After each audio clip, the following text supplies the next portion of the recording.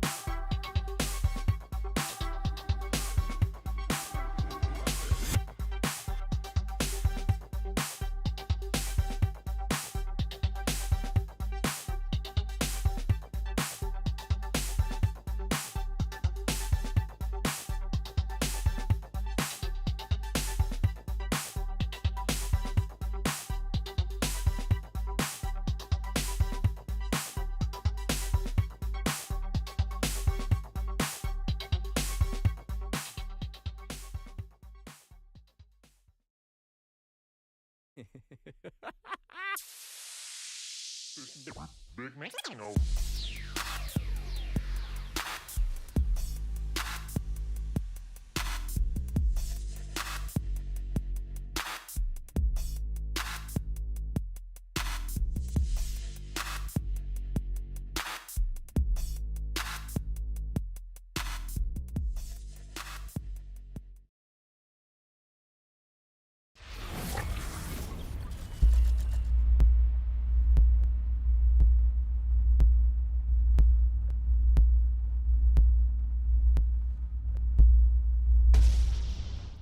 Yes, I know it happened again. Hello there, everybody, and welcome to OnSpotTV. We're gonna watch today the CivFR Squadrons, and we will see Last Day Company going against DSharks, the Sharks, in their first game out of a best of 3 series in the playoffs from the CivFR Squadrons season 13. Oh my god!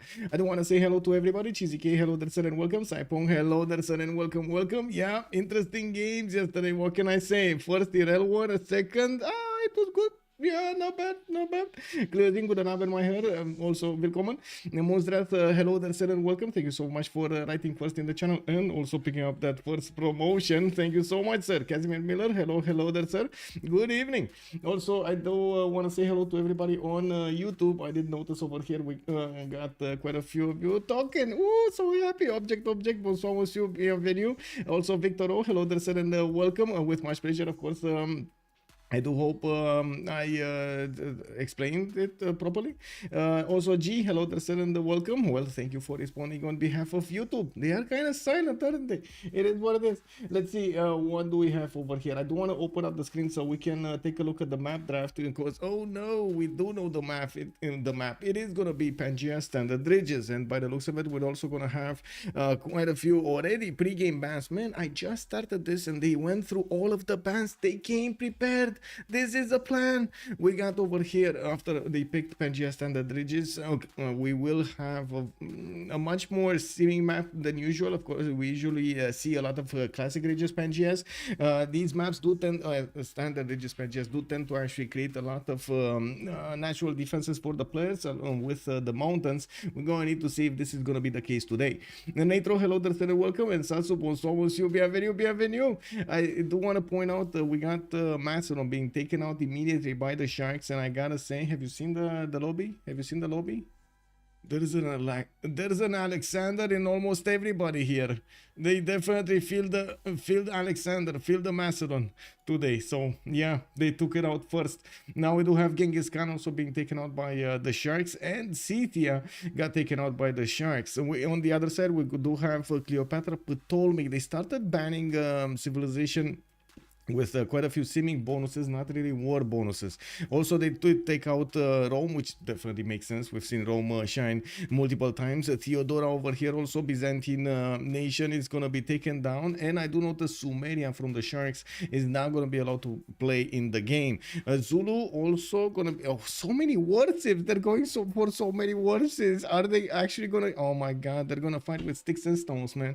They're not going to get units. What is this? And no, I'm kidding. I'm pretty sure there are still gonna be enough civilizations with war bonuses, and if they're not, I mean, you still need to go those ABCs, you know, to get the general, get enough production in camels and so on and so forth. It is what it is. And the stats. Now we do still have the Persians in the game. Neither Shah or Cyrus has been taken down, while I'm pretty sure Vietnam over here might be a high value pick for Malm. I believe he is playing in the game, and looks like Chandra Gupta is actually gonna be taken down in the 5th choice. I think Malm is in the game and actually playing. Yeah, there we go. We got Malm over here. We got Apology. We got Chuck and LDK playing today for the State Company. Wait a second. Isn't Apology playing on the other team? I think it's XPLE. XPLE it's playing on yeah, XPLE I think it's playing on the other on how to say, on the State Company. While yeah, so it's gonna be XPLE, Chuck, LDK, and Malm. While we do have Floppy over here, people with Josie. an apology. Is that correct? Let me actually check. Yeah, that is correct. There we go. Yeah. We got him. Yeah, XP over here on Stake Company. Okay, so let me actually put back up the screen with the draft here, because it looks like they have been thinking. We just talked about it. They have been thinking about the last choice here, and last Stake Company is gonna need to figure it out soon enough. Can you imagine if the Sharks actually take Vietnam? Here as a first pick, they take Vietnam. Can you imagine, as in, okay, last Stake Company is now going to want to ban it, and then poof, it magically appears on the Sharks. Woo! Alex 2005, hello there, and welcome. Coming back to our old usual content. I hope you enjoyed the games yesterday.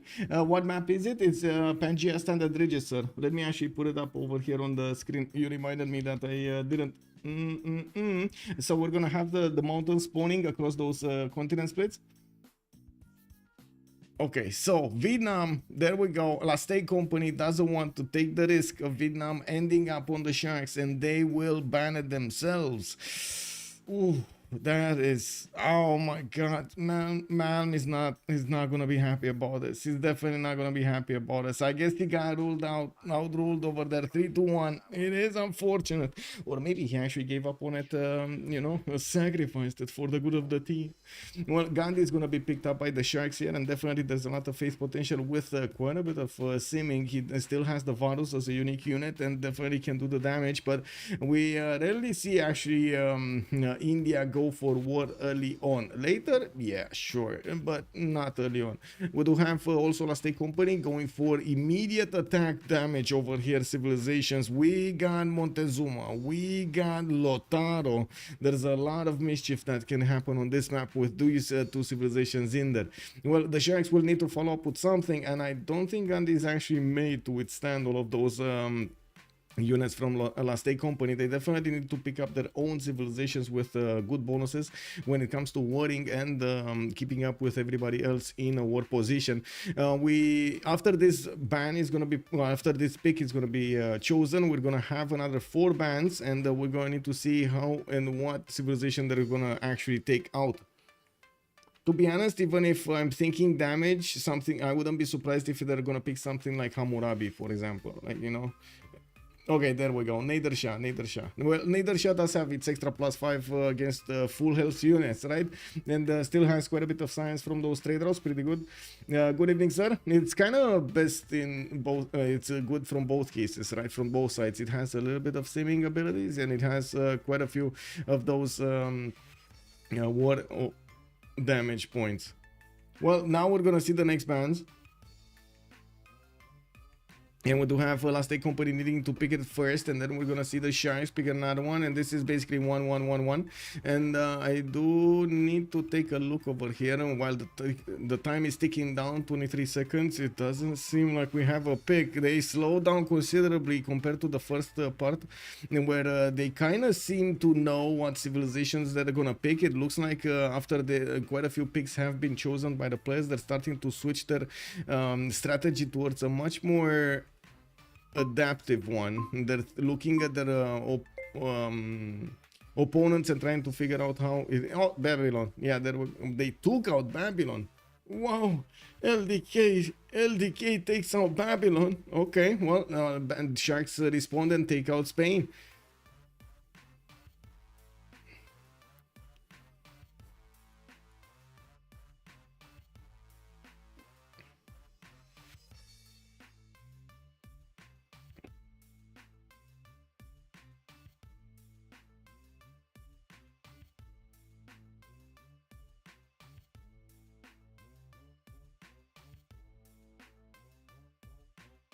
We do have 2 more bans to go, and then boom, we're gonna see the teams actually needing to get that stuff going, needing to actually get the picks going, so we finally get into the first game. Oh, I didn't mention, actually, I did make the next episode for the score show. If you want to take a look at it, give me a second so I can put it up over here on both platforms. Just Give me a second. Hello there, Urek, by the way. Good evening, sir. Also, Drag, good evening, sir. Is it possible to watch matches that were not broadcast? Not really. Not really. There is, I mean, the CivFR Squadrons have a channel dedicated to, for example, like saves for Civ replay. If you know that they actually developed a program, an application that can read the saves and basically gives you the information about the map. It's not the game itself, it's another application that just reads and has like a lower graphic and so on and so forth, but it does give you the opportunity to open up the games and take a look at them. Not in the same sense as Civilization 6, no. Let me actually put this up over here. Let's go show latest.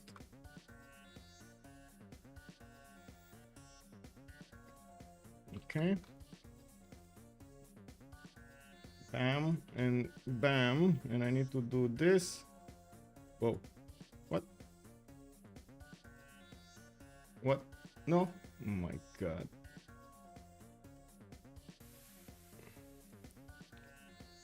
For some reason it doesn't let me pin the last message. Can you imagine? Okay, there we go. Okay, we got that going, and I need to put it up over here as well. Is this with the Gandhi War Exhaustion nerf? No, this is the previous one.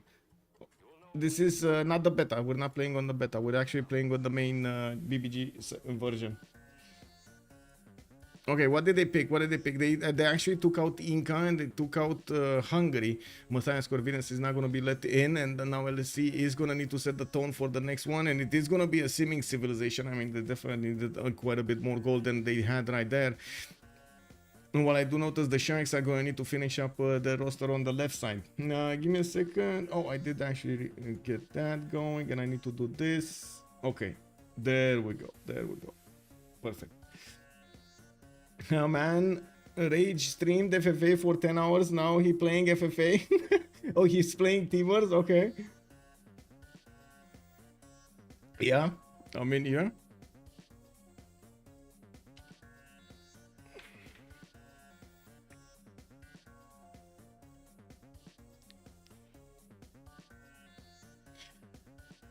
Well, now the Sharks are going to take a little bit more time to think about their options after they did actually get the picks quite quickly, and they did go through the bans quite quickly. It looks like right now they're running down the clock. With Catherine de Medici, the Black Queen has been chosen. Looks like they are also going to put Coupe on the board here.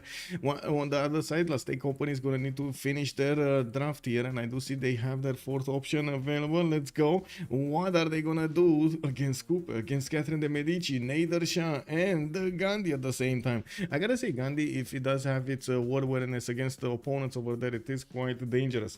Now, first Coupe I get to see since the rework.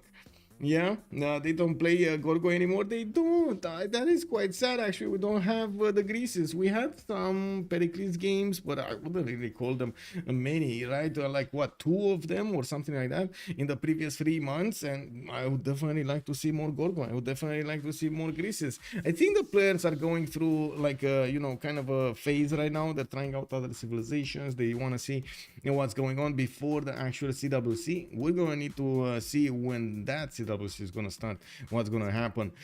Goal here on LSC is going to be picked up. Okay, well, that's the 8th civilization being picked up in the games. Of course, 4th from LSC. And we got Alexander starting to ready up over here. This is going to be an all Alexander challenge by the looks of it. And yeah, hopefully Alexander will win. It is what it is. Just rejoining really quickly. First Coupe, there were like 3 religious Pericles games. Yeah, exactly, right? Oh my god, I really wish I could actually join the Macedon train. Yeah. We all pick Macedon. Yeah? Okay. Okay, we all pick Macedon. Let's go. We all got a little Macedon in us. Wait, I can actually change my... Oh. I just realized this. Ooh, and then I switch back and it's gonna stay like that. Yeah, it is gonna stay like that. There we go. There we go. I got my special icon. Okay, I got my special icon. Yeah, they should just play all Alexandras. Yeah, exactly. Let's go. Imagine the fight for actually a single general when you have like 8 civs starting off with encampments at the beginning of the game. Who's gonna get the generals, boy? Who's gonna get the generals? Probably the one that's gonna get the builder jobs. Yeah, probably the one that's gonna get those builder jobs, huh? Or I should say the builders in the first place. You know, you put all the gold on one player and it is what it is. Buy builders, buy monuments. Let's go. It looks like they keep on putting this low sea level over here by the looks of it. This is starting to be quite a thing in the games, low sea level. Okay. World H new.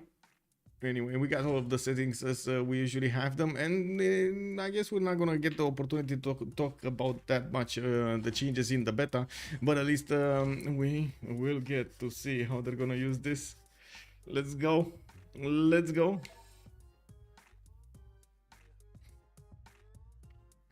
Wait, who actually picked up oh my god, somebody actually picked up my blue.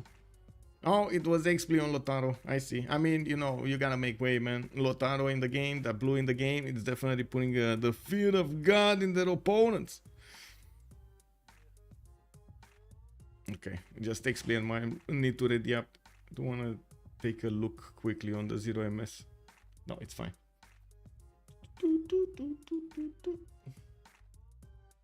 Yeah. Hello there, papas. Good evening, sir, and welcome.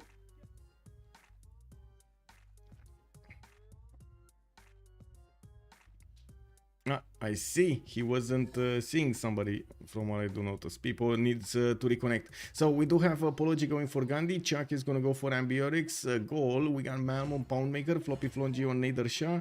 XP on Lotaro. People on Catherine de Medici, the Black Queen. Joe C06 is going to go for Coupe. And we do have LDK on Montezuma. Just about to start up. We still need the players to ready up over here. And I'm pretty sure the Sharks are going to want to eat some steak tonight. We're going to need to see if the steak actually bites back.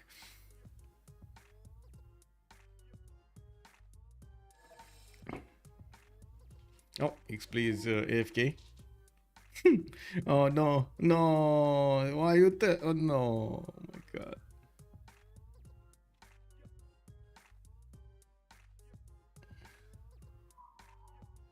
This is usually kind of a weird idea, but it is what it is. Never mind. He read it up. It's fine. I don't really want to spread it around, but there is a weird command over there that you can use, or there was actually.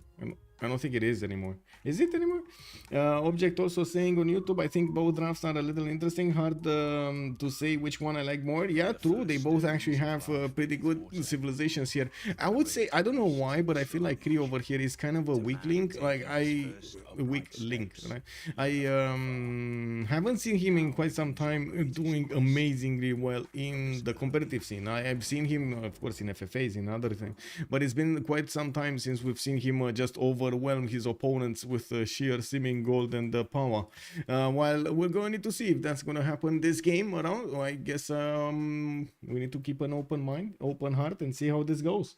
Also, they should just play on. Yeah. And Sasu really likes that idea. I see. Really likes that idea. I'm imagining. Yeah. Okay, so Montezuma over here. Let's see. Monty. Where is Monty? We're gonna take it from the left to the right. Oh, and we didn't put up the. Oh. Really? Start protection. Oh, we got quite a few yesterday. How many remaps? 0, 1, 2. There we go. Bam. That was time sensitive, unfortunately.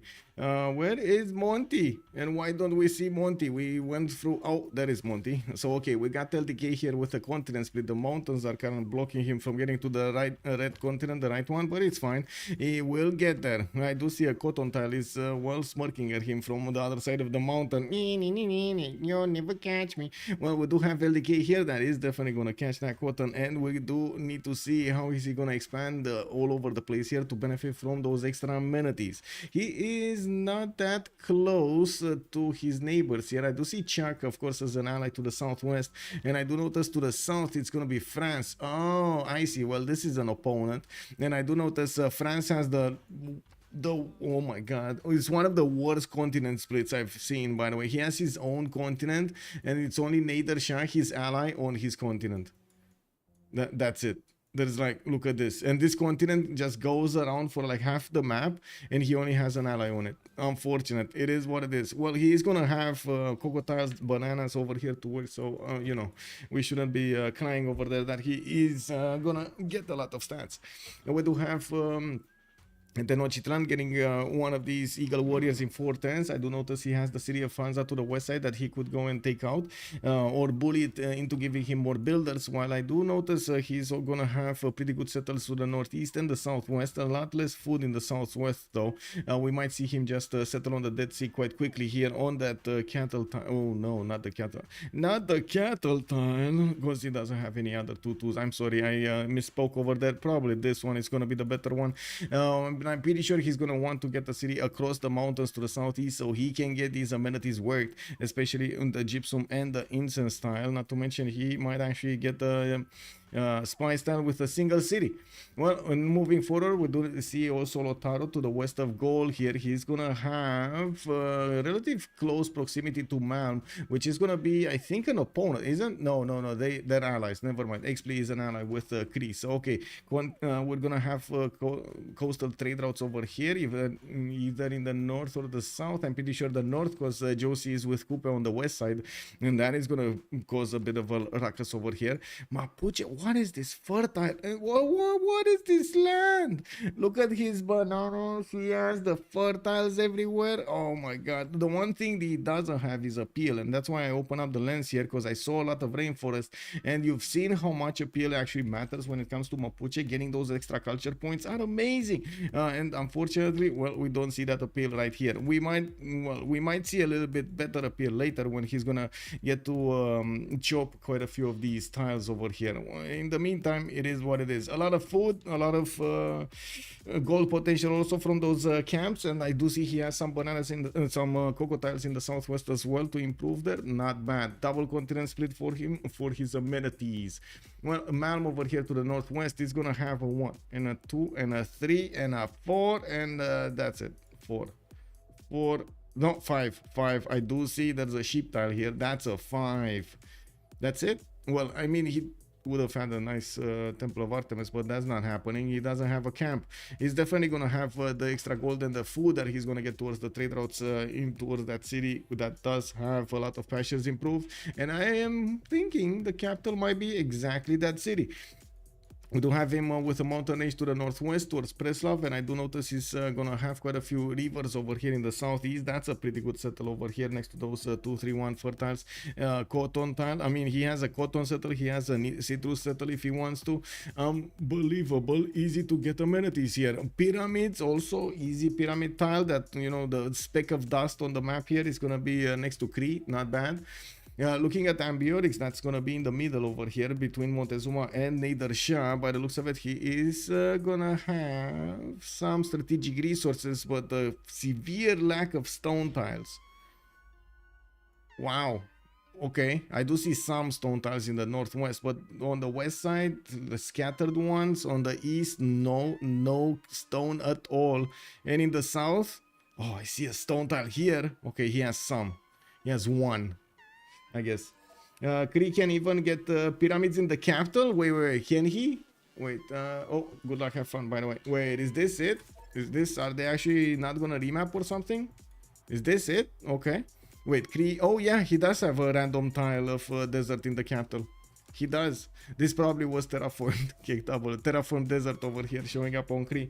Anyway, now moving forward, let's see Coupe this time around. Tehonianga Noya Coupe. We got him getting his scout out in 3 turns, and I do notice he has a lot of rainforest chops on the hills. Not to mention some of course, he's not gonna chop them, don't get me wrong. This is he's gonna be very happy to get that extra production and keep going. When does he get it? Political no, early empire, right? Early empire, and then they moved something else, the extra food on the fish tiles. He's gonna get on, is it the fish tiles or all improvements on the coast? He's gonna get it at Celestial Navigation, right? Okay, so early empire and Celestial Navigation for the early food.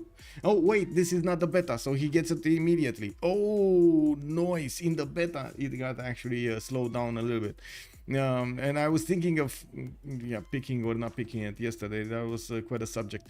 Anyway, we do have him with some awesome tiles over here. This is a very good spawn. I gotta say, out of a lot of the spawns that I've seen of Maori, this is a pretty good spawn. Bioluminous Bay to the northeast, can settle Citrus if he wants to, no problem there. Has quite a few tiles to get. I mean, wow, just wow. Yeah, high rollers in no remap. Wait, really? They went in? I mean, they saw Malm over here saying have fun, and everybody was like, woo, let's go. You know? Yeah, 1-4 deer tiles that are gonna turn into 1-5 deer tiles. Nice. Looking at Catherine de Medici, we do have him between the mountains with his cocoa tiles, the bananas over here. He's gonna have some horses next to, and I do see he's also gonna have some amazing campuses next to the mountains. A +5, 2 +5s actually, another +4 to the south of this on the 2-2. And by the looks of it, he will have a lot of rivers, freshwater from these rivers to expand his cities. I guess the biggest question is, where is he gonna go first? Is if he is gonna go towards the northeast over here, towards the bananas and the spice tiles, or he's gonna want to settle all around like west, east, south, which is a much more defensive posture overall. Well, the north over here is gonna be another continent, so I'm not sure if he is gonna be happy to just go over there in the beginning. I do notice he's getting his scouts out, and he definitely is gonna delay his settle because of it, another 2 turns, and we do have him growing into these cocoa tiles, which is I'm pretty sure is not really ideal, but at least he did choose to work another 2-2. He bought the last turn, and of course we do have him working the banana and the 2-2 for the extra food and production. Looking at the Floppy Flongi on DShark, he's going to be to the southeast of Expley, and this is probably going to be a possible conflict zone, and I'm pretty sure Floppy is going to want to get cities on both sides of this Matotipila Wonder. Like I would see a city here, and I would definitely see a city over here. I'm not sure if on the sugar tile, but around there somewhere. That's a lot of stones over here, all over the place. Man, I think Persia just got gold spawn. This is gold spawn. Ideal gold spawn, no? Look at all of those amazing oppidums everywhere. Whoa, whoa, whoa. Yeah, well, it is what it is. Well, I wouldn't say ideal, but it is much better than we've seen on gold this time around.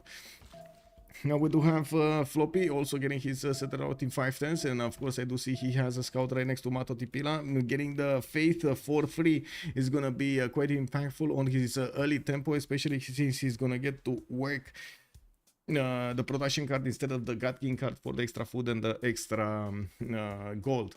We do have also Apology. Apology is going to be Gandhi, and Gandhi is going to be to the west side of Maori, right in a corner of the map, with Anshan to the northeast and quite a few mountains. Gobustan settle in the south. That's pretty pog, and he can easily settle that honey tile and get the Gobustan tiles at the same time to work. Very nice, very nice. Now I do notice he's getting that settled out in 4/10, and I wouldn't be surprised if he's going to go directly south for the production and the culture.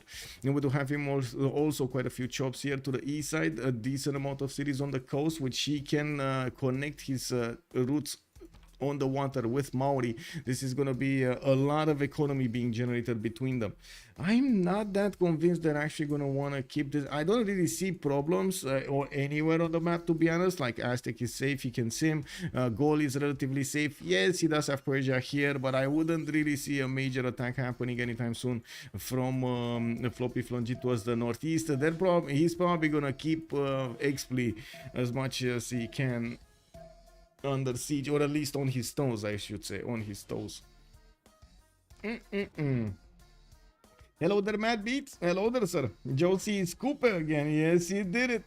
Spice and banana first. No, I mean, it's 2 great tiles right at the start. I think so. I mean, that's my opinion of it as well, but I don't know where he's gonna go, and we're gonna see next turn. He does have his setter coming out next turn. It does take him also quite little time to get there, right? 1, 2, 3, 4 to settle. That's very quick. That is a very quick city. I guess alternatively he could go for the cocoa to the southeast and just settle the cocoa tile if he wanted a quick amenity and some gold. But oh well. I'm pretty sure he does see over here Aztec from the north. LDK is gonna back settle. He's gonna go for that honey, or next to honey settled. And I do notice he's gonna also get another settler coming up in 5/10. He did not meet the Dead Sea to the west side, or did he? No, he does not know. He does not know. what's happening over here to the west side. And I'm actually quite curious if later on in the game, in the post game, we're gonna ask him if he actually would have settled the Dead Sea first, if he would respond yes or no, if he would have known about it first, you know. Oh well, it is what it is. Persia and Mapuche will be at war, but yeah, this kind of looks like it is happening. And we do have the game post. We're gonna see the players starting to get their votes on the remap token, and we're gonna need to see if they're gonna keep this map, use a token, or well, get a technical. I don't think a technical is use a token. Use the token. There was no or over there. It is what it is. Why would you settle Dead Sea early? It's not exactly good tiles. That's true. That's also true. That's why I was curious if you would have wanted to go there or not. Extra faith, for example. Extra faith in culture. No production though. Ugh. Not a lot of food either. Ugh.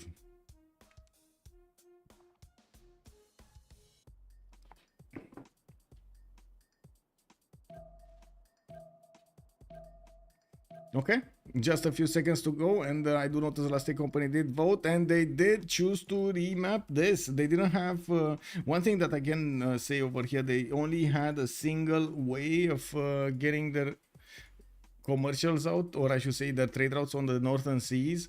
It was, what was it over here, Chuck? Wait a second, they were like in a ring. Look at this, they were in a ring, and this northern sea would have connected them all, but it would have taken so far for Aztec to get a city there, not to mention even Gaul. I will take quite a bit of time to get there to the northwest. Anyway, that's a remap token used, and we're going to need to see when we're going to get a new map, if it is going to be better or not. Why remap if they said good luck, have fun? I know, right? Oh my god. Is this how to say, are you one of the high rollers over there in the prediction?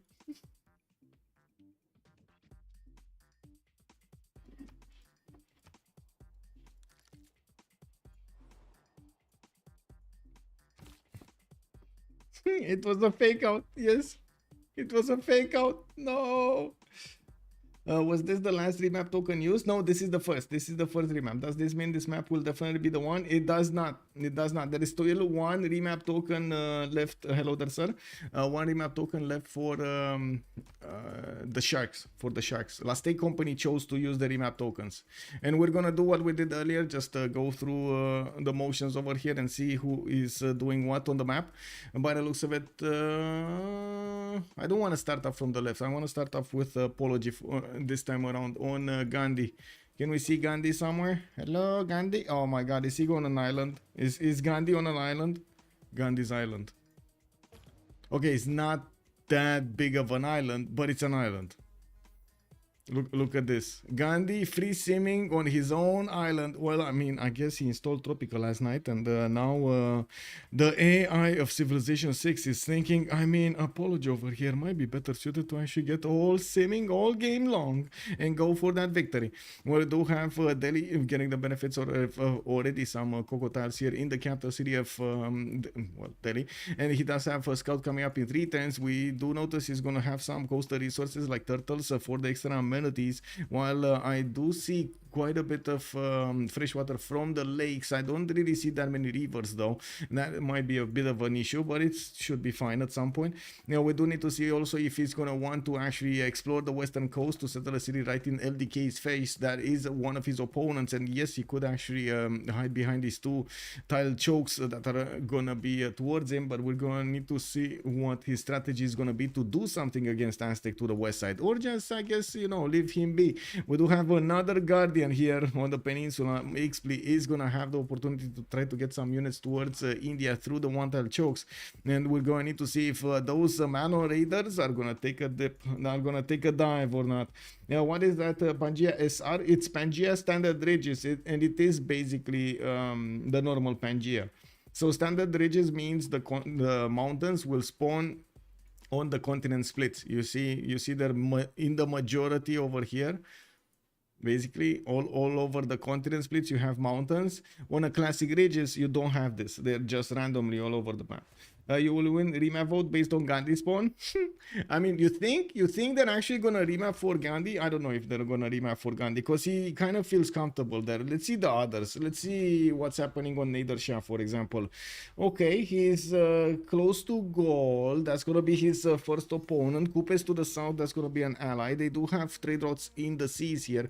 To the north of Valletta, he can settle a city, and I'm pretty sure he can couple his cities together with Apology.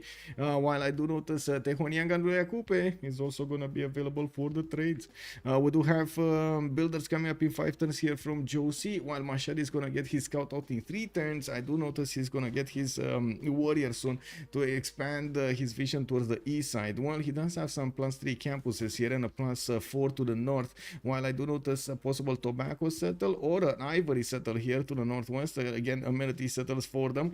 I don't really like his southeast or east side actually, for that matter, when it comes to the tiles. The quality of the tiles does seem like how to say, below average, while I do notice the southwest, it's a much better choice over here, with geothermal fissures between the mountains, extra adjacency towards campuses, and of course some resources in quite a few hills. Anyway, now moving forward to Catherine de Medici. This is the moment we gotta see. Let's press 2 and see his oh my god, he did it again. He did it again, boys. What is this tip, bro? What is this little mountain for Paris to climb and get nowhere? What is this? What is this? No Guard Imperial gameplay over here. I mean, if this was a reason the last time they remapped, I guess they dropped... Oh no, wait, they didn't remap. They might remap for this. This is another... Exactly, this is another reason for a possible remap, actually. Okay, let's see. Another scout coming up in 2 turns from Paris. He does have his river networks here, southwest, southeast, no problem. Extra resources here. Oh, sorry, city possible on the geothermal fissure that he can use extra resources. And I do notice he's gonna have quite a few amenities sprinkled all around. Not bad, not bad. Next up, we do have Coupe to take a look at. Tehonianga no Yakupe, Josie gonna discover his north, also has reefs and geothermals around him. Will never get these turtles, by the way, they're too far away to be actually worth. I think only a single city here could get 1 turtle and that's it. A bit unfortunate though, they're so far away from the coast. We do have him with a lot of salt mines to the southwest that he can get to improve, and I do notice he has significantly less forest and rainforest than the previous map we've seen, but it's still a good decent amount of getting all of this going. Of course, his fish tiles are gonna give him the food to grow quickly, and we do have that builder coming out next turn, this turn actually, so he can start improving. I don't think he has fish yet. Yeah, he doesn't have sailing yet. It's next turn. It's always delayed 1 turn, unfortunately. Lansdar, hello there, sir, and welcome. Deep Easily, did I say hello, sir? Good evening, sir, and welcome. Can Gandhi win before France dies? I guess we're gonna need to see. I don't think France dies as quickly as you think over here, especially if he has this pyramid style of defense. I'm pretty sure he's very bunkered down here. Yeah, even though I voted for 2 remaps, I want to see France defending on her own continent. Yeah. France is surrounded on 4 sides. Well, I guess it is what it is. They poked a bear and they got France exactly in the middle. People over here, it is what it is. Man, people yesterday saved us from not getting a golden age. Oh my god, yes. Yes, perfect. Anyway, now we do have Ambioris to take a look at. Does he have the stones? He still doesn't have stones. Can we get the stone police over here? Because I mean, Aduatuca would definitely need some stones, man. Where are his stones? Somebody took his stones. It is what it is. Anyway, I do see Chuck is gonna get quite a few mountains to work with, even though a goal is not really, you know, necessary to have a lot of mountains. He definitely would have preferred more stone tiles than those mountains. I do notice he's also gonna have a decent food generation with the bananas coming around. Not a lot of strategic resources either, like a horse tile sprinkled on the right side, some iron sprinkled on the left side, you know, a little bit of salt and pepper in the middle. And we got only a few tiles. Oh, at least he's gonna get a +4 opidum, +4 opidum. Okay, there is something over here that might actually develop after this low stone roll. Oof.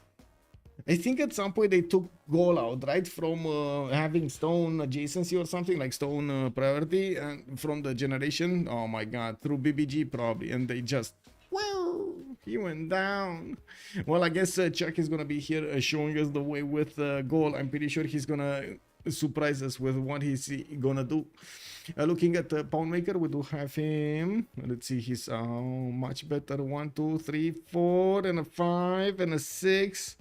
Six possible points in his trade routes, each trade route. Wait, why is he going southeast? Did he not discover this tile? He knows. Okay, he knows. Okay. Interesting. He didn't go for the geothermal 2-1 settle. Aha. He's gonna go southeast. Is this gonna be a... Oh, excusez-moi, seigneur. Monsieur. I see what it is. I see what it is. I mean, he definitely needed to get a city on the Mount Kilimanjaro. Getting those extra food points over there in your cities is gonna be amazing. He could even just settle the diamonds if he wanted to and buy out some tiles, or even go the extra mile and settle here. Anyway, we're gonna need to see how Malpin's gonna play this.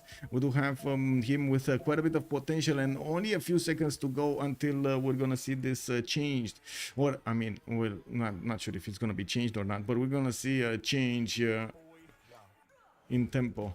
They slow down so they can get a pause. That works as a change.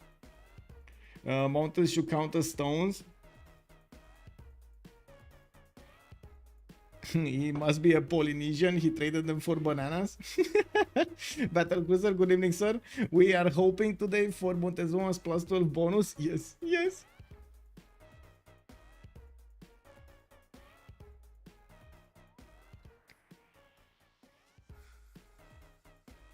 Okay, so we need to wait for DSharks to actually make up their mind. They do have 23 more seconds to go, and by the looks of it, they're discussing this between themselves. They did not click any button here yet. Let's see what they're gonna go for. Did they meet? I don't think they met. Yeah, they didn't meet Mapuche, nor did they meet LDK, nor do they know anything about this coast. Yeah, this is it. This is it, boys. Okay, so I got a few things that I need to do quickly here. First, finish up the prediction on Twitch so we get the points for the high rollers. Let's see, one remap it is. Oh, these are not, I say the safe people, you know, the honest people actually were safe today. Day one, it was option one that won. It is what it is. Exactly the most craved one. You nailed it, guys. Yeah, Yorkshire bet pull France. Yeah, he didn't know. He doesn't know. Don't forget betting this France is something to see. Yeah, rest in peace indeed. Well, I guess we're gonna need to put up the team labels so we do know who's left, who's right. On the left side, we do have LSC. On the right side, we're gonna have the Sharks. Wow, I actually wrote DSharks. Anyway, this. Hello, this. Okay. And that should be fine. Okay, so let's take it one by one. We got to the northwest. That will be Floppy, right? Floppy is from DSharks. Let's start with Gandhi. Gandhi is gonna get his first settler going towards the amber tiles on the west side, and of course where he does have quite a bit of gold from the Cocos, not to mention a lot of amenities that he could trade with his allies. Wouldn't be surprised if he's gonna go for irrigation quite quickly over here. Getting another settler in 5 turns, he definitely would want. I'm actually curious if he wants to get a religion or not. You can delay it quite a bit since there aren't that many religious civilizations in the game. There isn't that much competition for the beliefs. Now, also you should make a poll to see if people want a who wins the game prediction or for how long France will survive prediction. Okay, yeah, sure. Okay, let's do that. Let's do that. What would you want? Poll prediction for who will win. Oh, I can.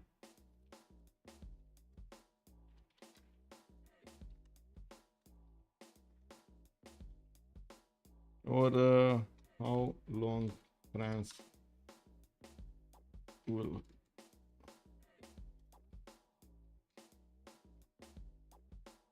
Okay, this is not English. Wait, how long will France hold? There we go. I inversed a few. Oh my god. Okay, anyway, this is what it is. There we go. We're starting the poll. We do have Apology getting that second settle Mysore between the two amenities. Of course, he's going to need the builder if he wants to improve them. And right now, he's still busy getting his settlers going. I do see him switching to astrology. He definitely would want to get a builder to get the boost for irrigation or get somebody else to actually get it for him, because otherwise, well, that's going to be a lot of wasted science. Now, we do see he put down his first holy site next to the city of Delhi. And I do notice and right now on Mysore, he's thinking about how to approach this. We do have to move to take a look at his strategics. Iron to the southwest, horses northwest, both in his immediate vicinity, easy to improve. Nader Shah on the left side, we do have the city of Mashhad getting a settler out in 3 turns. And yes, I do notice he got Tarsus to the southeast, where he does only have a single 2-2 over here next to his city center, while he's gonna have a pretty okay campus that is a +3. He's going to need to destroy the forest if he wants to get it there. Well, I guess he did manage to get some position over here towards the southeast on the east side, where there is Ambiotics. Ambiotics already is getting... Oh, I see what's going on. So we got Floppy here with a scout, another scout coming in.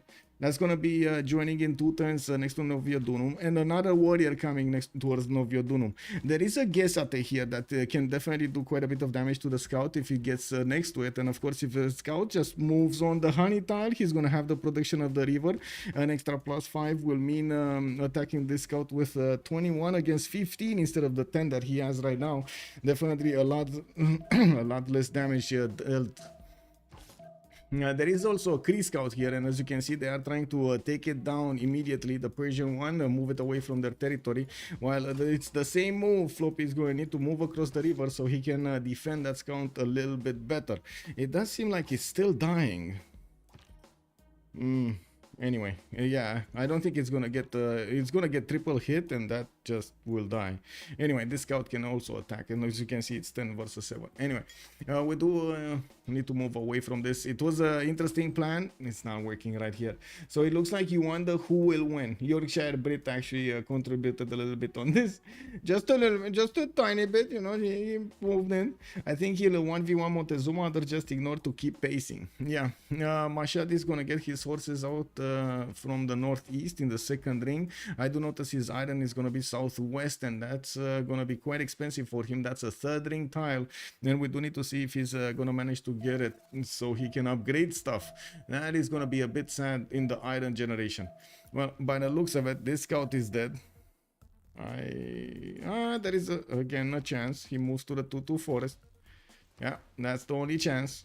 That's the only chance, and it gave him enough defense so he can actually withstand another scout attack. I know it's kind of, you know, that guy is almost dead. It's only his last legs over there. It is what it is. Breathing heavily. It is what it is. Anyway, we got the goal over here already with 3 settlers. I'm pretty sure he's happy about this. Did he get a settler from somebody, or that's actually built settlers? 3 built settlers. Wow. Did they buy him a settler? That kind of looks like buying a settler timing on Chuck. Anyway, looking next, we do need to take a look at Catherine de Medici, right? The Catherine de Medici, we do have, no, this is Catherine de Medici. The city of Rennes is getting attacked by Aztec, and I do see Mapuche there.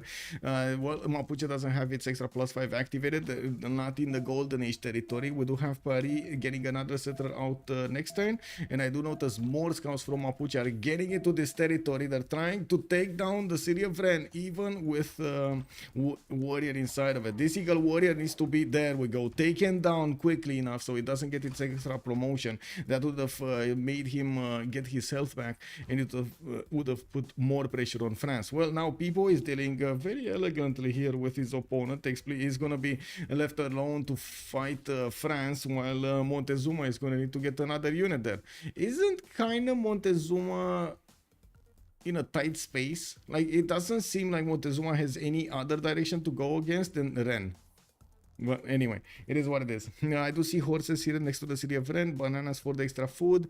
His other city is going to go towards the northwest here, towards Malm, and I think this is a bit of a strategic mistake, actually opening up another front line against an opponent, man, is gonna put units against him, and it's not gonna be pretty to fight on both.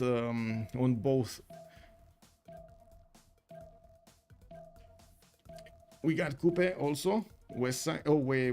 Strategics. Horses. Iron. Where is iron? Third ring tile from Paris. Or he can get another one here in the south that he can get another city next to his forest fire anyway. Okay, this is a much better way, by the way. Going to the west side, getting that city next to the bananas, and having the ability to get the campus there. Not bad. Okay. That's much better. Much safer.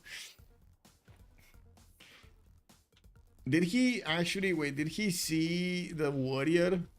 Did he? I don't think he saw the warrior, right? He only moved on the 2-1. He never moved on the 2-2 or the hills there. Yeah, okay. He never saw the warrior.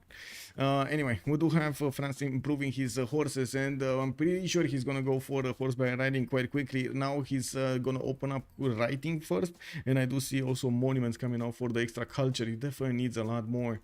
Well, looking at the Coupe on the western side, we already have him with Pantheon. God of the Sea is gonna be his choice, and he's gonna go for a builder from Kayapoi. He already got one. He got 3 of these fish tiles improved, getting those extra food points for his population growth. We do have him, of course, getting that trader. And I guess a big question is he gonna go for an internal or external here for the gold? We already have him getting his third settler to the west side, and I do notice he's gonna settle it next to turtles here and salt mine, so he can get 2 amenities quite easy. Going for another settler from his capital. He does have Magnus as his first choice as a governor in his capital city, and I do see, of course, he keeps on getting his builder.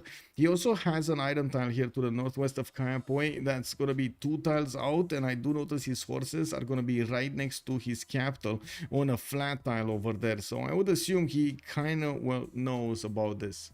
I don't think he discovered animal husbandry, but I'm pretty sure one of his allies told him about it. DSharks do have a good position. It's just France that's kind of a sacrifice to the free sim gods. Yeah, true, but at the same time, France is kind of in a perfect position for France, like it usually does very well when it comes to defending. Tactical French normal age. Tactical normal age of French. Oh my god, that would be a problem. Did France settle outside her continent? No, it's actually right on the edge of his continent. Yeah, he's just getting on the edge of this continent. That's it. I like Coupe spawn better than India. I mean, it's a pretty good spawn. It's and I do see he just bought a builder in the city of Opango, by the way. Definitely wanted to get those extra turtles. Amenities, 2 amenities here, and 1 extra turtle for his allies is gonna be quite fruitful.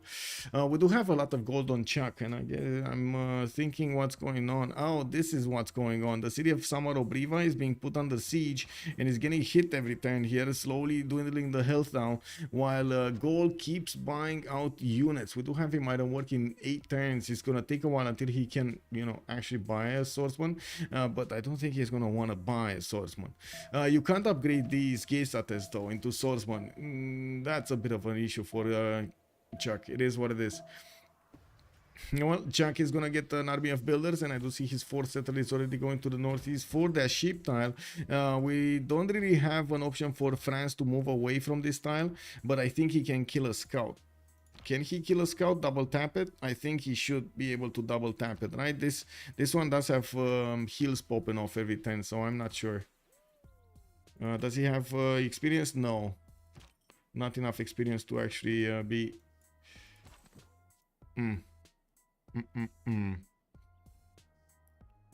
Wait, the damage still counts from the combat for the full health units from Nader Shah against the city center? I don't think it counts, right? I don't think it counts. It just shows up here, but I don't think it counts. Or maybe it's just me having this impression. Yeah, I don't think it counts, because look at these. They're both close to damage, and they do take about the same. Actually, this warrior takes less than this. The Persian warrior should have taken less damage. Anyway, do you guys know where there is an achievement in Civ6 where you need to kill an enemy tank with a Gesate? Really, it is? I didn't know.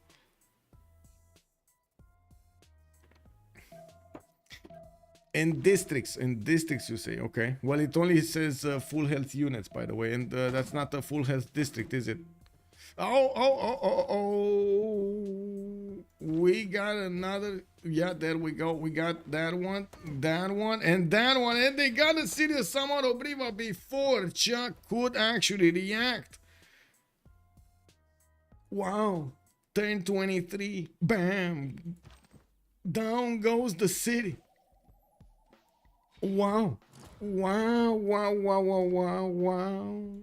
They did sacrifice 3 units for this, but it was worth it. That is big. That is big. There is also one for airlifting a 3 promotion slinger. Amazing. It counts less damage because its city was 25 strength instead of the 20 cause across the river. I see. Okay, I see. Across the river. Thank you. Across the river. That was the extra information I needed. Thank you. You can check CivFR to see it. Okay, let's see what do we have here. Next up, his strategics. He already improved his iron tile. He's gonna get his horses up, and I do see he's still gonna be on 3 cities, but that is quite a whack, and that he lost his city at the beginning over here. That is quite a problem for him. We're gonna need to see if Nader is gonna try to be quite aggressive here. Floppy is right now switching towards animal husbandry and going towards his horseback riding, so it's gonna take a while. We do have also Cree to take a look at with his multiple pastures and camps. I do notice he's starting off with commercials. He's not putting them on the river so he doesn't get flooded. And I do notice he's going to get some traders here from the other cities so he can start working on that extra production and food. Getting Magnus in the capital, Civ6, and does already have 2 of these pastures improved. I'm not sure if Pashkov Ashik is actually using that horse style, but I would imagine it is on Civ6 to use it. Mount Kilimanjaro tiles in the southeastern city, and of course he's finishing up his commercials quite quickly. He did choose to go for city Patreon goddess, getting the 40% towards the first district in a city. Okay, strategics, he has horses improved, and on the iron tile, that's 2 tiles off from Picto Hahana P-Win, and he still didn't settle that geothermal fissure to the northwest. Well, I guess he's gonna get there when he gets there. That is less food. I gotta say, that is a lot less food in other cities. Definitely a lot less food than Mount Kilimanjaro. Looking at next, where is next? We got Lotaro, right? Lotaro, did we see Lotaro before? No, we don't. We do have him with God of Craftsman already getting the extra production and the faith on all of these. Wait, the extra production? Yeah, and the faith. The little tile of faith here. On these improved strategic resource tiles, he does have multiple builders coming around, and this time he actually has much better appeal. Look at this appeal. He can actually put down quite a few Shemamuls and benefit from that extra culture, giving him a big boost at the beginning of the game. I do notice he's actually making a he's making a trip towards the northeast to actually close off India to his own little island there, and I wouldn't be surprised if XP is just gonna settle that stone tile and be done with it. You know, we do have Magnus establishing his capital as the first governor, and we do have him with some traders building up the roads. We're gonna need to come back to see what his plans are to actually deal with India after the mountains. He does have horses improved, iron tiles, west side, southwest side of his capital, quite far away. It doesn't look like he's gonna get them quickly or be in a rush to actually get that bronze working going. I'm pretty sure whoever's gonna get bronze working first is gonna scream, hey, your iron is kind of you know, expensive. Yeah, we do have Montezuma to take a look at. Montezuma is one big continent. Yeah. This game is going to be super short or very long. Wait, really? How is that in extremes? Why is it in 2 extremes? 2 players from Last Day Coppery getting a 4th settler early on. What is the reason for this? Yeah, I think they do not believe they're going to be in danger, and they want to get that extra city quickly instead of builders or other units, or for example like Persia did over here to get his improvements going. Montezuma, right? Let's actually take a look. He's getting his Eagle Warriors out. He did try to make an attack on the city of Ren, could not get there. And I do notice he's getting some galleys out to explore his east side. Well, he's going to find out quickly that he doesn't really have where to go. We do have him with Magnus established in Tenochtitlan, getting an army of builders going, 4 city going towards the northwest. And I do see him improving his styles for Celestial Navigation, which he already got earlier, I would assume, or for somebody else. Maybe, I don't know, maybe somebody else. Yeah, we do have him putting down his harbors here. Maybe he just got it when he improved it. It is what it is. That was fast. That was very fast. Now we do have him with also these amber mines improved, and he can give away those resources to his allies. I'm pretty sure they're going to be happy sharing those amenities with their allies so they can keep them their people happy. Yeah, we do have him with an iron tile to the southeastern Tenochtitlan, and I do notice his horses are going to be in the top of Tenochtitlan here on the peninsula, or I should say the coastal edge here. Yeah, easy resources to improve, and of course he still has 2 charges on his builder. I would be surprised if he's going to get the horse style improved. Looking at his pantheon, he went for fertility rights, and yes, he's going to get more food from his, what is it, pastures, rice tiles, wheat tiles, and maize tiles, I believe. Not gonna be bad. A lot of food. It is what it is. Okay, let's bounce around the map while we take a look at their pantheons here. Lady of the River Marshes on Persia. Looks like he's gonna get his army of builders and gonna start up on his warriors. We do have him needing to take out an Okchitau that is gonna be dangerously close to one of his traders, and as you can see, we do have him getting the moves, man. Oh man, Floppy countering, man, like a boss over here. Unbelievable. Put that slinger to sacrifice himself to save the trader, and then he attacked back with the scout, with the slinger, and the warrior just looking around from the city of Mashhad. Well, we do have Magnus establishing that in 110, and he's gonna start improving his styles here. I'm pretty sure there won't be a problem when it comes to the Golden Age. We do have XP here, 18 out of 19. People is gonna be, no, oh, sorry, Floppy is gonna also be 18 out of 19, but again, shouldn't be a problem. State workforce next turn, animal husbandry next turn. We do have him settling Hamatana here as a 3rd city and not going for his 5th one. He's getting armies out. He's getting some more slingers and of course turn them into archers so he can do something about gold to the east side. He is gonna go for commercials, not putting down encampments yet or campuses. Well, looking at initiation rights goal here, we do have him putting down his Oppidum. That's going to be a +6 to the west of Noviodunum. We do have Adu Atuka to the east side getting a +2, while he's going to get another +2 here from Durecortoran. He's going to need to improve that horse style. It is what it is, and get some more mines around these Oppidums, try to make them better. Well, starting to get the culture from the mines, this is going to be quite important for him to keep on improving. Looking at Coupe, he still didn't get his 4th city, by the way. Still didn't get his... Oh, yeah, he's going for it. He's going somewhere over here. I see. It's gonna be the copper tile. And he can settle another city on the tip. On the tip of Valletta, he can settle a city. Coupe went God of the Sea, right? For the extra production on his coastal resources. Yes, he did.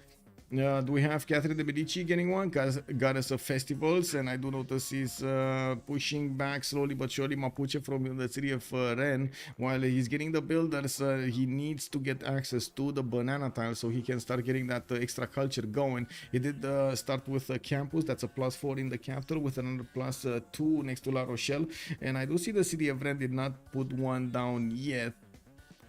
Oh, he did, never mind, it's a +3 to the +4 to the south. Yes. What is this?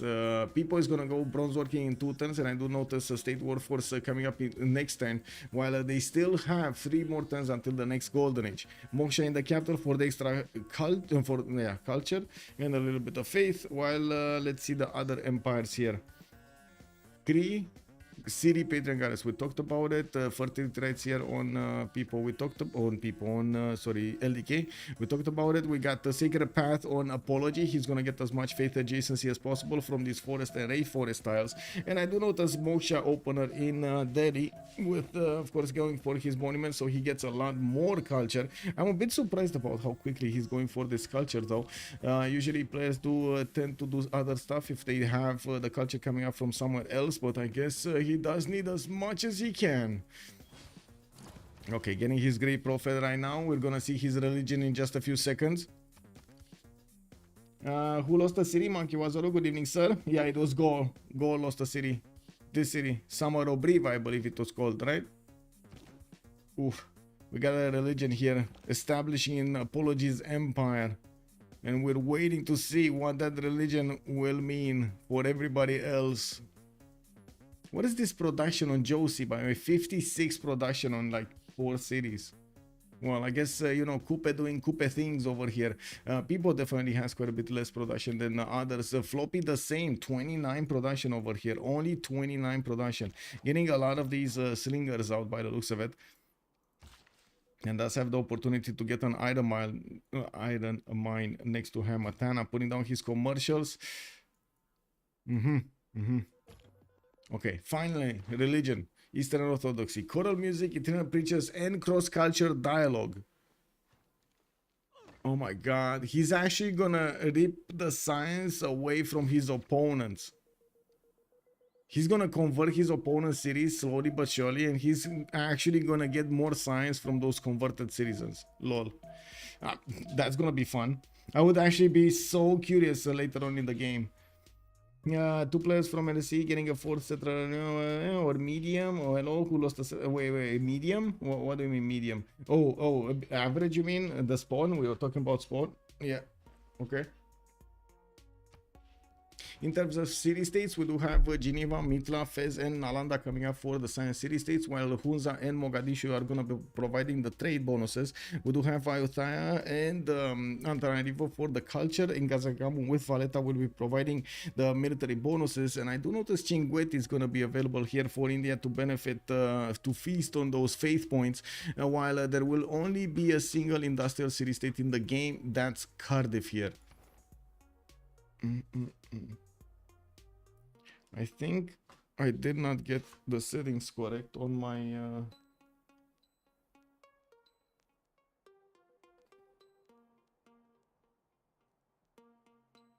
okay. Nukes 1080 India. Well, let's see if he's gonna put that to the test, you know. Let's get the prediction going. I see people did vote to actually go for the prediction for who will win. Let's get it going. Who will win? This is the first game out of a best of 3 series between these 2 teams, Last Day Company and the Sharks.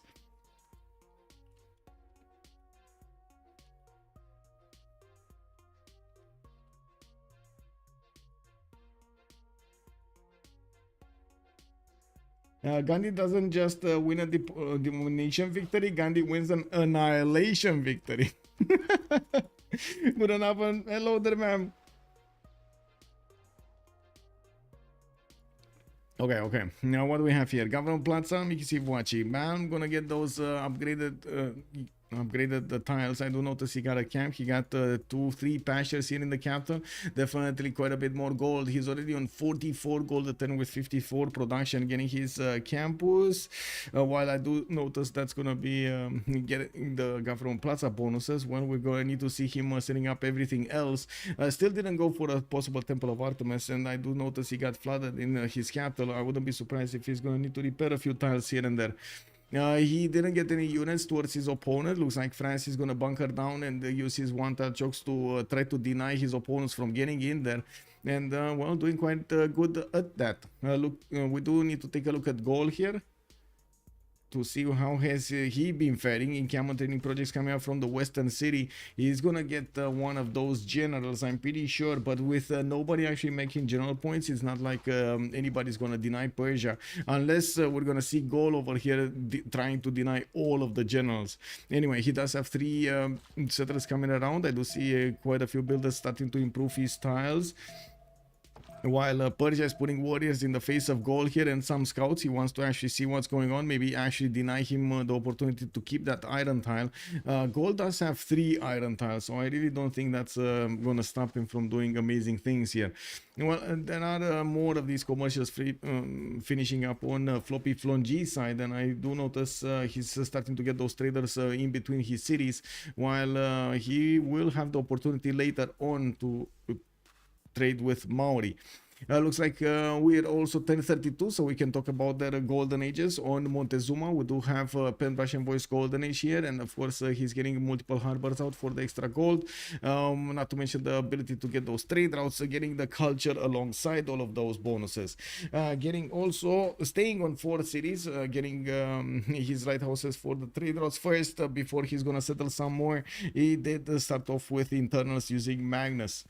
Looking at Lotaro, Penbrush and Voice Golden Age on 4 cities, Mapuche, God of Craftsman at his Pantheon, getting his campuses out, and of course using his Government Plaza to boost the commercial and the campus at the same time. We do have Mapuche here with builders running around everywhere, improving his tiles, while he still did not get a Shemamul for the extra culture. I'm a bit surprised he didn't actually choose to do so, but I guess it is what it is. He's probably keeping this tile for +5 from Ngulumapu. That's gonna be a little bit later, isn't it? Man, Penbrush and Voice Golden Age, she does have 13 science with 18 culture on Cree, and choosing to go for Ancestral Hall, and at the same time getting Hanging Gardens from the city of Pashka Vashik. We do have Picto Kahana Piwin with a settler coming up in 4 turns as well. He wants to keep on expanding while he's getting his upgrades. There is a scout here from Floppy that might actually do some damage against Cree, depending on what's gonna happen. You know, he could just stand there until there's a settler trying to go to the north, and then jumps on him. Anyway, now we do have also Ambiotics here, goal, getting those things going. Looks like I'm not sure what Floppy wanted to achieve here, but I guess we're gonna need to see if he's gonna get out alive. These Gesates still do have 2 movements, so we do need to see if they're gonna be fast enough to run away after these warriors. Anyway, I don't think so. These archers are gonna come clean this up slowly. I'm pretty sure Chuck did have swordsman, right? He already has swordsman. It's just the fact that he can't upgrade from Gesates holding him back. Anyway, Josie, 16 science with 26 culture. Penbrush and Voice Golden Age. We do have him 4 cities. And I do notice he's getting to 210 settlers here from his capital. That's a lot of production there. He already put down a campus, a +2, got his Government Plaza, and I do notice he got 2 harbors next to it. That is on a horse tile also, giving him immediately that resource whenever he's going to discover animal husbandry, while Audience Chamber is going to give him more food and more amenities in his city centers. I do think India will struggle with Malon Raiders in this game. It might be. I guess it all depends on the chokes. If they're gonna close the chokes or not. Hey, I do see we got quite a few newcomers over here on YouTube. Hello there, everybody. Welcome. Wait, I think both drafts are they need money though. I think the scouting can be nice. Yes, indeed. I like how DShark is using 2 civs nerfed in the beta, getting the last bit of enjoyment with them. Yes, I like. Daniel Bill, also good evening. Good day. Oh man. Okay, good day, sir, on YouTube as well.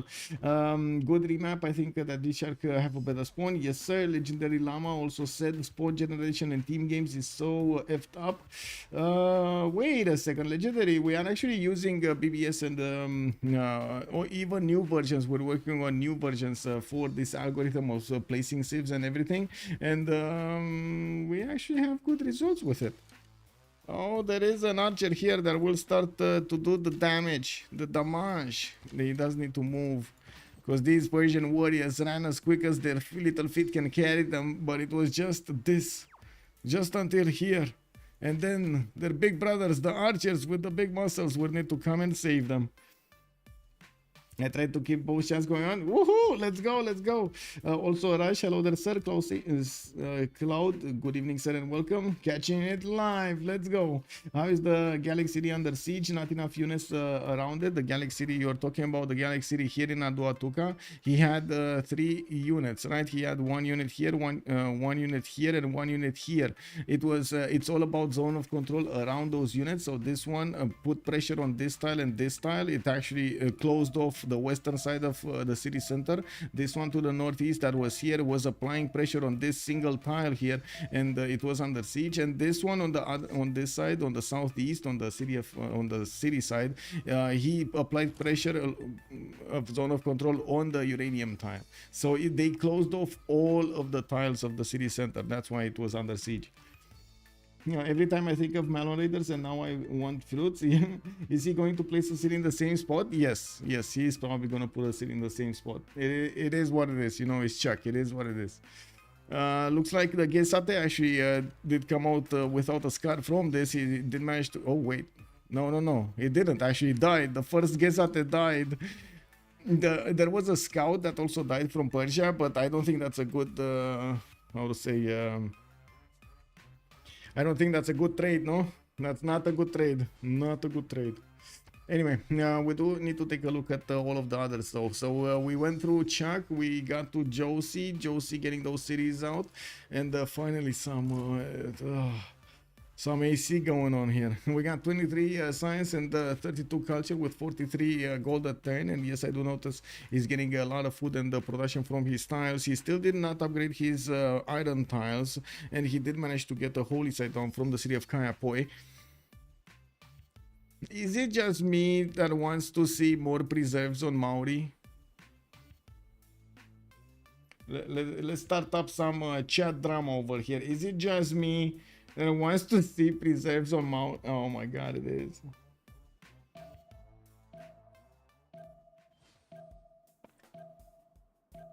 I'm gonna slowly drink my coffee and rest in peace. Everyone wants that. Wait, no, but the Beasley says it is just me. And then you say it, everybody wants it. I'm so confused. Anyway, now we do need to take a look at what's going on between the two warring nations. Persia getting his other settlers out and quite a few builders going. I would imagine he might actually want to chop some things here. He has masonry coming up next turn, and I do not know if he actually has horses or not, to be honest. I did not see if he did get horseback riding. What I do know, he does not have an encampment down. Well, we got to Josie. We need people.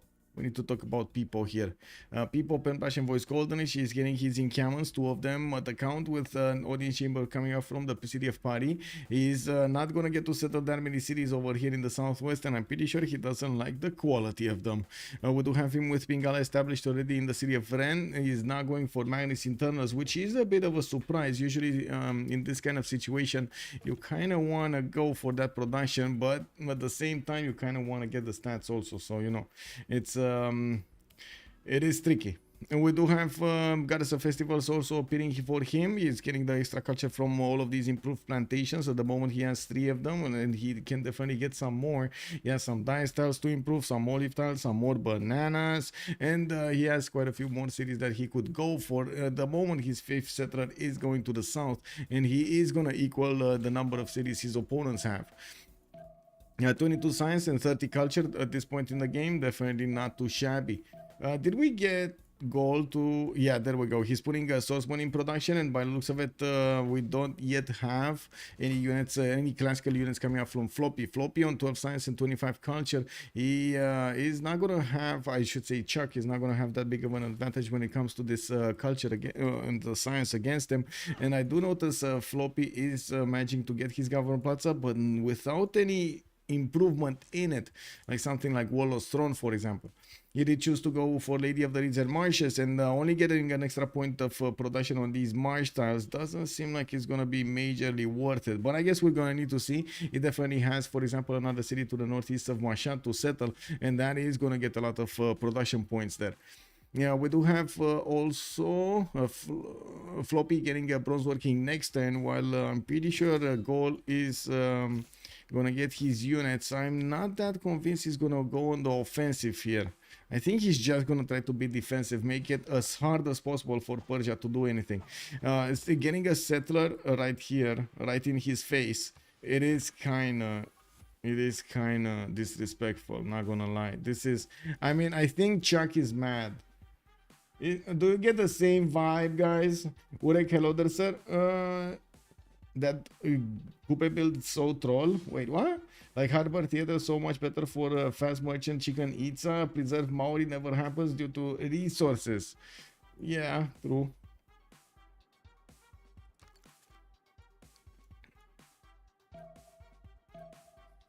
Persia could go for a Temenanki in that river. Yes, he could. Let's take a look at the apology here. He's the last one, and I guess the one that's going for entertainment complex into Colosseum here in the city of Mysore. Does already have Magnus established, and he does have quite a few chops, 1 2 3 4 in his borders. While he can get some more, actually 6 if you take this one into account. Now we do have him bring down some of these step wells. Well, unfortunately they don't have a lot of food nor production at this point in the game.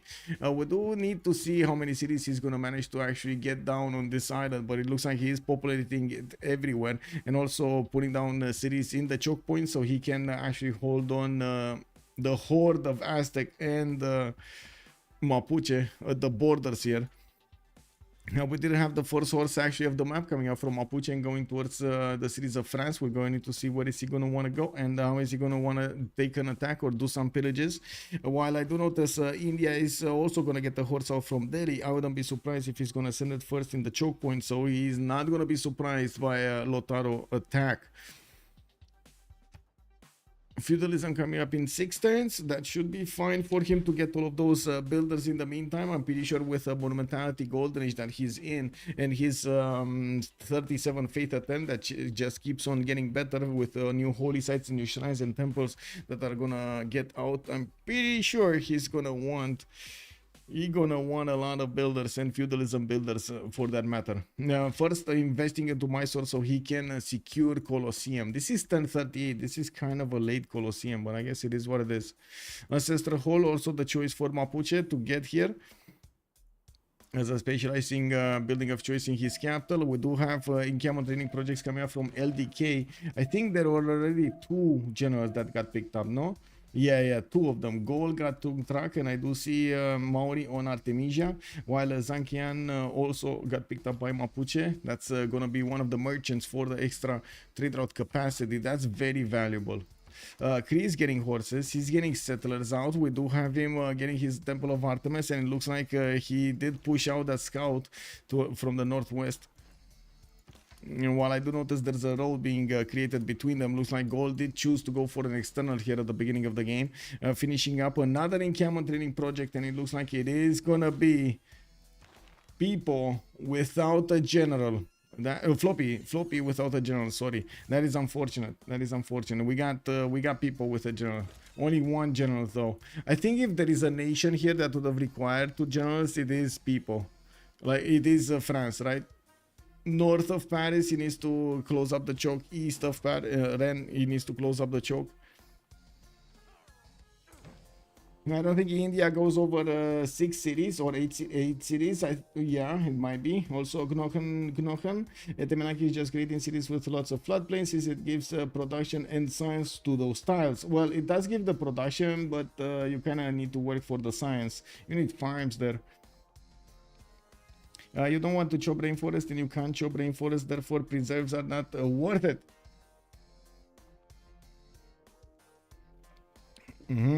Because of the lack of appeal, you mean, AJF?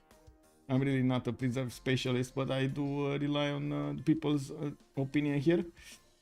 Preserves don't work well on Maori, literally no tiles for districts. Yeah, okay, I see how it is. Well, the one says no tiles, the other one says you don't get them. They don't just work well. It is what it is. I guess we'll see. I mean, we're not gonna see basically, right? We're not gonna see it.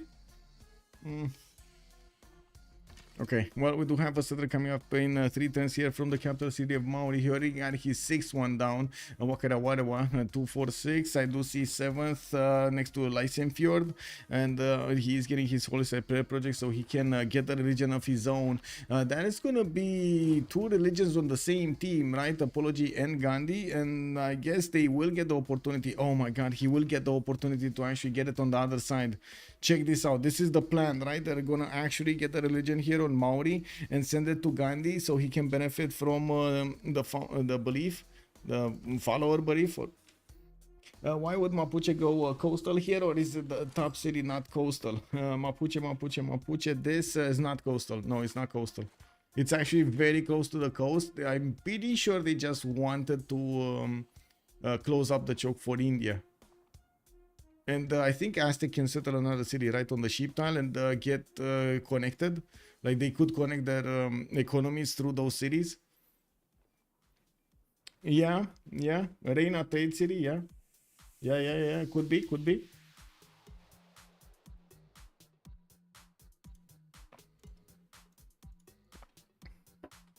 That's very smart by the Sharks. Supercharge the Gandhi. Exactly. Oh my god, if we got a third holy site somewhere, it would be Pog. Anyway, Persia, by the looks of it, is not going to manage to get enough points for another general, and I would imagine Gol is going to pick it next, and that's going to be the fourth general of the game. What is the third? 1, 2, 3. Yeah, it's the fourth. That's it. No more generals until the next era. That's going to be 75 points a pop. And of course, it won't give bonuses to classical units anymore. That's it. Well. It is what it is. Floppy here gonna get his encampment training project, but even with his army of builders can't get there that fast. We do need to see what kind of technology he's gonna have. We do still have him on 19 science with 41 culture, choosing to put some campuses down. I would imagine he's gonna catch up in the science screen relatively quickly. We do have him using his builders for the chops to increase as quickly as possible the production towards these campuses. And I do notice Gold has started building more and more of these swordsmen. I would imagine he's looking to do something with them, and I guess the only thing that he could do is actually go against Persia to the west. Let's look forward if he's actually gonna get some. Yeah, there we go. Men at arms soon. Military tactics coming up in 7, while Floppy is still getting construction. You know, it takes some time. It takes some time here for Floppy to get there.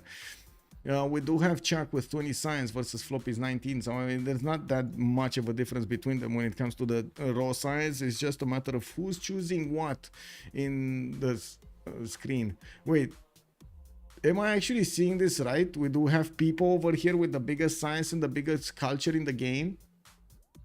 Well, not the biggest culture, but he's 1 point off from having the biggest culture in the game. This is people between all of his opponents, by the way. All of them are here. And oh my god, look at that. 1, 2, 3, 4.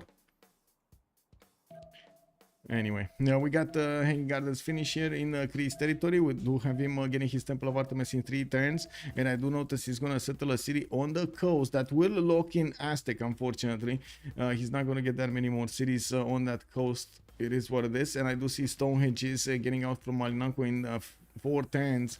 We do have an entertainment complex also put down from Pakshva Ashik. I would have imagined he might have wanted to go for Temple of Artemis, but that's going to be too late. India's going to get it. They don't have vision over what's going on in the lands of India. And I do notice the city of Mysore is 8 turns out from getting a Colosseum. I would imagine he might actually want to get enough faith for a builder. He's on 164. He should have enough faith for a builder. Or is he just waiting for the one in Delhi? No, he switched off. Does he not finish feudalism? Oh, he's finishing next turn. That's why he's not buying it. Got it. And moving away the other builders. Pyramids has been put down in the city of Agra, and he's getting the extra gold. I do notice he's also gonna have some amber tiles there. That's about it. That's about it. Did we have? Wait a second. Yeah, the cross culture there. I am so sad we can't actually see how many of these cities do we actually get to convert here. How many citizens do we get it? Like, is it 3 here, right? Whenever it's gonna hit the 3 followers here, he's gonna get a point of science, right? So we can actually check that out. We can actually count this out. He's right now on 1. Or is it, do these are these cumulative? So for example, if you have 1 citizen in Tenochtitlan and 1 in Tlacopan and then another one in Puen Mapu, are they actually going to add together to a point of science, or do you have to have 3 in Tenochtitlan separately, 3 in Tlacopan separately, 3? Enraged Mr. Potato incoming. Where do you see Netherlands coming up? Where do you see Netherlands? Where is Netherlands? It must be 1 city, right? I was thinking that myself. That was the impression I got always about the schools. Thank you, Kulwi, for confirming. Sergei Lakislov, also good evening, sir. Maybe people isn't stuck with Last Day Company. They are stuck with him. It kind of looks like, sir. It kind of looks like they're stuck with him. And he's going to get castles in 3 turns. That is way faster than Malm is going to get something useful over here. He does have horses coming around from his capital city and putting down encampments there to the north. We might see a courser attack. Will India cross the river with the missionaries? Otherwise, how does he make use of a cross-cultural dialogue? Aztec will deny him passive spread with Stonehenge. Well, he will. He will. I don't know if... I don't think he will deny all of the passive spread. It's still going to spread over here unless we're going to see a Mapuche getting something. Okay, we do have a possible attack from India. He's, well, getting a few units here against his opponent. Wouldn't really say this is a massive invasion of the Mapuche Empire, but we do have 2 horses with a few scouts and warrior going towards Puen Mapu with no general in tow. You know, it is what it is. They didn't have the time to get a general. Okay, so now we do have India starting to spend that faith into his builders, and we still have Colosseum that needs to be finished in 7 turns. These campuses are disgusting, but it's Pingala Moksha opener. Yeah, yes, it is. It is much higher stats, less production, less food, less development, basically.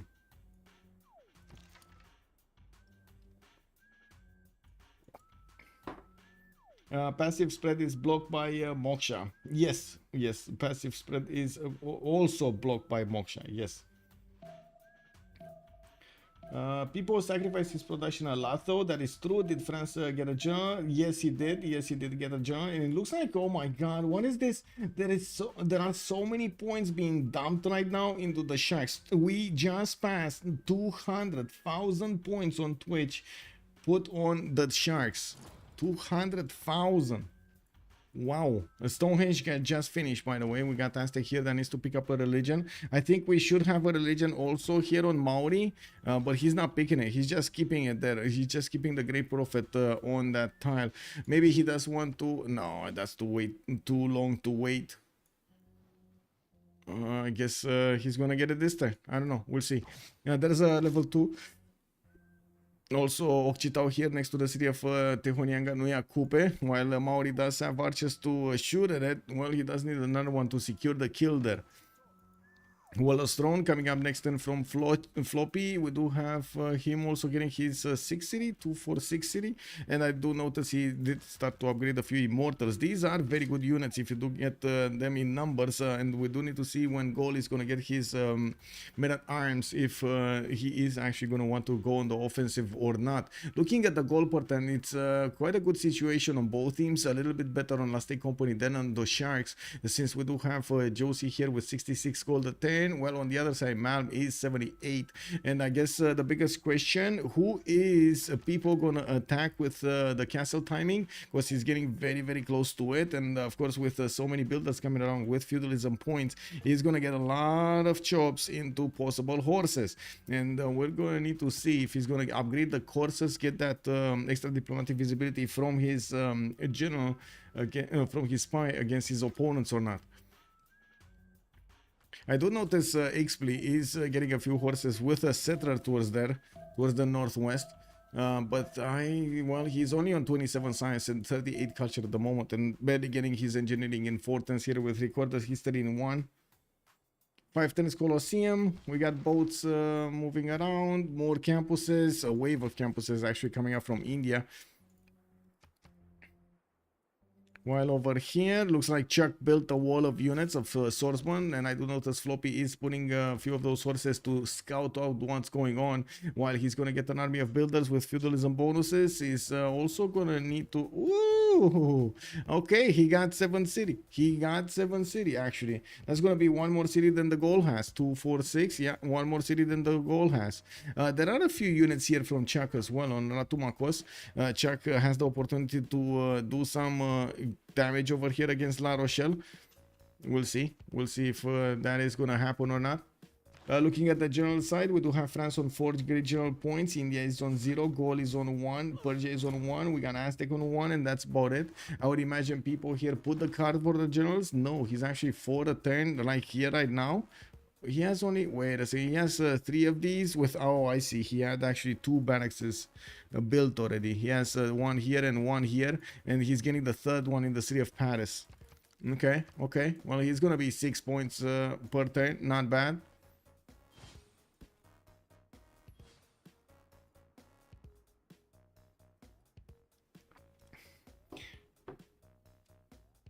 Yeah, continent split is this. So France doesn't really have anywhere to go other than just defend himself on his own continent if he wants to use the Guard Imperials. But if he does want to go on the offense, well, I guess he can get any one of these nations to attack. Basically, it's just a matter of who is gonna make who is he gonna choose to go against. One tile to the side and it's another continent. Yes, basically. Well, if one person puts 100,000 points, where there was somebody that actually dropped 100,000 points on this. Oh, we got a big fan, big trust over here for DShark. Big. Okay, let's see if we're gonna have Floppy here getting his general. Looks like he's gonna finish escorting that settler towards the north of his capital. And yes, the builders are still coming out of his city. He's getting these immortals out also, moving towards the east side, and still doesn't have crossbows or a better unit. We do have people right now getting apprenticeship, while Floppy is getting his castles in 7 turns. People did boost that for him. We do have feudalism finishing up also for people here next turn, for Floppy next turn. I don't know why I keep saying neither and people in the same sentence. I'm sorry. We got 26 science and 46 culture from Floppy, while Chuck is on 30 and 42. Doesn't seem to be that big of a difference between them. The goal per turn is definitely much better on Nader Shah, 50 a turn versus Chuck's 18, with about the same size military. I could actually argue that Gaul has more military when it comes to stronger units, right? 347, 257. Yeah, he has about 90 points over. Now, we do have him with quite a few swordsmen and a general being deployed towards the city of La Rochelle. I do have to say this is a one-tile choke. If he actually wants to attack La Rochelle, it's going to be from that one single tile, and that's it. And unless we're going to see France chop that rainforest, he's not going to get to use the stone tile to attack into La Rochelle. Steph, hello there, sir, and welcome. Drink water. Oh my god, wait, my water is... Give me a sec. I need to drink water, but I don't have a cup.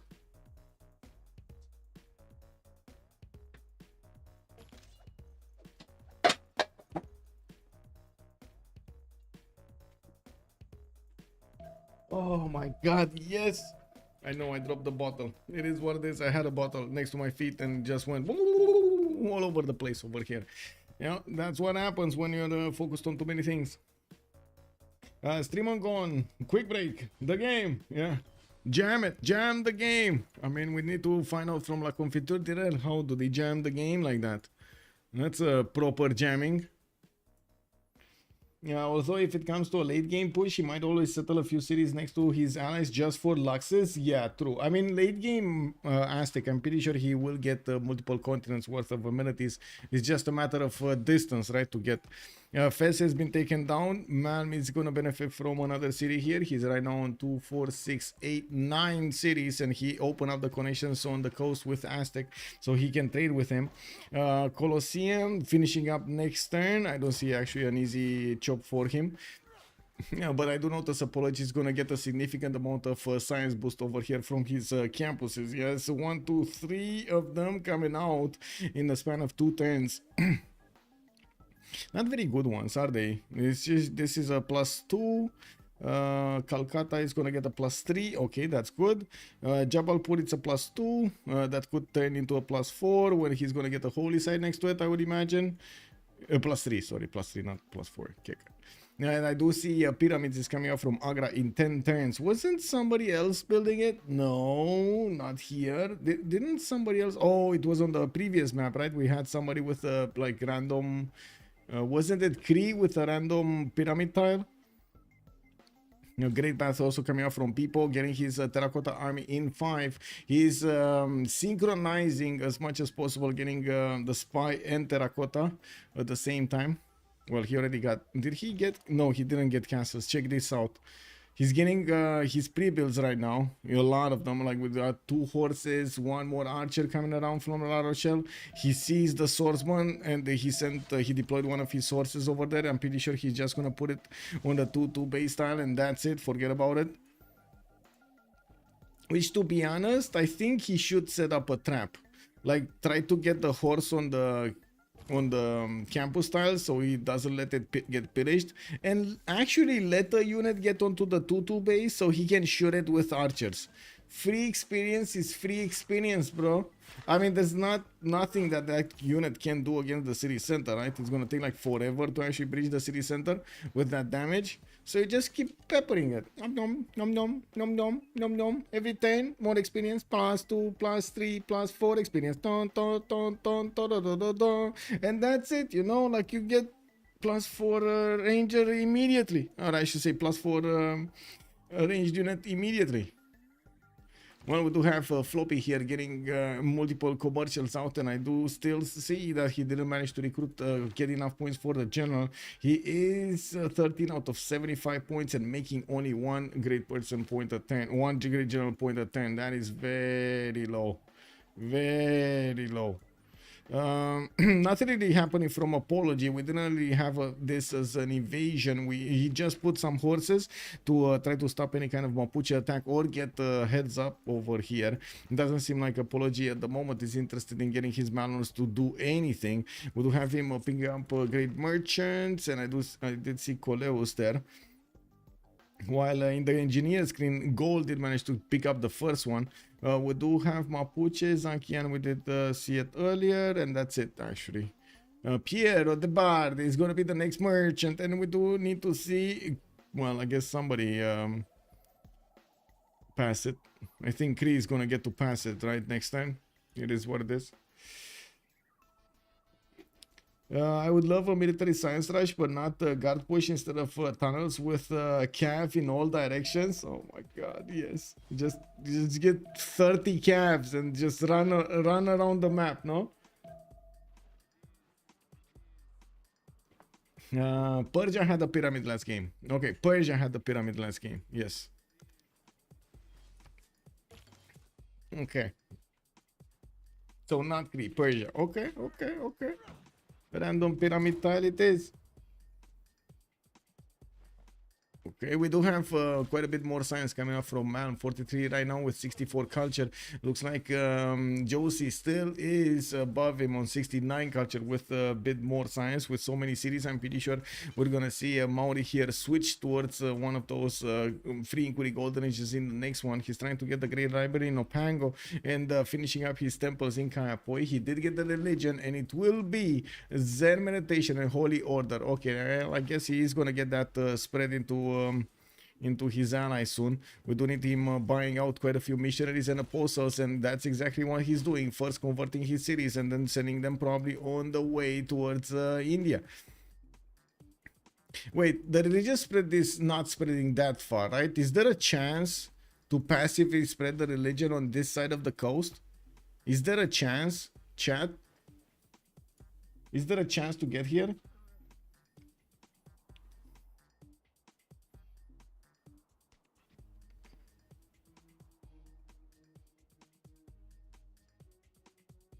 Also, MS Doll, hello there, sir, and welcome. Why do you say Casimir Miller ruined the odds, the Beasley? What's going on there? Looking at the fight on the city state screen, we do have Czech keeping Geneva. Looks like Nalanda, Mitla are not yet contested, while I do notice actually only one other city is contested. It's Ayutthaya, and it's being kept by people over here on Catherine de Medici, the Black Queen. We do need to see how quickly he's actually going to manage to get everything going, because this is a point of no return here. He's getting his terracotta. He will get his he will need castles right before terracotta. So I would imagine he's either going to delay castles or he's going to delay terracotta. He can't do both, right?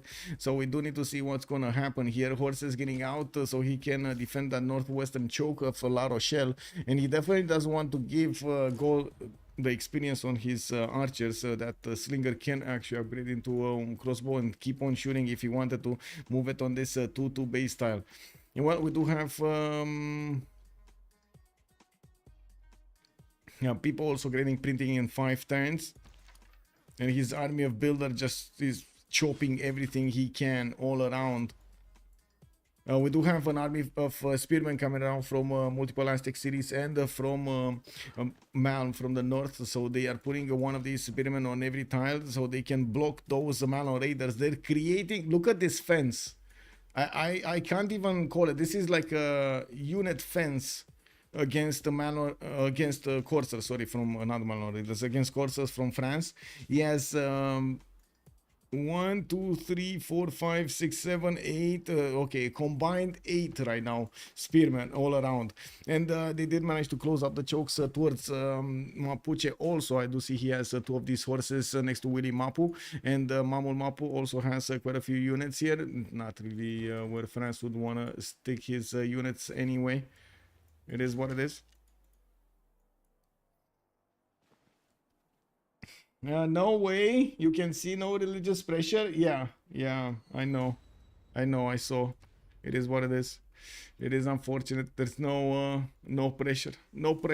Maybe when everything is getting bigger, you know, you never know. Maybe the religious pressure swims. It is what it is. Anyway, looking at the era score here, because we're not that far away from getting a golden age. 4 more turns for this to take in, for them to affect this. We do have LDK with 49 points out of 57. Just needs 8 more points to get their LDK here with Montezuma getting those spearmen out to defend against a possible Corsair attack from France. We do have him also getting a wave of campuses, and whatever happens is probably still gonna be slowed down by France here being next to him. We do have him with 64 science, 59 culture at the moment, 47 gold at 10, and he just popped over 100 production. He's managing to get the trader admiral, not bad. An extra trade out always good. That also puts him at 50 out of 57 points. Now looking at XP, we do need to see 6 more points for him, 6 more era score points, and he has encampment put down. Doesn't seem like he's gonna get them. Well, he did choose to go for parks here, Liang Parks, and I do notice he's putting down quite a few good campuses. That's gonna be a +5 here, and Gulumapu did not go for a campus. Wait, did not go for a campus. It's just commercial and Gavro Plaza, that's it. Now he's getting some granaries, and he never actually, wait a second, is he? Yeah, he's probably using this. He just started using the food so he can grow his city center faster.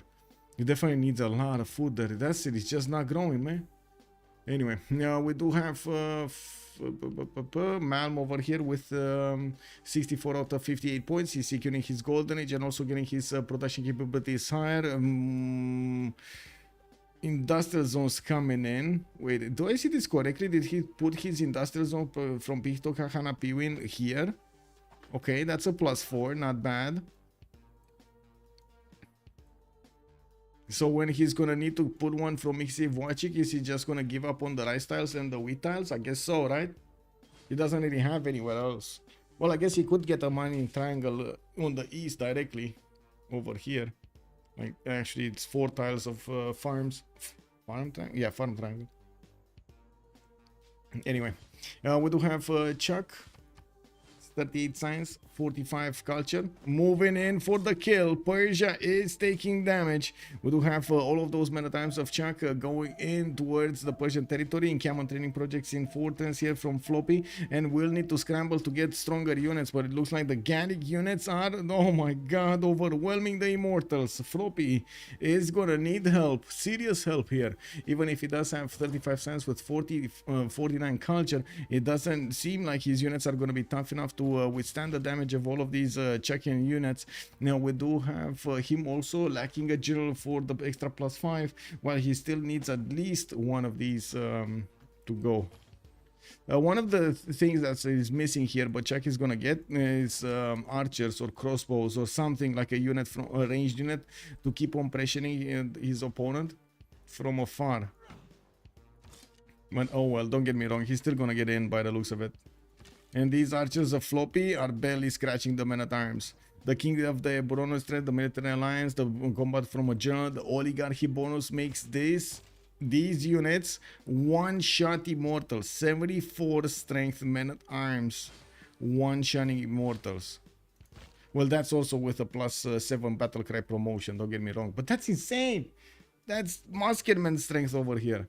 That's insane. Amazing. Amazing. Well, we do have a lot of gold being put in Floppy. He's going to need to start defending himself a lot better. And yes, I guess we're going to see a wave of a lot of Immortals coming out soon. He's going to get his castles next turn. And the courses are also going to get upgraded. They should have the gold if they need be. People is also a negative gold. Wait, I just noticed. He got his full upgrades going against his opponent. Who is going to be his opponent though? Who's going to be on the receiving end of all of this? France getting another intelligence agency. He got a level 2 spy. He's not showing up anywhere though.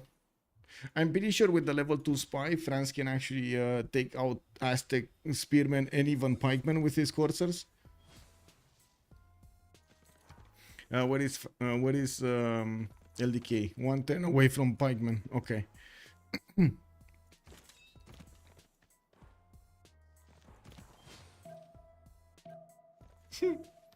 Surprise. Yeah.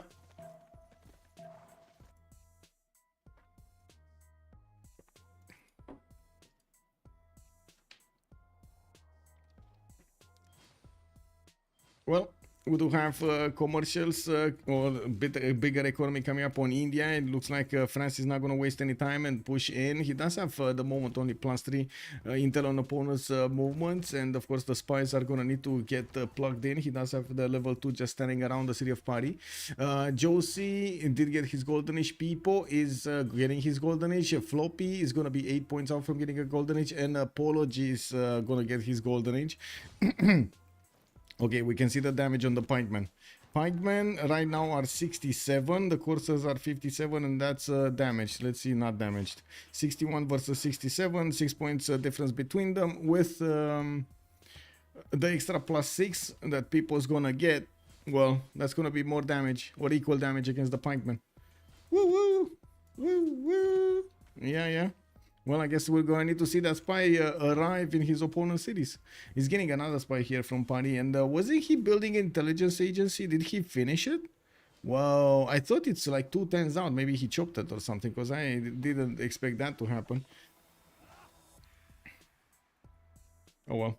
Let's see over here what's going on. Looks like Gold did manage to get another wave of tiles. First of all, he couldn't actually push through the tiles of Tarsus. This Corsair got to replace the banged up Immortal, which is going to need to take a position to keep on shooting against the men-at-arms with his range shots. While I'm pretty sure Floppy just upgraded his Corsairs, he also needs to get them in a line, in a defensive line. If he does start to defend behind the forest, this is going to be quite painful for Chuck to get the ranged units on those tiles to shoot. So I guess we're going to need to see what's going to happen here.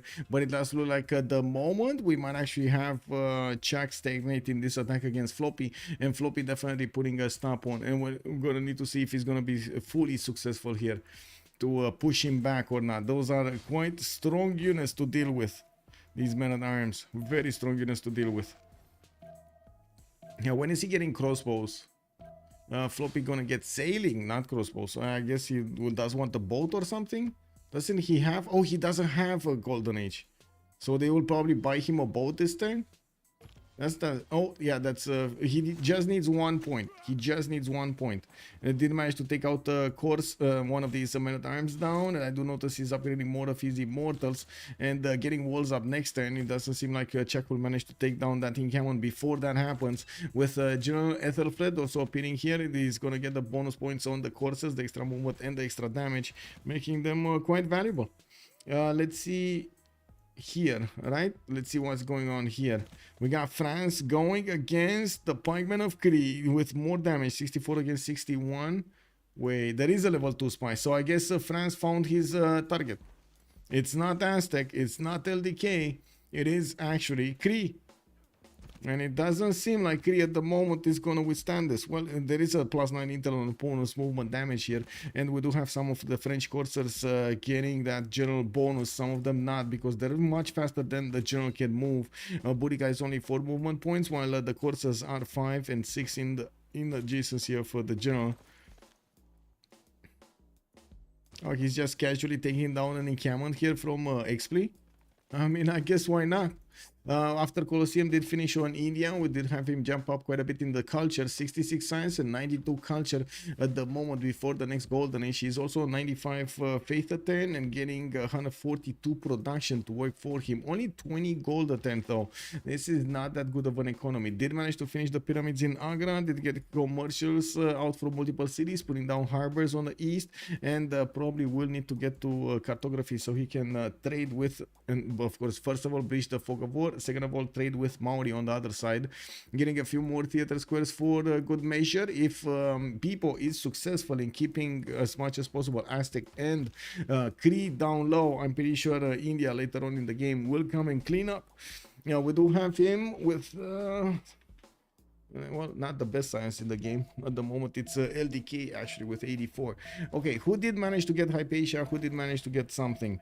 We got Hypatia on Maori. Okay, we got also Gold managing to get Imhotep, and I did notice Marco Polo did get picked up by Cree.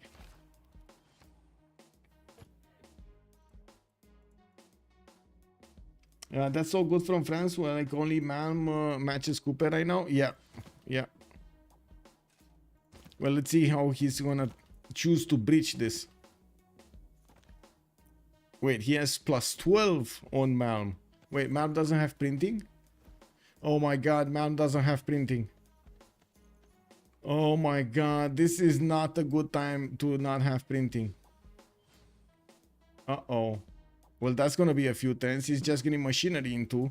And by the looks of it, these coursers are definitely strong enough to punch through the pikemen.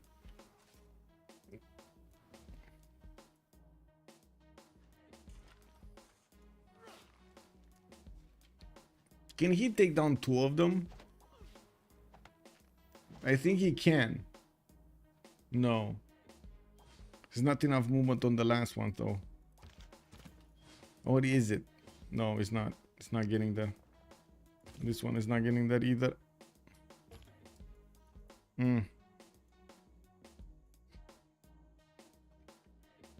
Anyway, it looks like Bambi is adding a lot more science and quite a bit more production to his empire. 217 points of production with 100 science, the first one to get over 100 science mark, and 110 gold at 10. Still not matching the gold that Josie is making. And since we are 1 turn away from the next World Congress, we can see that Chuck, for example, did not get the golden age. He went normal age. He's trying to take out the city of Tushpa, being very mad that he lost the city at the beginning, doing as much damage as he can against Floppy Flonji. Well, we do have a courser in there, and of course the city of Tushpa is going to take quite a few hits before these men-at-arms are going to run out of steam. Well, do need to see if Floppy is going to have the production capabilities and also the strength to push back goal, while I'm pretty sure Chuck behind all of this is trying to get better, bigger, sooner. He did get a statue of Zeus also in Novio Dunum. We're going to have a pause of 2 minutes during the World Congress while we're going to need to give them the time to make their choices. We're going to talk about their choices right after the pause. Let me actually get over here on the same page as Liege.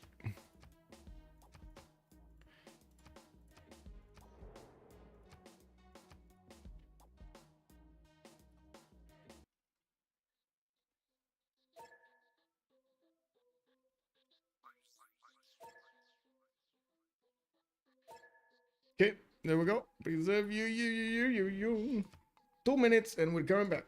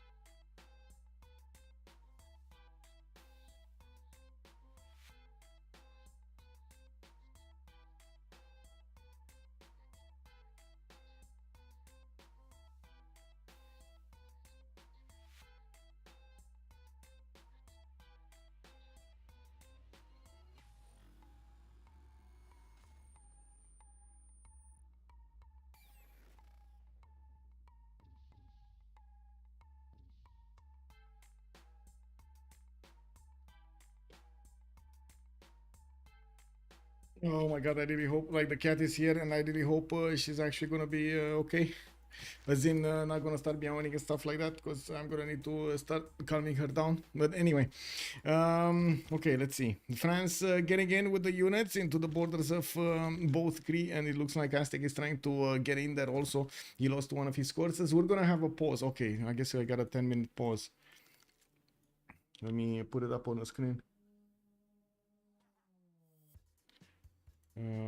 Okay. They still have a promotion too. Yes, from Terracotta Army, which is amazing here on the courses. Oh, okay, I'm gonna need to calm the little one down. She started meowing. What is the pause? There. There we go. 8 minutes. Let's put it up for 8 minutes.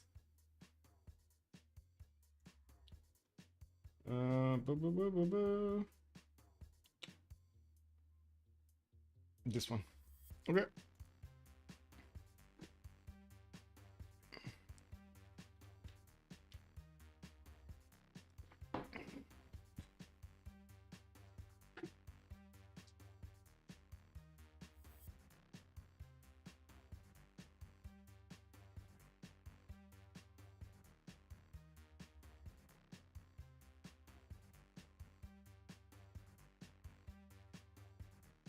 Okay, I'm gonna keep the princess a little bit while we talk here. I need to actually keep her as how to say, as careful as possible. Unfortunately, she did break her leg a week and something ago, like a few days ago. We have no idea how, and it is still a mystery, which we hope we can avoid.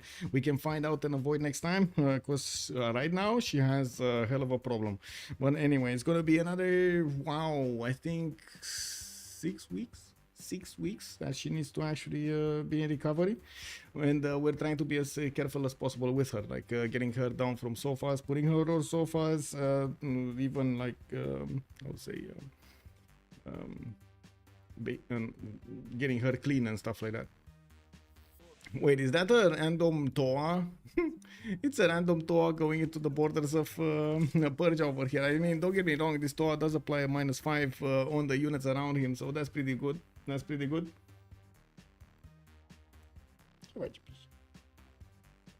She really wants something to someone to be next to her whenever she's, of course, she's probably in quite a bit of pain right here, and she's much more calmer when somebody just sits next to her, or she's being kept in a lap or something, which I know I can't always do on the stream because I need to pay attention to what's going on, click buttons, move my Yes. Yes. Yes. Yes. Opa. Oh. Oh. Oh. Oh. Oh. Wait. Get it back.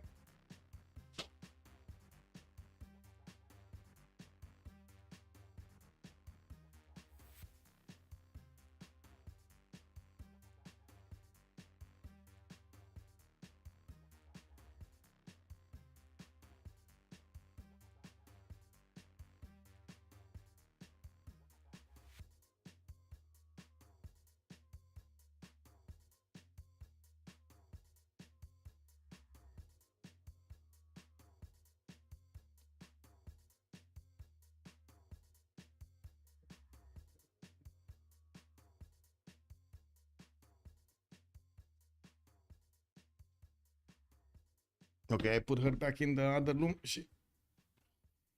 I hope she just wanted to come and inspect stuff because she has this. Like she starts meowing at the door. She wants to see what's behind it, and you just let her in a little bit, and she expects everything, and everything is fine. Gets her stamp of approval, and she forgets about the room. Wow! If you don't do it, it just keeps meowing. Unbelievable. Extremely. How do you call it?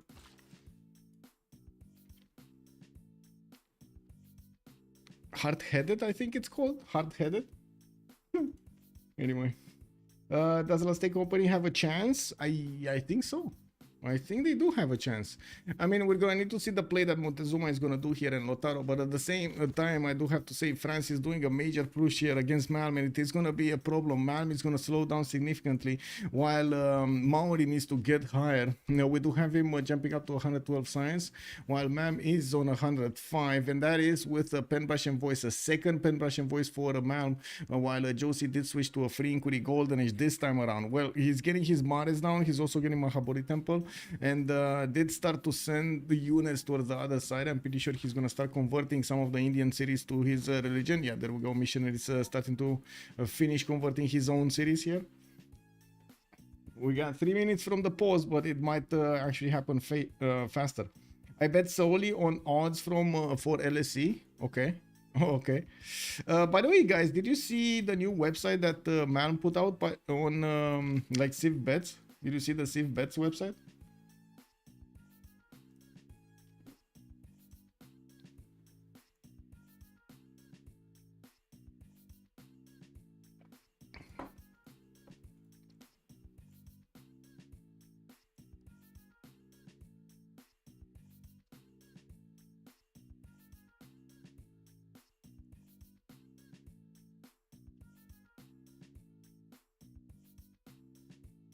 Still waiting for the pause to be over.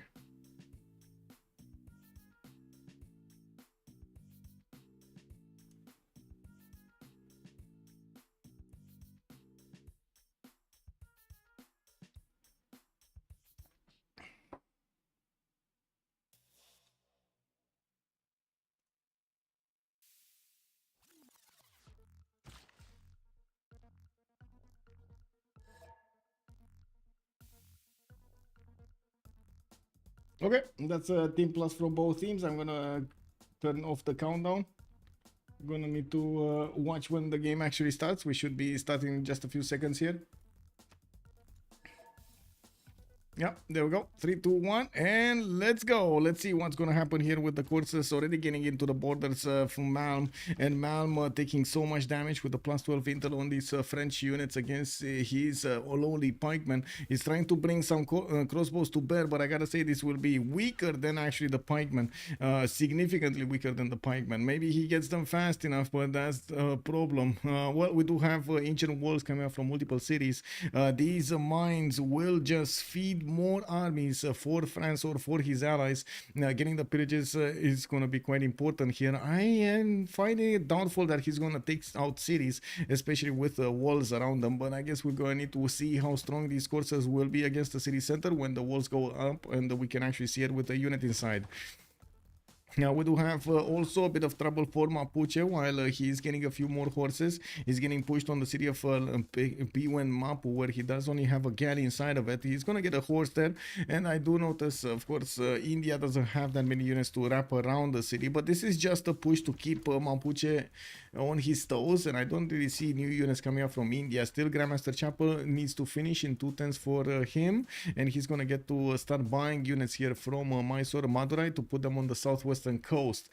Well, let's see what happened here. We did have city centers, 100% production towards districts. Okay, faster wars, I guess. So we do have Montezuma, trade routes sent to the chosen player -4. That's a lot of gold problems on Last Day Company, and gaining 2 diplo victory points on Montezuma. Well, I guess he's not gonna get that many victory points throughout the game.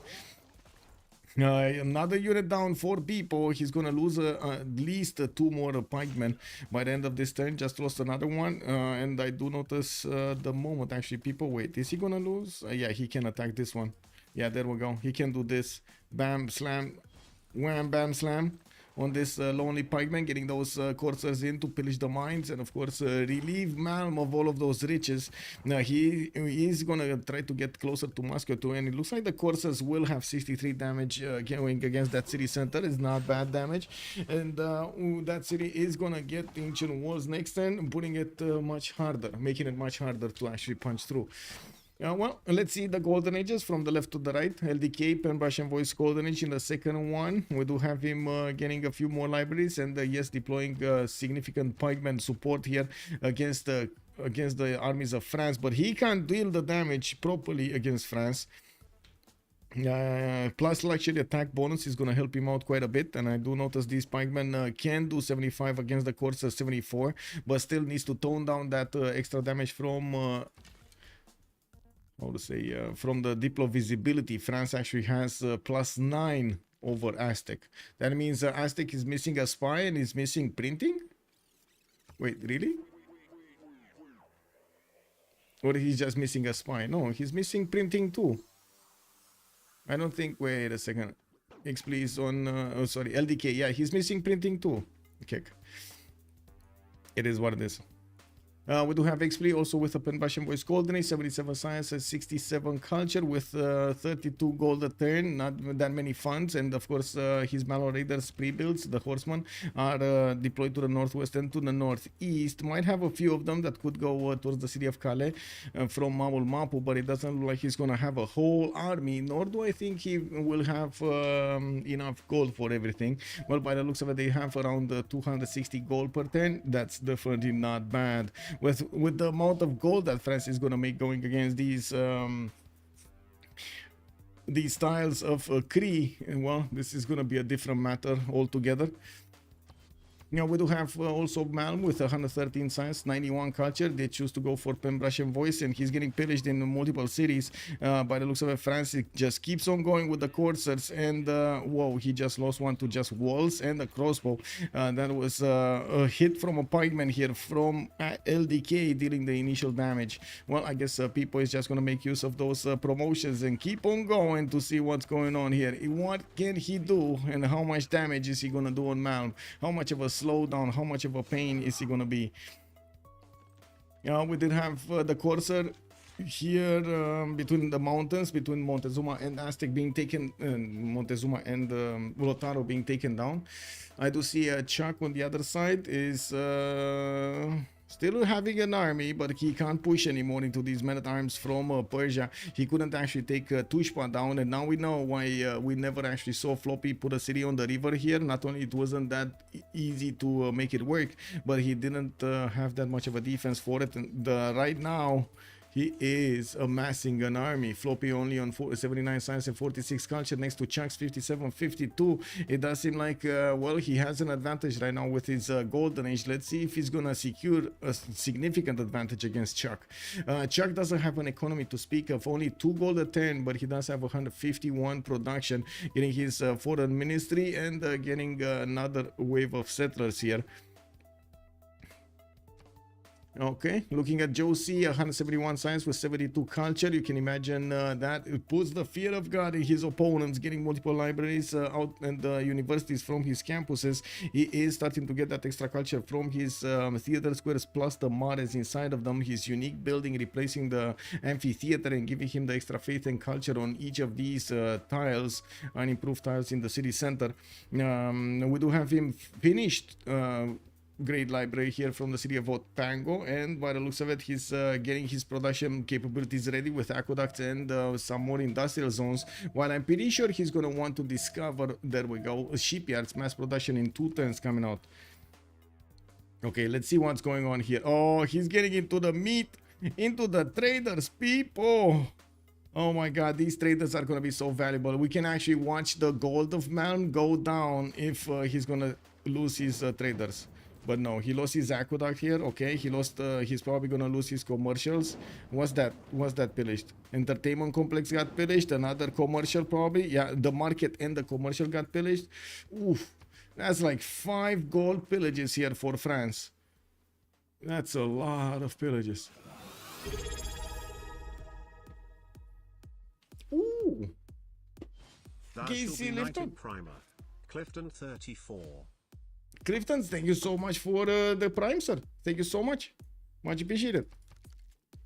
Yeah, we do have people also with drums of war and drums of war, golden age, 77 science, 51 culture, still attacking his opponent and putting the pressure on the north on Kree. A little pressure on Aztec. I wouldn't really call it a lot of pressure, but Aztec is definitely deploying his units to try to help out Kree get these courses out of his territory. While Kree did manage to get his printing, now he toned down the damage of these French coursers to well, only 70. And yes, I know I said that, only 70. Floppy Flangy, Frinkuri Golden Age, 91 science, 48 culture, and yes, he does have 2, 4, 6, 7 cities with Pingala establishing in Gordian. He's gonna get significantly more science soon. We do need to see what is he gonna use that science, and of course how is he gonna try to balance out his empire. By the looks of it, he's going for quite a bit of gold. He does have 115 gold a turn, while Josie is on 292. That is a lot of gold per turn available for the Sharks to make use of, not to mention the pillages that people did does amount to thousands of gold points at this point in time. We do have people also trying to get around these Kree pikemen, trying to get around them so he can pillage more mines, to maybe even do the damage against the city center or 2. These coursers are quite quick on their feet, and if they do manage to get next to a city center, I'm pretty sure it is gonna go down quickly. Yeah, we do have also Apology with 106 science and 107 culture, slowly getting up in both aspects of the game, getting his kill Vakisivani in 8 turns, and I do notice he's getting more harbors out in the south for the trade routes and the gold. We got Mumbai there, 7 turns to get the campus, and well, at the moment he did not get converted by Maori, but he's not far away from doing so. Okay, let's see people get out of this. People, we gotta move the coursers. Okay, 2 more tiles got pillaged, 3 more tiles got pillaged. Okay, looks like another courser got taken down, and people's running out of units to use, but he forced Malm to do so many units here. Well, now we do have quite a few universities helping out Malm keep up with his science per turn, and it's not like we do have France with a lot of units here left. He's gonna get pushed back by the Malon Raiders of Lotaro, but I do see coursers coming around to try to stop this from happening. They're not gonna stop the Malon Raiders for pillaging the first mine though. That is unstoppable. There are a few courses deployed to the south, so they can stop any kind of push from XP also there in the south. We did mention it might happen from there. Anyway, Apology, let's come back to Apology. Getting his campus research projects, we probably will see Newton coming up soon. Yeah, there we go. In just a few turns, we're gonna see it being picked up. And I do see Gandhi is only making 10 great scientist points at 10, and he still needs 130 to get it. 133 actually. That's a long time. Oh, whoa, Chinguetti has been defeated. Where was Chinguetti and why was it defeated? Do we know? Yeah, there we go. It was the gold that took it with a few units from Malm. Okay. Apology did manage to get a healthy amount of gold per turn, not to mention 100 faith a turn. He did manage to push Mapuche and force him to upgrade some units in the northeast as well. And now looks like he's getting knights out. Wait, where did he get a knight out? Oh, he did upgrade one in Agra? Interesting. Is he gonna try to kill Mogadishu? By the positioning of these units, he might actually want to try to kill Mogadishu. That's the only thing that he can do there with the knights. Or is he feeding disembarkment attack from Aztec? I mean, Aztec did deploy so many units here to defend himself. I don't think he had enough production to do anything else, to be fair. Wait, can people actually double slam PVC Vavasis next turn? He should be able to, right? 2, 4, and another attack. That's 2, 3, and another attack. He might even get a third one there. No, 1, 2. Yeah, he might actually get this one. No! Wrong way. Oh man, maybe he doesn't see this to the north. Yeah, he just spotted PVC Vavasis, and now he knows. Now he knows. Yeah, there we go. Well, that city might get walls up, might not. We'll see. But he definitely could have used the 3 courses to attack into it and maybe even take it down. That is the connection on the water of Cree, and that would have been extremely valuable to actually get rid of. Later on, not right now. Later on. Because, well, right now it doesn't look like anybody's trading on the coast. I do have to say here, even if Aztec did put that city in the south, unfortunately, because he didn't put it on the sheep tiles, there aren't that many water tiles that those trade routes are going to pass through. And looking at the gold situation, it definitely feels like the Sharks are way ahead of their opponents, with LDK making only 100 points, XP is on 36, and Malm is on 74. Krieg GPD dropped from 130 to 80. Yeah, there we go. And now he's down to 74 and keeps on dropping. Yeah, that is a problem. While on the other side, the Sharks are actually getting more. Yeah. Well, France was kind of dead at spawn, so making it hard for the Last Day Company was the best choice. I totally agree. Yes.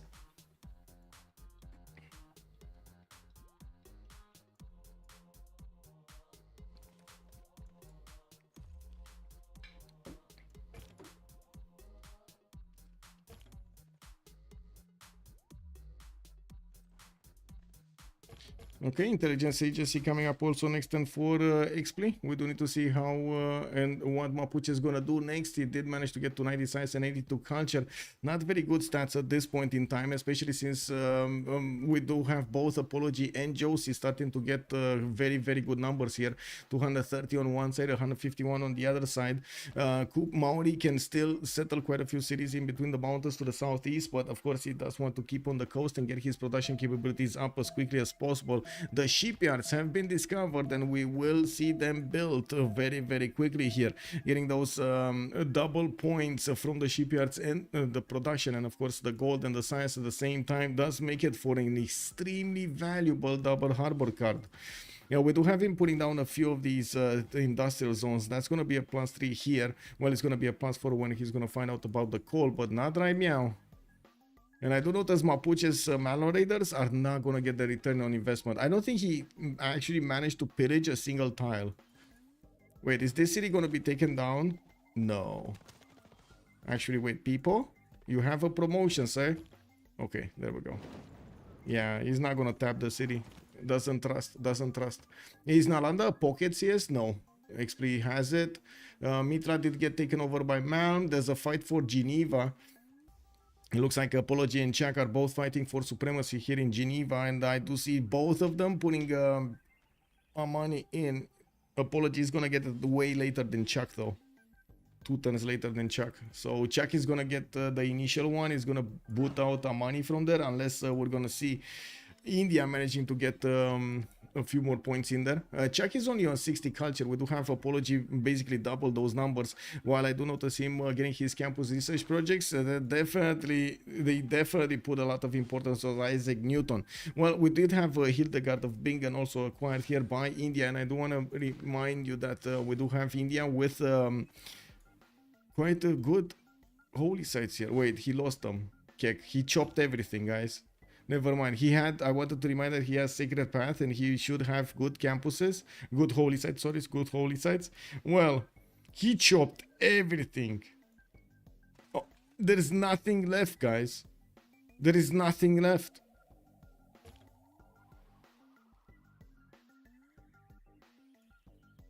I guess it is what it is. This is how it's efficient, no? Did India convert any other cities? Let's see. No, but he's getting one science from this city, one science from this city, no science from this one science from this one. Look at that, 3 science points. And then one science from this one. No, not no, 0 science from that one. Sorry, no science from this one. Didn't get as far as these, no? Yeah, but he's getting there. He's getting there. Look at that. He's spreading them everywhere. Yeah, getting that science from his allies, from his opponents. Very nice. He's also gonna get Zen meditation here from Maori, and he's right now, I don't know exactly. Oh, he's +6. He's +6 already. I mean, no surprise, he has very good stats, man. Anyway, let's see. Courses going towards Nalanda. They're gonna keep on pillaging. Okay, not bad. France getting new units, and it looks like he blocked out Malo Raiders from doing any damage. One in the north doesn't seem like he needed to spend that much time. West side didn't really care about Gaul attack. Gaul did retreat from the borders of Persia, couldn't do anything anymore against them. And I do notice that Persia is putting quite a few units towards the southeast, and looks like he might be looking to breach this against Gaul. He doesn't have a military engineer, though. I was thinking maybe he wants to tunnel or something, but he doesn't have a military engineer. And that's still a one-tile choke point that is going to be very tough to go through, especially since Gaul does have that defense, the extra damage on the defense. Anyway. Man did jump up to 208 points, and we do have him successfully fending off attacks from his south. We do have him also working on a lot of campus research projects that will probably make him competitive to get Ibn Khaldun. That is a scientist that you definitely want to actually stop your opponent from getting, especially Gandhi. If Gandhi gets Ibn Khaldun, this is going to be massive, and this is exactly why he's getting his campus research projects over here. If he keeps up his +6, he's gonna get so many more bonuses, right? He gets it up to like what, 20%, I believe. It should be a lot less lower, but he's getting 20. Woo. Okay, more campus research projects also coming up from Gaul. And while I do notice Maori, after he picked up Newton, he doesn't really care that much anymore. He still has quite a few mines to put down, and of course finishing up his shipyards from all of his harbors is going to significantly increase his production capabilities. Right now on 287, he actually has only 5 more production than Malm, with quite a bit more science and definitely good enough culture. Malm is not in a free inquiry, that is his science. Josie is, and we're going to need to see what's going to happen here at the end part of this chapter. Nature is overestimated. Who needs trees when you can have barren wasteland? Ooh. Barren wasteland, that doesn't sound good. That really doesn't sound good. Oh, we do have Mapuche actually getting in with a few Malo Raiders against India. India did manage to get knights right on time, so he's gonna plug the chokes, no problem. Did they manage to pick the next one up? No. Okay, what's that going on here? We got Cree and India that are fighting for Galileo. Looks like they might be passing here. Mapuche is going to be the next one on the list. I don't think they passed already. I don't think they got to pass because it should have been cheaper than 155 points.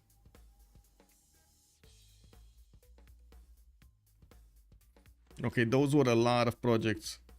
Who was the other one making projects? Was it not Maori? France? India and who was that one? Persia? No, Persia is not making any. Maori is not making any, so only India wants to be competitive. Okay, and he stopped making projects. He's not making any more projects. He's getting new campuses and by the looks of it more science with them, but I guess he's going to need a few more tens. He's feeling confident. There we go, he's passing. They're passing 124 points now. Mapuche will have the opportunity to pick or pass here. We're gonna need to see if he's gonna spend those points to pass it. Is a disaster now. These 2 courses will pillage cap. Wait, these 2 courses? No, they went further. Yeah. Or you're talking about other courses. No. Okay, these are not going anywhere anyway. These are not going anywhere. France actually did rebuild his army, and he keeps on rebuilding. Okay, did we have... Oh, they picked it up. They picked it up. And it was Cree that did manage to get Ibn Khaldun. Big win over here for Malm. And getting those housing points, amenity points, and increasing the non-happiness yields of those yields. That's going to be nice. But he doesn't have +3 anywhere. He's not getting anything from that scientist. Well, at least not right now. Let's go. Didn't he have... He had an entertainment complex here, right? So I guess he just got it for adjacency or something. It doesn't seem like it gives him that many amenities or helps him out. Oh well, that's a lot of population on the man. You know, it is what it is. 12 pop cities, 13 pop cities are definitely gonna hold you down when it comes to amenities. We do have Goal getting a few new cities. It looks like he did actually let the rainforest be between him and his opponent here in the choke point. While Floppy did get Ethelfled, I do see he did get an army of men-at-arms everywhere. Getting also a spy out in 4 turns, while he is going to get a bit more science from his libraries and universities. It will take him some time to keep on building his advantages. Well, at the moment, Czech is actually lagging behind in the stats, but not in the production capabilities of his empire. Of course, the Opidums that are helping him out quite a bit.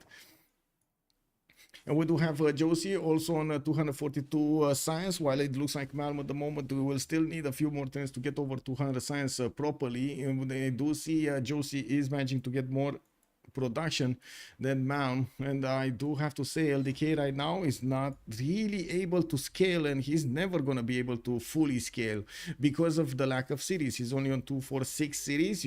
With a world nation, you can't really scale with that amount.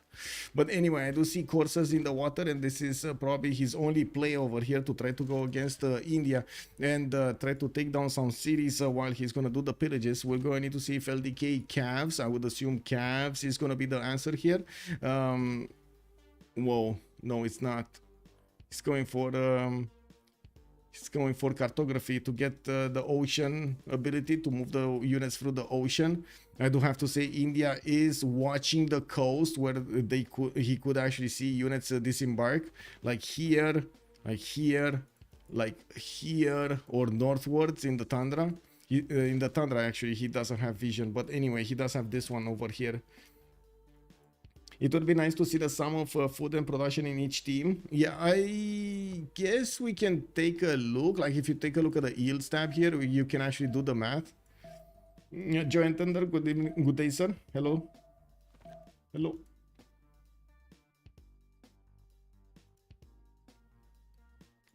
Well, we do have RBCMs coming up in Calcutta, and I do notice finally an encampment from Jabalpur. We kill Vakisivani is going to finish in 3 turns, and we do need to see if LDK is going to manage to push this. I wouldn't be surprised if he's still going to wait for calves. Calves does seem like they're going to be a much better unit against a much higher strength opponent, right? We're going to see military science discovered by Apology. He is going to get the upgrade for these courses into calves, and they're going to be definitely strong, more than strong enough against the Malon Raiders. Mitla has been taken down. Where was Mitla? Where was the great Syrian Mitla? No. Oh, it was here. France took it down. That means we do have quite a bit of gold, quite a bit of science shaved off from their opponents from Last Day Company. Okay, yeah, slowing them down. People is managing to get his caps, and these are going to be strong enough to attack their opponents. I don't think he has a general for them yet, though. I'm pretty sure he doesn't have a general for them, and this is a massive gold investment that they're doing. I guess we might see him actually do critical damage. We'll see. He's getting into... Oh my god, he's doing what Mapuche tried to do to him. He got into the trader line of Mapuche, and by the looks of it, XP will lose 1, 2, maybe 3 traders here. Not to mention quite a few mines around that volcano. And of course, he's giving a few free med packs for this courser to just keep on healing and keep on healing. It is what it is. How does the Gavron Plaza affect an encampment? No effect. Really, no effect. Octaviani, Holy 250 science on 1066. Yeah, bro. Josie over here is quite big. His muscles are starting to come out of his arms, you know, it is what it is. His t-shirt, you see it like in the Hulk. He's, you know, the pressure is starting to rip apart that material there. It doesn't. Yes, the Beasley. Yes. Joanne Tender is saying that he's too lazy to do the math. Okay, I see. Well, 160 plus 210 is 370. We do have what, man getting 303. That's 673. And then we do have Chuck on 217. That would put it like. Oh my god, I forgot what's the first one. 70, right? So that would put it Chuck 980 something, 89 or something. No, 90 actually. 990 production on Last Day Company. On the other side is significantly less, actually. Significantly. Actually, is it 356 plus 239? It's 590. Actually, 90 more, 94. And then we do have people with 136. 700. I'm losing the numbers in my head. 590. Okay, 760. Sorry, 40, and then we do have floppy with 140, and it's gonna be, and it's not gonna be significantly higher. It's only gonna be like a few tens of points, dozens of points higher. Floppy is gonna put it at 960 or 70 here. It's fine. DShark has like 900. It's more than 900 actually. Shipyard Coupe or Auckland Coupe. It's Shipyard Coupe. It's Shipyard Coupe all over the place. And look at, he's still getting them. And now he's getting his coal power plants. This production is just the beginning. I would imagine he's gonna jump up to 600, 700 quite easily. DShark production is higher. Okay. Well, it's higher on a few ones. Remember, Malm is 321, just as Josie is 358.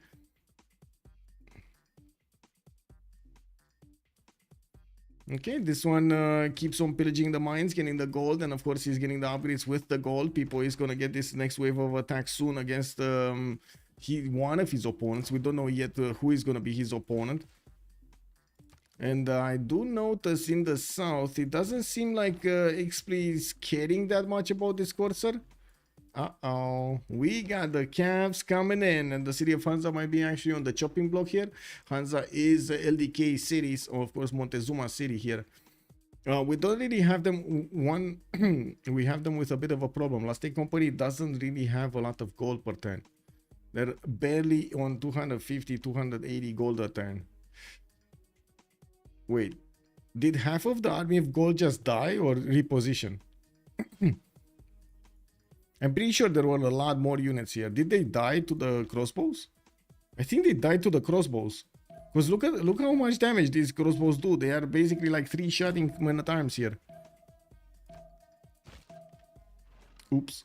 That's a problem. Josie and India has 610 from the other two, 900, then 150 from the other two, 900. Well, yeah, but it's not only 100. There are a few more numbers there to add, but anyway, yes, we can, if you want to be sure, we can actually use a calculator and not use our minds. It is what it is. But to be honest, I did try in the last period to do these a lot more in my head, so I can get some more experience. You know, it makes the more you put the brain to work, the easier it is to do the next one, and so on.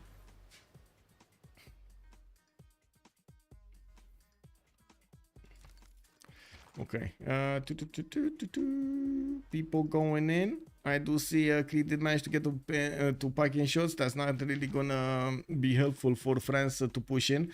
That is gonna be a problem. We do have all of the army of LDK going on the coast towards Apology. All of those courses with a settler trying to get in there. He's probably gonna want to upgrade here on the coast to get the Cavs going. He's one turn away from getting military science, but he just didn't have the time to wait anymore. Apology is gonna get metal casting in one turn. Nationalism, core ability also in 2 turns, while he is benefiting from 100 faith per turn. He does have 160 science, 125 culture, a lot more culture, a lot more science soon coming up for him.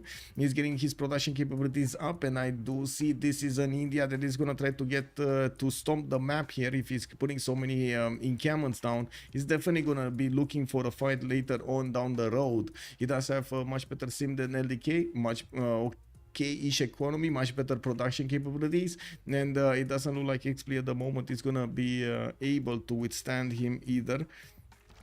We do need to see how much damage Pipo is gonna do here against Mapuche. I do notice the Cavs will get to triple hit. The Malon Readers probably take it down. El Cid is there, but that's only... Wait, that's a Renaissance. That doesn't give the bonus to Cavs, right?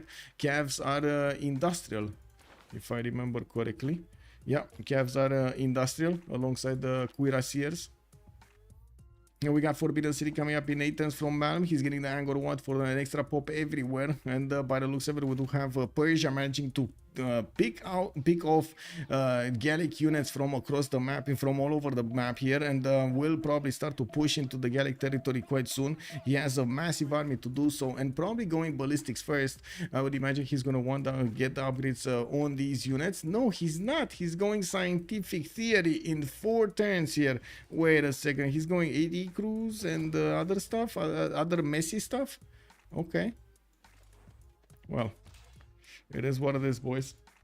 I assume naval domination isn't going to happen. Only, yeah, no, that's not gonna. They're not gonna. They're actually allies here, Joe and Tender. The ones that are on the eastern oceans, like on this one, they're allies. They're sending trade routes to each other. They're sending missionaries. They're converting their own cities. Yeah. It's for the internals, you mean, on Nader Shah? Okay. Wait, what bonus was he getting? The extra science he was getting at on the trade routes he was getting from scientific theory? What is it? 2 extra science points per each trader? But he does have quite a few traders, so I would imagine that would be quite valuable. Yeah.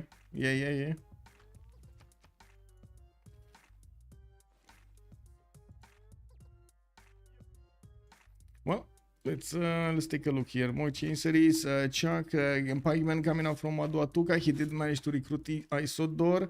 I don't really see people punching through Aztec and Cree defenses, but again, he forced his opponent to do so many units. Oh, he gonna get in through the water into a tunnel. Oh my god, he's actually gonna get through a 1-tile tunnel here. Well, he's gonna get in Chuck's territory right behind all of this. Oh my god, he's gonna be knocking down that swordsman on his border, and then he's gonna be knocking down the musket next turn, and so on. Let's see if the musket can actually plug that one choke. I guess we'll see. We'll see next turn.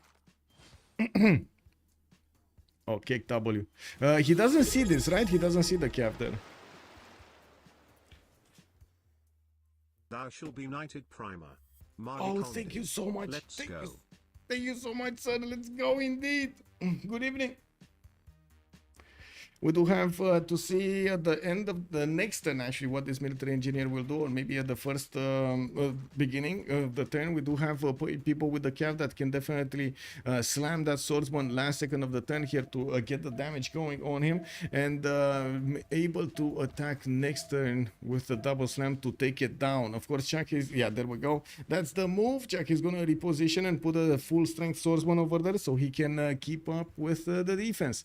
Yeah, I do see Chuck also getting a few pikemen down, and I guess this is the issue. Is he gonna preemptively block this cattle tile or not? I think this is the... yeah, there we go. There we go. He preemptively blocked it. Does make sense.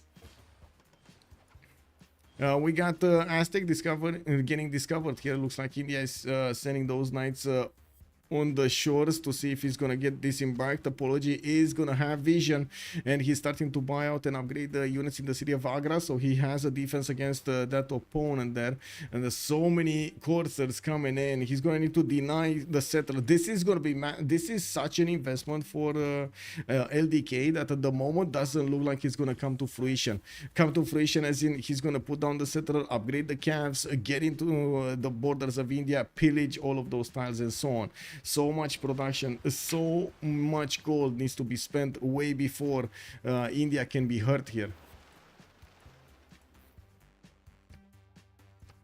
I do notice Josie is about to hit 300 science with 96 culture. He does have 609. Oh, wait, no, that's not right. 356 gold per turn. I mean, it's fine, guys. He's doing, you know, a lot more, 30% more than all of the opponent team combined. He's not double yet. You know, it's fine. We still have some time. It is what it is until he gets there.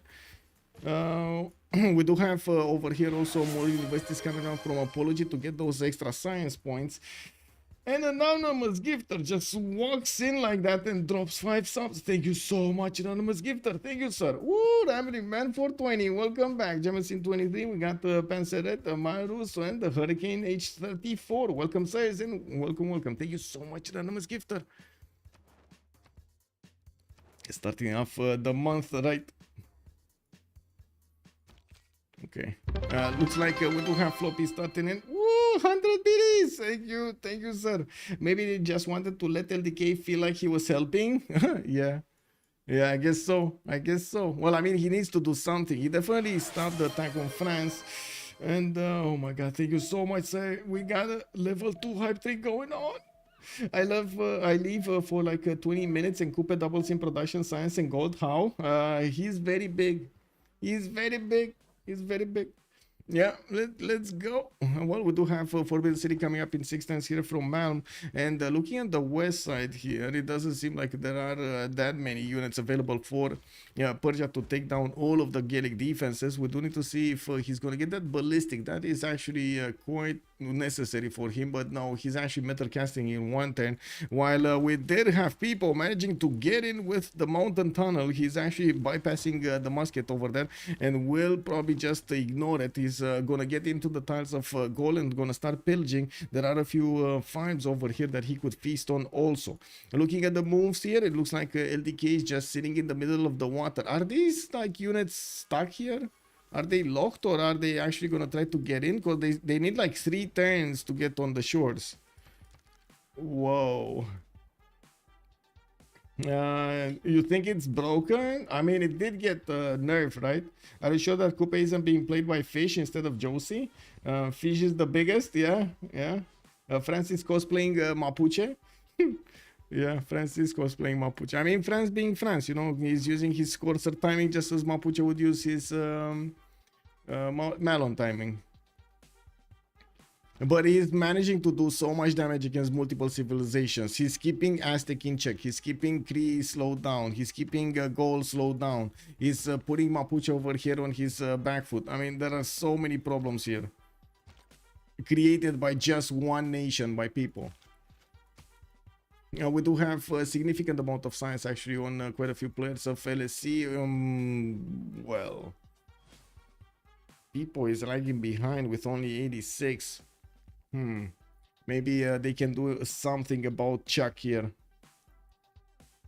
Chuck did manage to get quite a few cities, by the way. If he is left to develop, he's gonna be quite big. 2, 4, 6, 8, 10, 11 cities with Cinguetti to the north. He does need to defend himself from the attack of Persia, and of course we're gonna see those crossbows trying to get in there and do the damage. Doesn't look like he's actually eating the health of these musketmen fast enough.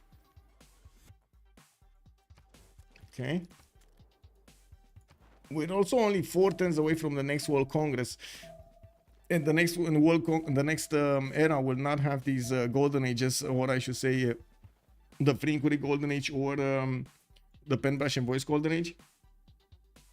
Octavian is already calling it out. The Sharks have it in the bag. Yeah, maybe. Yorkshire Goldbrit already calling out MVP people. Yeah, probably onto the cotton for the bonus. Okay, so we do have Apology getting his field cannons, getting his cuirassiers, and by the looks of it, Aztec is 2 turns, no, 1 turn away from settling that city.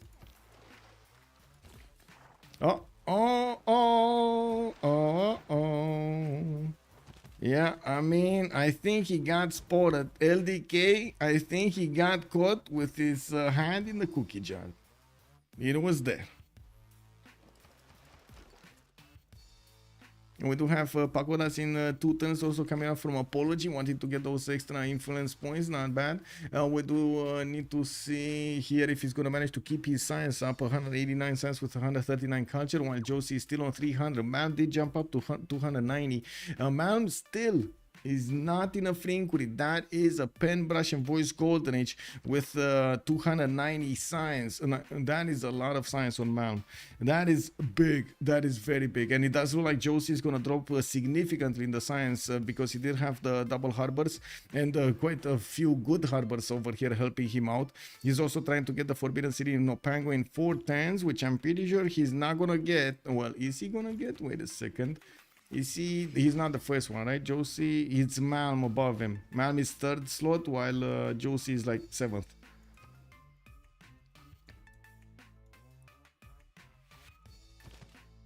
Okay, Cuirassier core available for India with a field cannon also next to it. It should actually double tap that Corsair, right?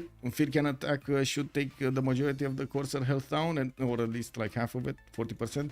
And then the Cuirassier core just finishes the job.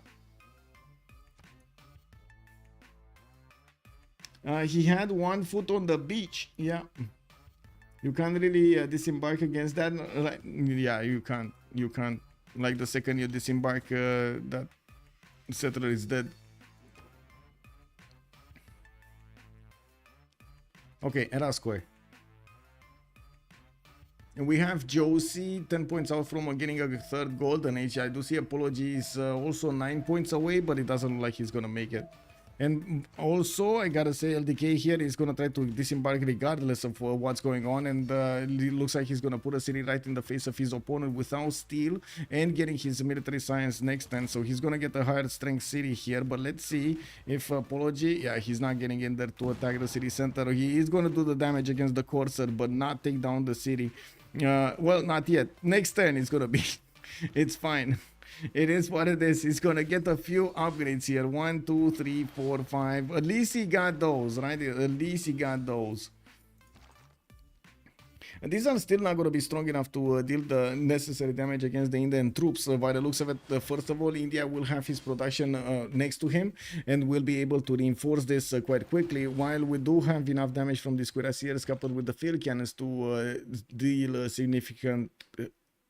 To shave off significant health from these calf cores. We do need to see how many units we will have over here bought by Apology. Only 143 faith attempt. That's not that big.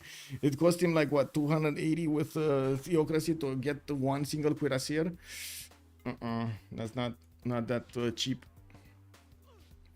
Okay, looks like calves from France do have a bit of a problem against Gaul. Gaul definitely massive muscles here.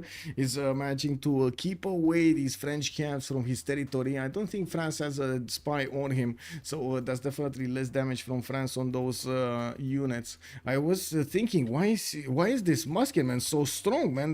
That's an 87 strength unit. 87 strength unit from Gaul. Whoa.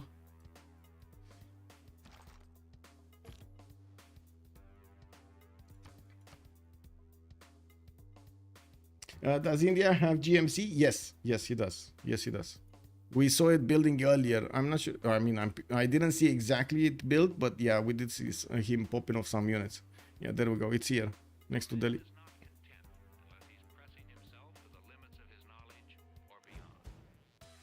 Monkey Wazaro, also good evening, sir. One team has slot 1, 4, 5, and 8, and the other team has 2, 3, 6, and 7. Yes. Also, Aztec giving India a city. I mean, you know, that's a free city. It's all good. It's all fine. And that's going to be taken down here. I do think India definitely needs a lot more of these field cannons. Well, I guess he's going to need more units overall, but the field cannons are quite important. Without the field cannons, he cannot push back the Aztec units. And I think there's going to be quite a rude awakening here in the next part of the game where Malm is going to keep that science and Josie is going to go significantly lower. That might be quite a bit of a change in the mindset of DShark. Well, looks like Apology is just gonna let that city flip. It's flipping in 5 turns anyway. We do have a frigate armada getting onto the shores, and it looks like it can deal significant damage against the cuirassiers of Apology. He's not gonna wanna do anything about that. We do have him needing to put more production in the queues, and he's definitely getting more science in the meantime. Still trying to get bigger. While France is still wrecking ball here. He's forcing his opponents to use as much gold as they produce. While I do notice Floppy Floji cannot push against goal. He tried, not for a lack of trying, he did try, but without field cannons, that's not happening. He did choose to go for something else before the field cannons, and right now he did manage to jump up to 191 science and 67 culture. Well, he's doing quite well compared to Chuck's 133 and 86. Production, though, is not that good. And I gotta say, production capabilities here do look nice on the Last Day Company, but when I see this Josie with 539, it feels like I need to actually take off my hat. We got Royal Value also coming up in 5 turns from Josie. He's getting his Potala Palace in 5. He did manage to get Mahabari Temple earlier, and I'm pretty sure he's gonna have a good timing for civil engineering, so he can actually get the points for from Statue of Liberty. Wait, Forbidden City is gonna finish here, no? Yeah, there we go. He just chopped it. He just chopped it. He didn't want to take the risk. He just chopped it. We do have Alhambra coming up in 3 turns. Looks like the French Corsair did actually come back from Nalanda from the north and is pillaging the capital. Man, cool, we called it. Look at that. Cool, we called it. People, this game be like I came in like a wrecking ball. Yes, yes, sir.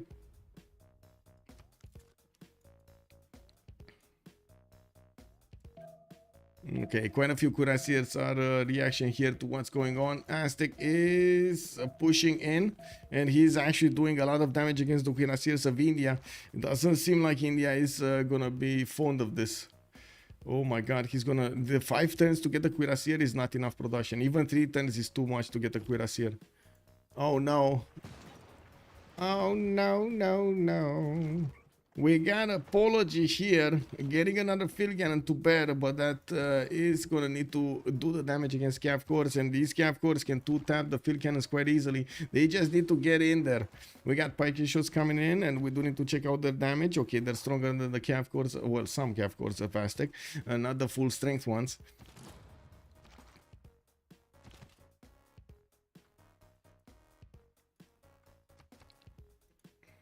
And with only 148 faith a turn, he's not gonna have apology. He's not gonna have that much to buy, that much faith in the bank to buy.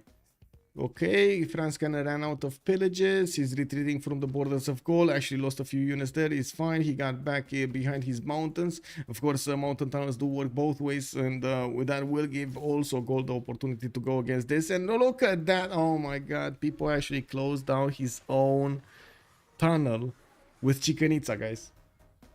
He actually leveled his own tunnel with Chichen Itza. Chichen Itza, wow, Machu Picchu, sorry, Machu Picchu.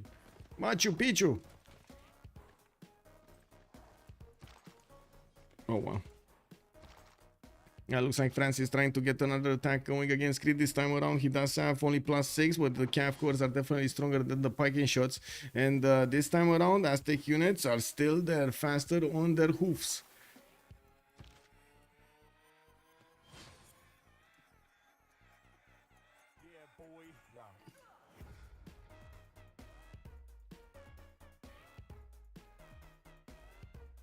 Oh, let me see.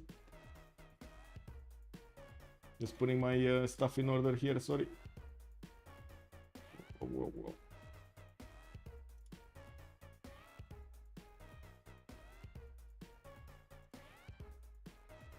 Yeah, this, okay.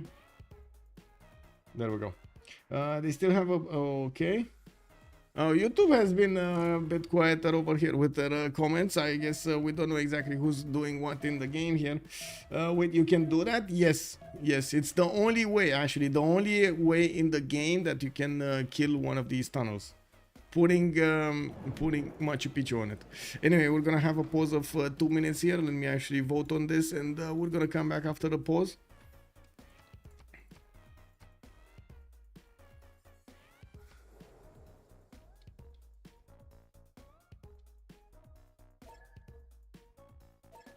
Wake up! Woohoo! Okay, we're 10 how to say 2 minutes, 2 minutes, 2 minutes. Oh my god, if they actually ask for a pause again, I want to go, man. It is what it is. Let me get some more cofefe. I don't know, cofefe.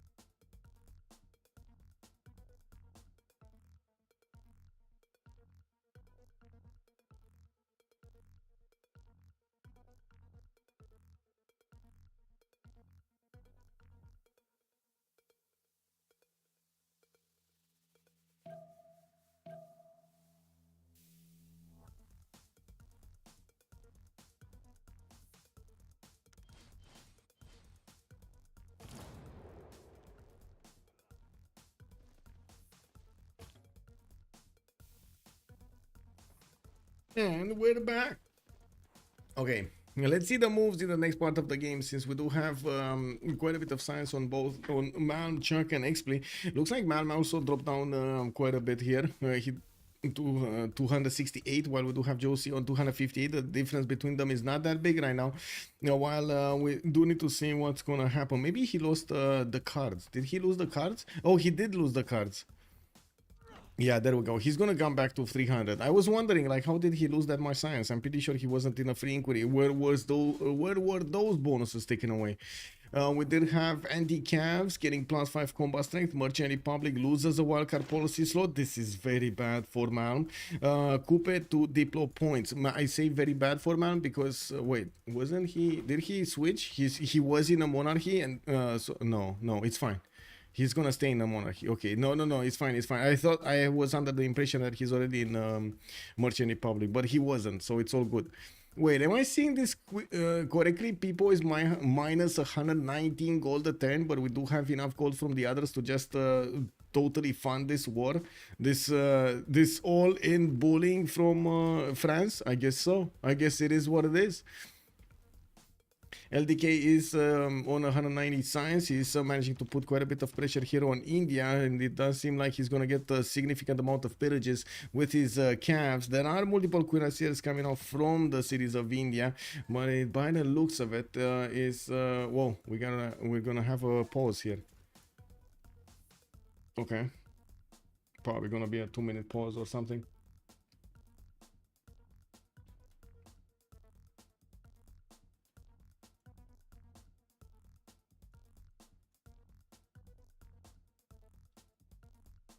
Okay.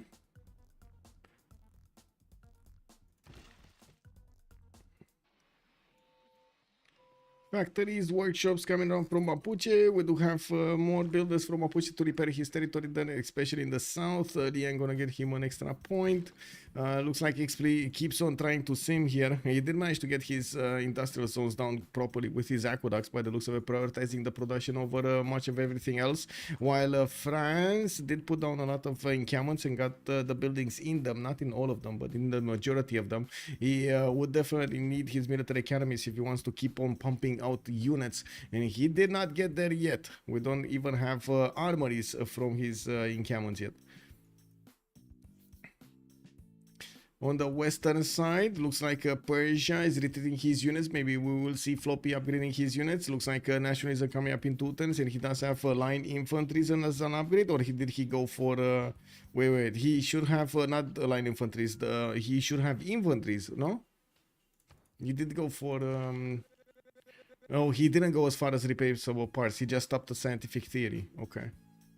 You know, he's going replaceable parts. He's actually gonna go infantry. He's gonna go infantry against Chuck. What is Chuck doing? Where is Chuck going? Shipbuilding? Okay. Well, I mean, that's far away on the top 3. Does he have line infantry? Yes, he does have line infantry. Not infantry, line infantry. They're like 1 tech below.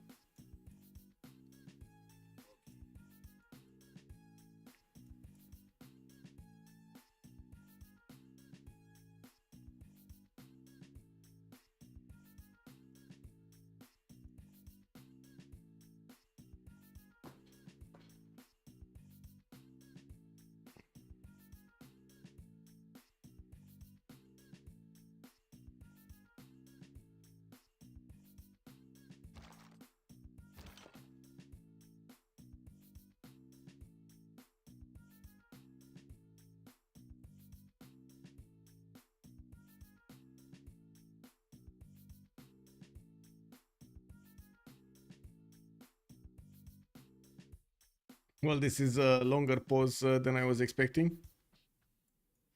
Oh well. I guess it is what it is. Holy Cyprian projects in Tarsus. They're gonna get another religion. I'm actually curious, is that religion gonna go on the other side? Maori did get Zen. They remained sacred places with holy order. Aztec divine inspiration, divine. Okay, and I do see India did finish up with pagodas. That was his 3rd. I'm still very curious how much science is he making from these cities. Okay, that's 4. That's 3, and it looks like we do have quite a few conversions. So wait, 1, 2, 3, 4, 5. Well, at least 5 science that I can see. Are these cities converting also? No. This city is gonna convert, but when it's gonna get the population. Oh, it is already converted, but not 3. Never mind. Looks like the parking shots are definitely strong enough to hold the caps. It's more a matter of numbers here than anything else.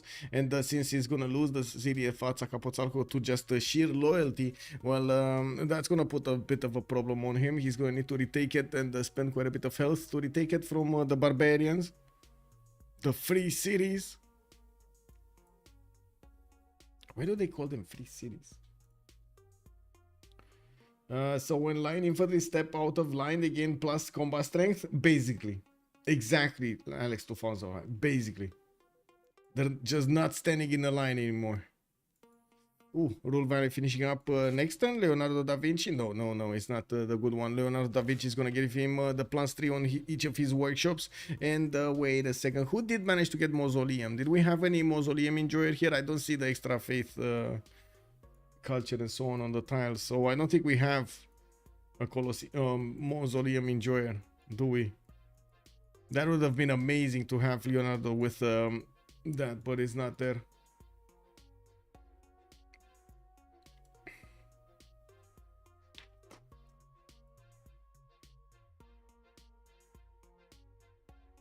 Cross-cultural dialogue seems like a buzz, to be honest. I wouldn't call 5 science enough to outmatch something like pilgrimage or tithe. Yes, that is true. That is true. And we didn't have him. I mean, it's good if you get to convert some of your allies as well as your opponents. He didn't manage to actually send any missionaries to the other side to convert a few cities here and there. That's all he needed to do, convert the Moksha cities, and then everything else converts passively. But the Moksha city, it is also the city that Maori used to get his religion. So probably he wouldn't be that fond of it.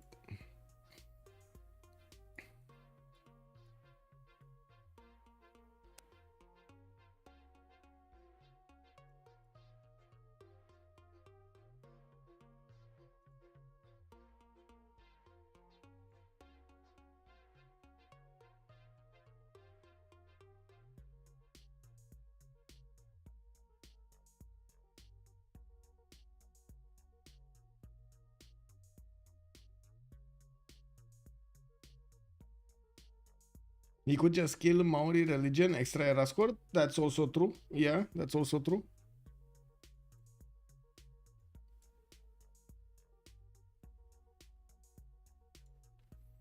Okay, Potala Palace coming up in 3 turns here from Kaya Point. We do have Rule Valley in 3. We also Oxford University in 5. Josie is still on 258 science, while Malm is 323, definitely bigger. And I guess I stand corrected. Kree can definitely, if he does have enough time to defend himself and do everything, he can definitely get very, very big. Filippo also gonna help him build Oxford University. Looks like he's gonna finish Alhambra for an extra military policy slot to use over here. Very, very valuable. Getting retainers plus something is gonna be amazing. Is it retainers? Wait a second. How is that card called, by the way? Oh, I can't see the governments right now. Is it retain? I think it's retainers, no? The one that gives you the extra amenity from having a unit inside of a city center.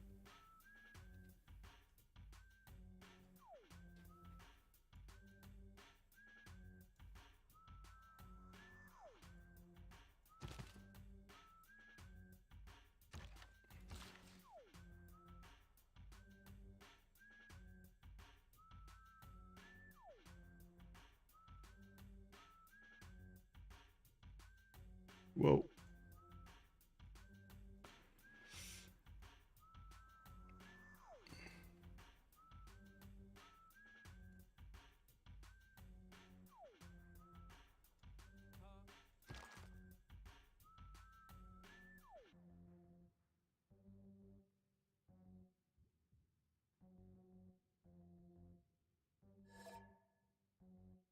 Okay, we got a team plus from the Sharks. We need a team plus from Last Day Company. And they're asking for 2 seconds. They still have an AFK here.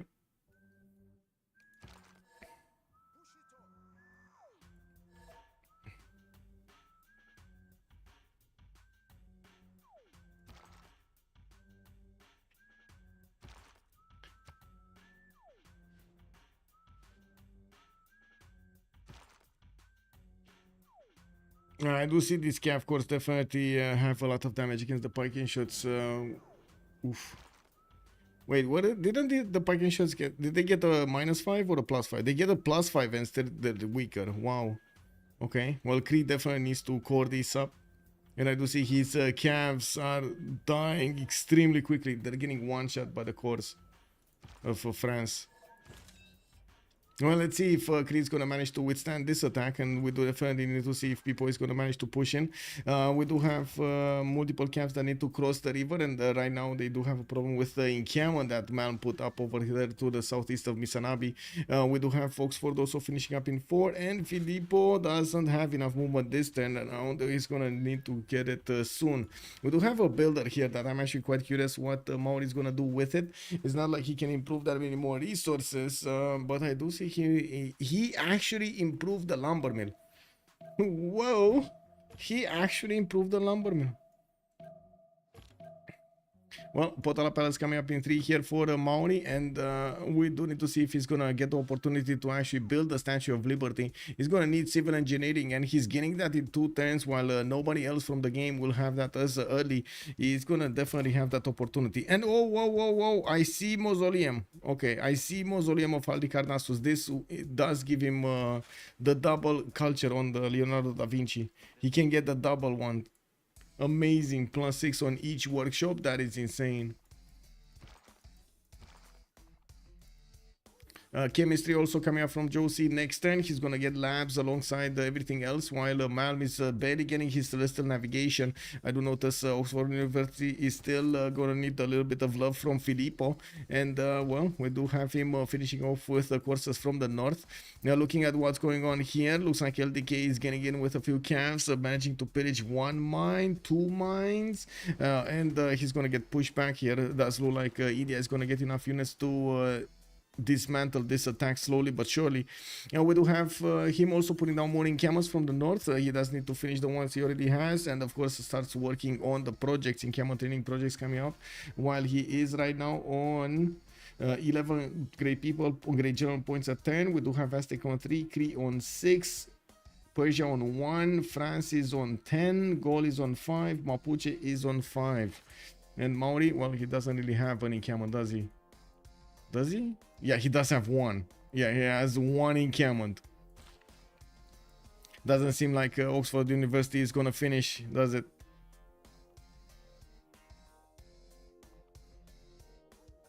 It is what it is. Potala Palace is gonna finish, right? I don't think we've seen him seen it here. And who did manage to get the Diplo? It was Josie that got the Diplo. That's a major advantage here if they do manage to keep this. They're on 7 out of 20. They're gonna get 8 out of 20 with Potala. He does have a significant opportunity to get the Statue of Liberty, probably on that oil tile here, from his capital city that will have Rule Valley production. Well, I say Rule Valley production, but there are really no mines over there to actually give him the extra production points. He only will have like the 20% in the capital, and that's it. How much is it? Is it 20%? I think it is 20, right? It's 15 or 20%. It should have been bigger than that.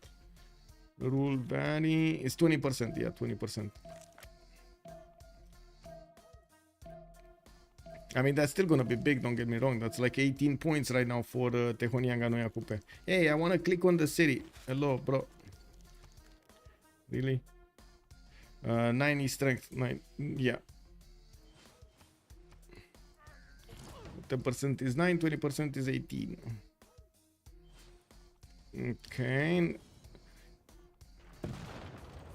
Looks like another 2 calves got taken down. Aztec is running away with the other ones towards the north. Azcapotzalco actually is, or Azcapotzalco is a free city right now, and it looks like it poses a little bit of a problem for LDK. While he's gonna need to get that back, he's gonna need to spend quite a bit of time to get it back. That city is 62 defense, and not even the cannibal can actually do enough damage against it.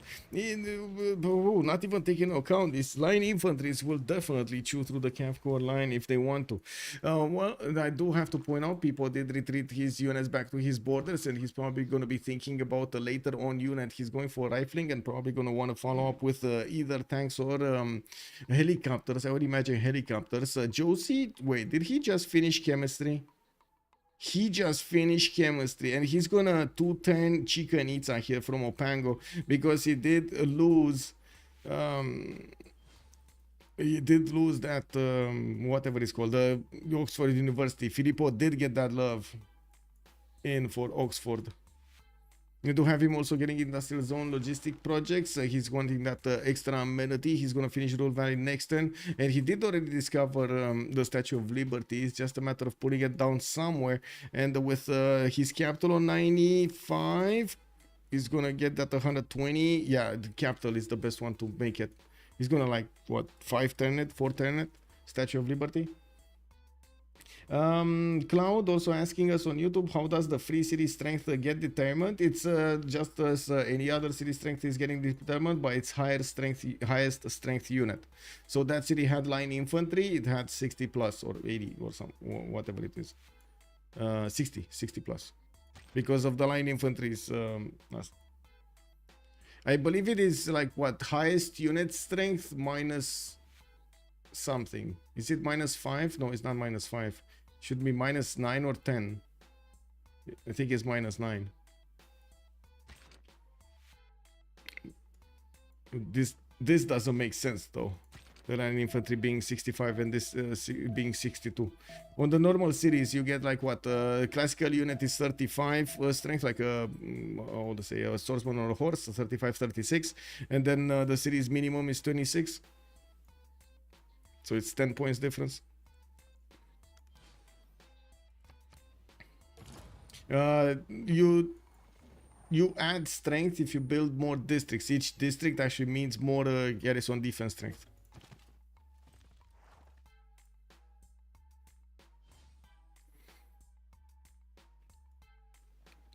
Okay, we do have bombard cores also starting to appear here. Looks like we got a few quadrims in the water. It doesn't really have anywhere to go with them. I guess Puen Mapu might be a target here from that one tile fish tile. He would need an armada and quick attack if he actually wants to punch through. While from the north, looks like LDK's calves are just gonna run around like broken ducks, but they won't actually get into the cities anymore to pillage, or maybe 1 or 2 tiles, and then they're gonna be taken care of. Looks like the attack on France retreating. No more problems dealt by him against his neighbors. That is unfortunate. Kree over here is gonna keep on getting his stats. And I gotta say, a man did jump up to 386 science. While he's going through the top 3 very quickly, he's gonna catch up here on Josie. Josie is also getting his research labs. That's a lot more science that's gonna come out. Also, Chicken Itza is gonna give him a higher culture in a lot of his cities. Actually, wait, we do have how many tiles does he have? Like 1, 2, 3, 4, 5, 6, 7, 8, 9, 10, 11, 12, 13, 14, 15, 16 tiles, 16 more production, 16 more culture that will be acquired next turn just with Chicken Itza, and without taking into account the other multipliers, the bonuses from the happiness, the bonuses from I would say the city centers and so on, the governor bonuses and so on. And the free city units are just whatever is the highest discovered unit. Yes. No, wait. It's not discovered, it's built. It's not discovered, it's built. It's what do they have actually? Because it could be they discovered the Musketeman, but they never actually upgraded into Musketeman. They just stayed at Swordsman, and it will keep it on 26, or well, around 26. This flood made more damage to India than Aztec did. Lol. Where was it? The flood in what? Oh, this one in Trivandrum. Yeah, true. pillaged 3 tiles instead of 2. Well, Aztec just took out Cuirassier, and it looks like he's going for that encampment. We can see the city is let's see if it actually goes up 2 points. It should go up 2 points. Yeah, there we go. You see, you got one more district. Boom, another 2 points. Well, I guess Aztec got himself into a tile that he cannot pillage, and into a position that he can die. Well, unfortunate. Azcapotzalco still a free city. These line infantries are gonna push the Indian units, and it looks like they might actually take down a field cannon here. Lol. Okay, France keeps going towards his units. Does look like France will not get pushed there. His caps are 100 strength, not a problem. Persia is gonna need to push back goal from the north again, and I do see he's getting more of these line infantries hard building them, moving to the east side. He didn't actually rush replaceable parts, but he's gonna get them next time, and I guess we're going to need to see if he's gonna have enough infantry to do the damage against goal. Infantries are actually very strong, very strong. They don't have the maneuverability of tanks, but they are extremely strong. I think the first one that we saw having basically like a fetish for infantries was Colento, if I'm not mistaken. Colento was the one that got all of this discovered. Is this going to end in some kind of domination CC? We might see it, yeah. He could just kill the Maori region and this flood. Okay, we got all of this answered here.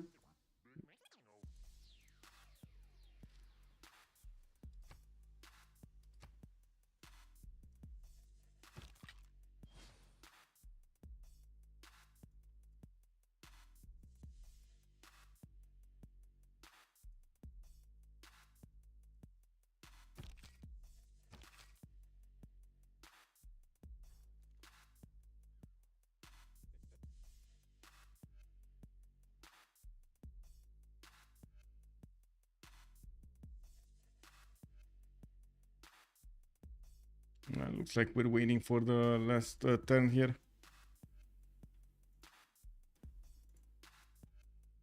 Where am I getting? Oh, I see.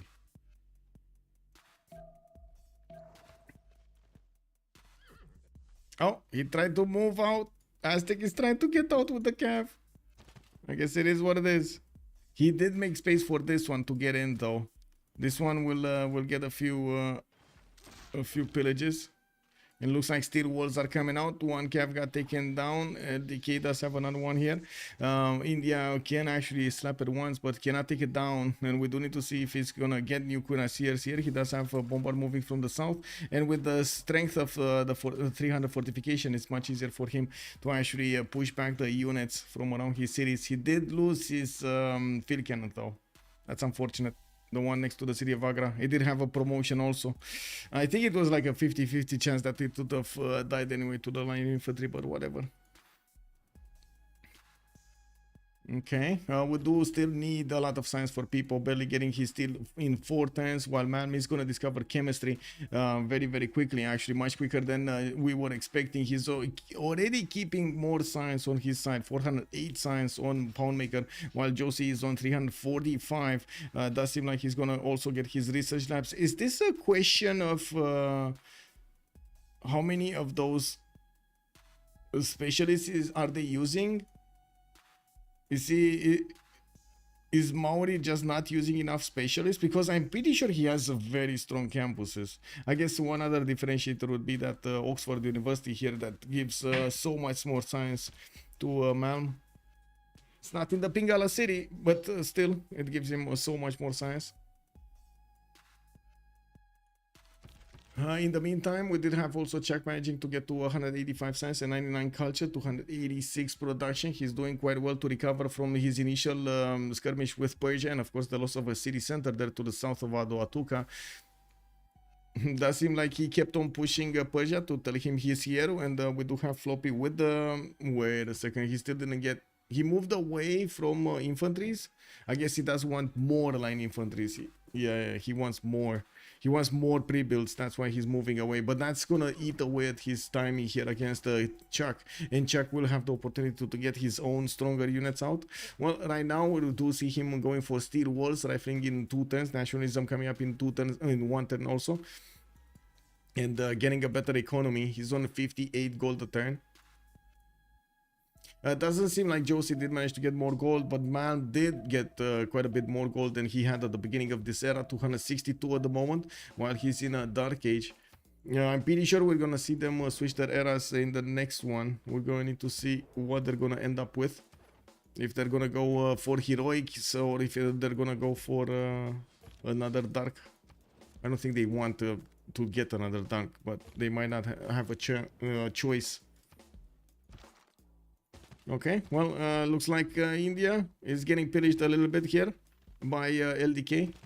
And we do have Apology struggling to actually get LDK's units away from his borders, while I do notice Cuirassier Corps are getting deployed to the south. Looks like Apology is getting ready to push Mapuche. Mapuche here, let's actually see his readiness. He has the units on the west side, doesn't actually have an army to the southwest. And this would be very problematic if we're going to see tanks from Apology starting to get to D-Day the lands of Mapuche.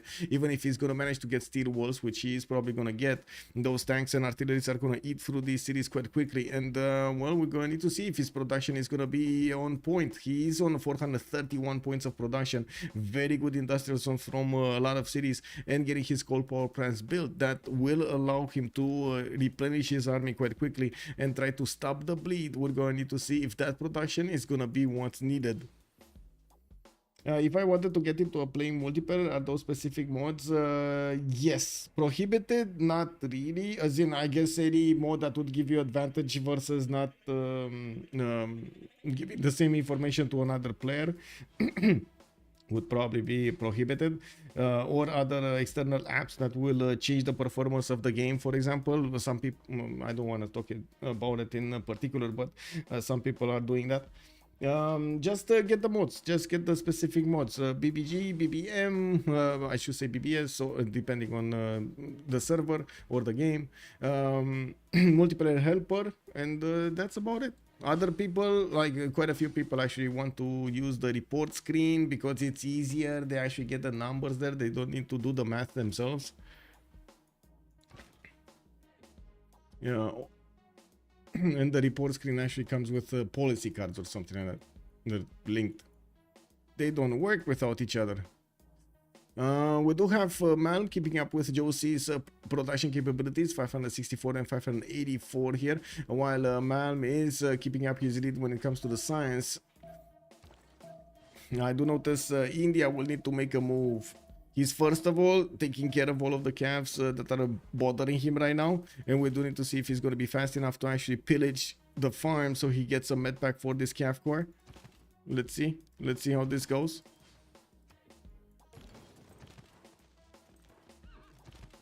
Oh, well, he moved it out, but he can still do it. Yeah, there we go. He can still do it. There we go. Okay, 2 units down. No pillage here from LDK. I would say Apology did successfully defend against his opponent. Okay, where is Floppy? Floppy is still getting those infantries. Another wave of infantries. Oh my god. Okay, another wave. Well, I'm pretty sure at some point Chuck is going to figure it out, right? He's going to see the 9 infantries in his territory. In his opponent's territory, I mean. And he's going to figure it out. He's going to go for infantries. France finally getting another city to the south, and I would imagine he's just gonna get more of these Knights Cuirassiers to try to get to tanks, try to get to his I mean, Pike and Shot Corps do look angry and sweaty against these French units. Looks like with a triple possible attack on that rainforest, he is People is gonna move his units. You know what I suggested at the beginning, to leave the rainforest there and leave a tile on the rainforest and just have ranged units here. Banana and the 2 mines have like 3 ranged units. Whenever a unit to the come, you know, just casually moved on the rainforest tile, pew, pew, pew, pew, pew, you take it down, no? Yeah, you get those free experience points.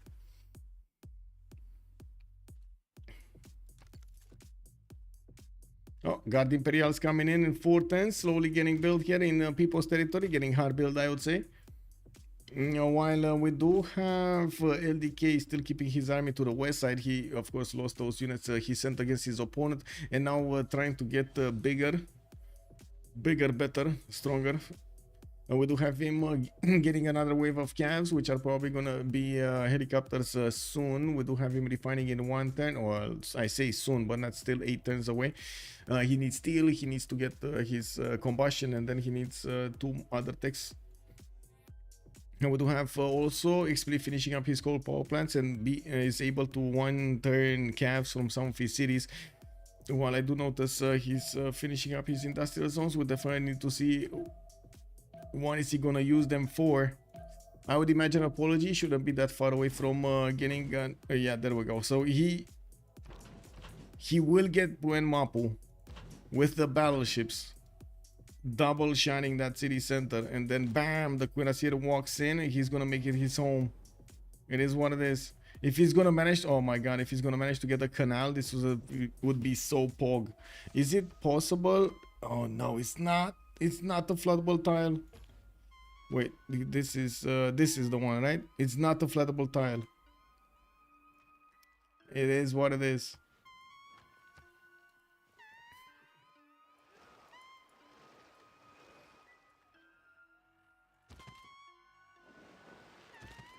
Okay, moving in, slow but sure. These battleships do have 3 range, and they're gonna do the damage there from afar, while we do have India still with quite a bit of military next to Madurai. Looks like he's slowly moving into the southwest, not really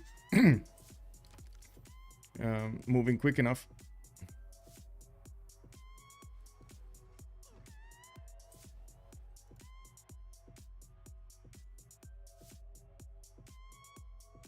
Do want to double check something.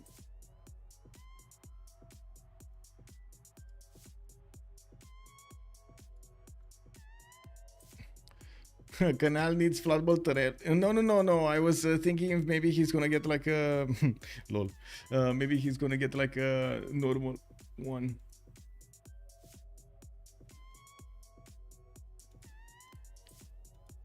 Lol. Okay, I'm actually thinking of turning up my highs a little bit. Tell me if you hear me better right now, or no, more naturally, I would say. Luke Yang also, hello there, sir. How are you doing? How are you doing? Welcome. Okay, there are a few scatter camps here from LDK. He did manage to get a decent fleet to defend himself from a possible attack from India. Looking at his builds, he's getting more spies, he's getting more camps, he's getting more encampment training projects, while next to him keeps on getting his advantages. Oh my god, look at the French spies are actually killing off all of his industrial zones. Look at that. One got taken down, a second one got taken down, a third one is probably going to be taken down, and these guys are level 2s, level 1s, so they're sabotaging everything they can get in. Michael prefers climate or human canal engineering. I mean, one requires work, the other one is just happens. You know, just saying, you don't need to spend any energy for it, it just happens. Versus my spies dying every game. Yeah, I know how that is. I mean, you know, it is what it is. He did get intelligence agency. That's one step forward, right? You do get a bigger chance of finishing up the missions with intelligence agency rather than not. Than without, I mean. Anyway, let's actually see how this is going to be played out. Looks like steel walls got activated here for Mapuche. It's still not going to hold back these battleships, though. That's only a 60 strength defense strength city. It's still going to do quite a bit of damage against it, but slowly, not as fast as you would like to.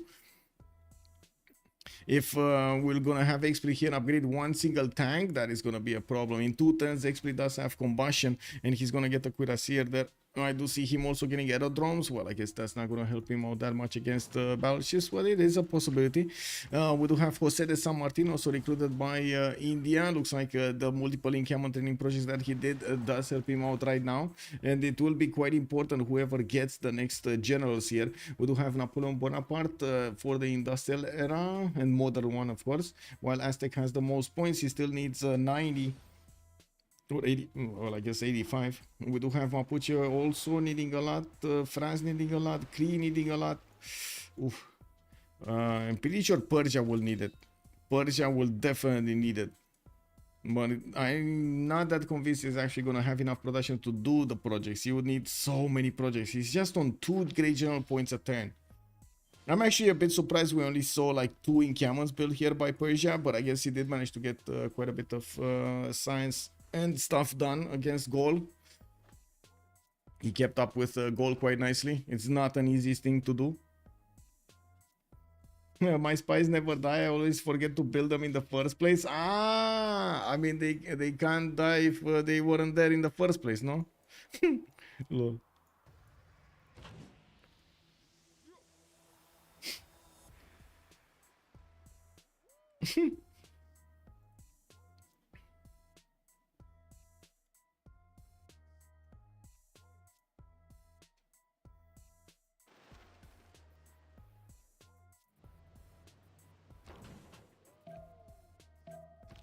Well, the Galley needs to GTFO and Apology needs to kill that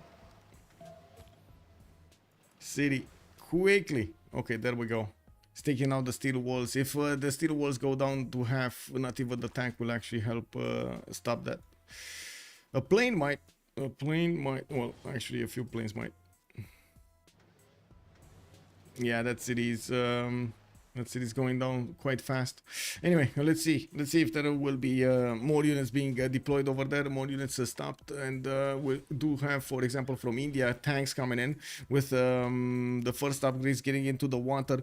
We do have him also getting some artilleries to have a better handle on the damage against Mapuche here, while I do see Aztec upgrading a single battleship in the lake of Ixtapaluca. That's also the lake connecting Pui and Mapu. Not enough damage though, and that is not a level 5 or level 4 battleship armada to deal the damage from afar. It will stop units from moving here, but it won't stop these battleships. It can't reach them.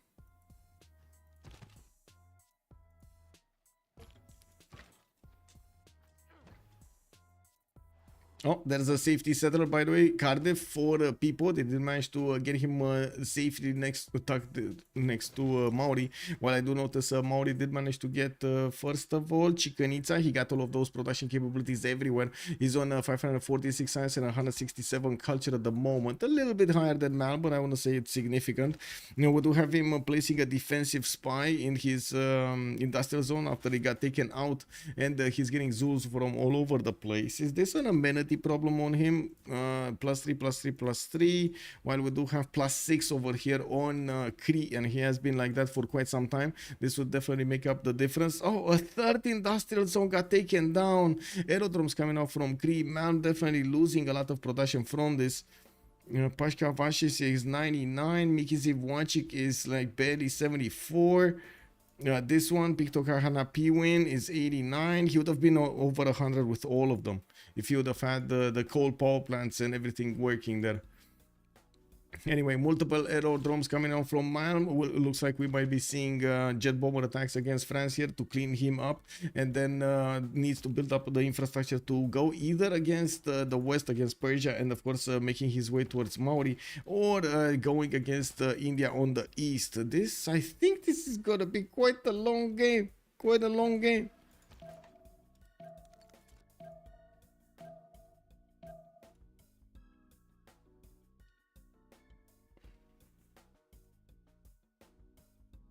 You use the same strategy, Beasley? Noise.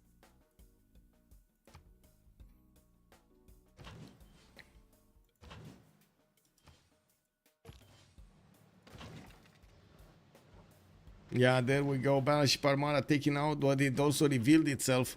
Now, I'm pretty sure Apology is going to be wary of putting units over there in the north. Oh no, he just put another one. I mean, it's just the first one died, bro. You know? Oh, tanks going towards the southern cities. They're gonna find it very hard to actually go against the city centers themselves, but they can definitely pillage the mines and disturb Explis peace.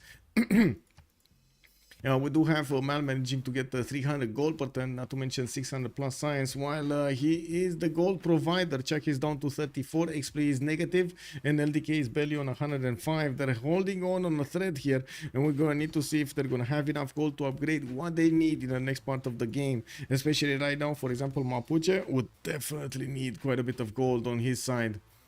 On the other side, the Sharks are making the majority of the gold with Josie, and looking at the numbers and adding them up, it actually looks like a lot worse than we do see on Last Day Company right now. I guess their pushes are coming, but it's looking a lot worse. Well, these are significantly stronger line infantries. 100, what was that, 20 more strength? Whoa. 24 more strength on these line infantry corps versus gold. Wait, where is he going? Where is he going? Anyway, it is what it is.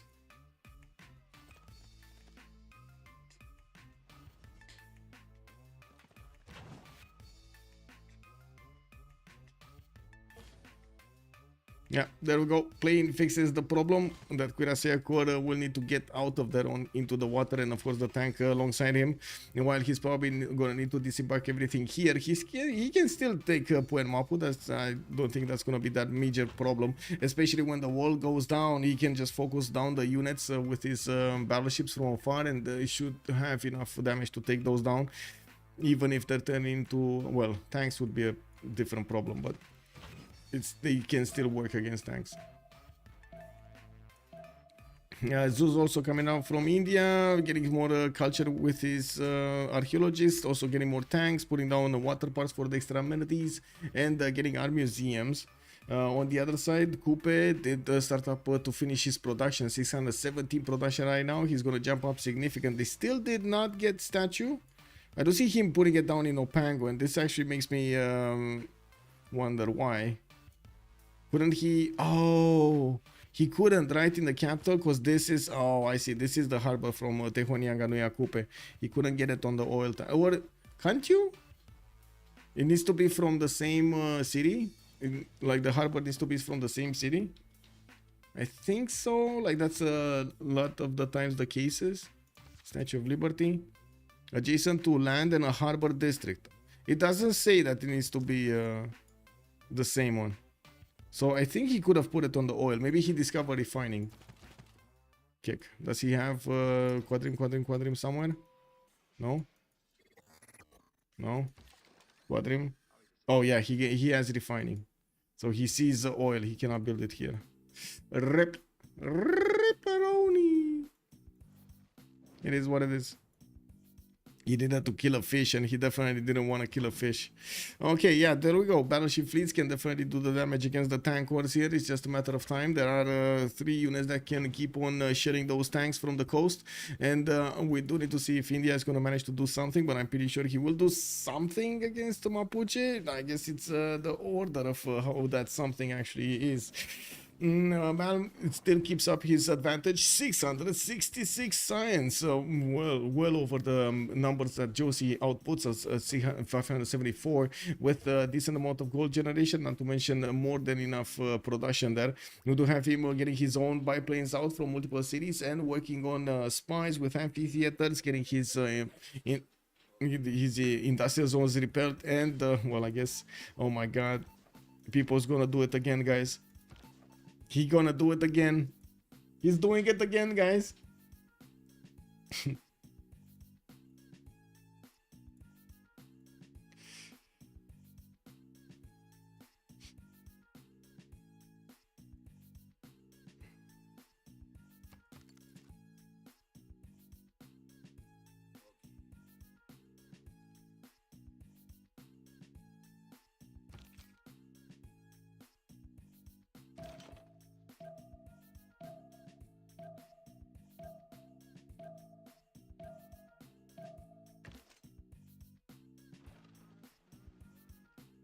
Well, 80 crews on the defense from Malm. We're going to need to see what people's going to do now that he did manage to get a few guard imperials that can only defend him. I guess this is a defensive posture. He did manage to, well, get into the city of Hansa and pillage it as much as he could, while Mapuche did upgrade the tanks here to defend himself to the southwest. Looks like the tanks of India did walk in, roll in the Napiramapu, and they're going to start pillaging. We don't have enough range from these battleships to actually do the damage against Iran Piramapu, but there is a artillery core there that will slowly take it down. Looks like the biplane is gonna eat away at that artillery core with the steel wall attack. I guess we're gonna need to see what's gonna happen. Would have definitely loved if he would have had these battleships to do the damage there. Not working though. We do have more production capabilities here on Apology. He's connecting his cities with his military engineers. And I do notice more Persian missionaries. Oh my god, wait a second. Persia that's the second religion, right? Persia got another religion, then got a second religion. What's this? Work ethic. They're getting work ethic for India. So he already has Zen meditation, he's gonna have work ethic, and he has choral music. Okay, so the only one he's missing is feed the world. I mean, it's fine. It is what it is. That's gonna make Apology here quite stronger. 332 science with 192 culture. He's on 400 production a turn with 163, but the gold is becoming a problem. We only have like around 270 gold extra for them, or a little bit less than 260 and 270 gold. While on the other side we do have 300 plus, 360, 70 actually.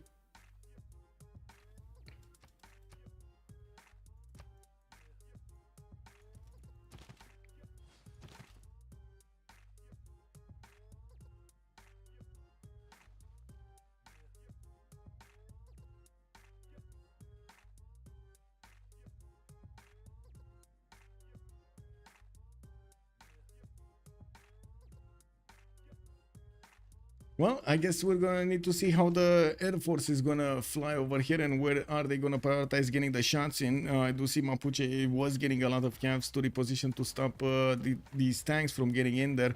While looks like oh my god, Mapuche moved the biplane. Uh-oh, there's a tank army here that will get in. Oh, he just gave up on the city. Never mind. He just gave up on the city. I guess it's fine.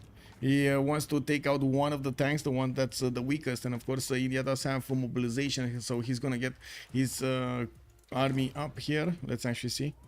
No? What was that? Was that a military? Was that that was the general Jose de San Martin? Okay. Well, that tank got taken down.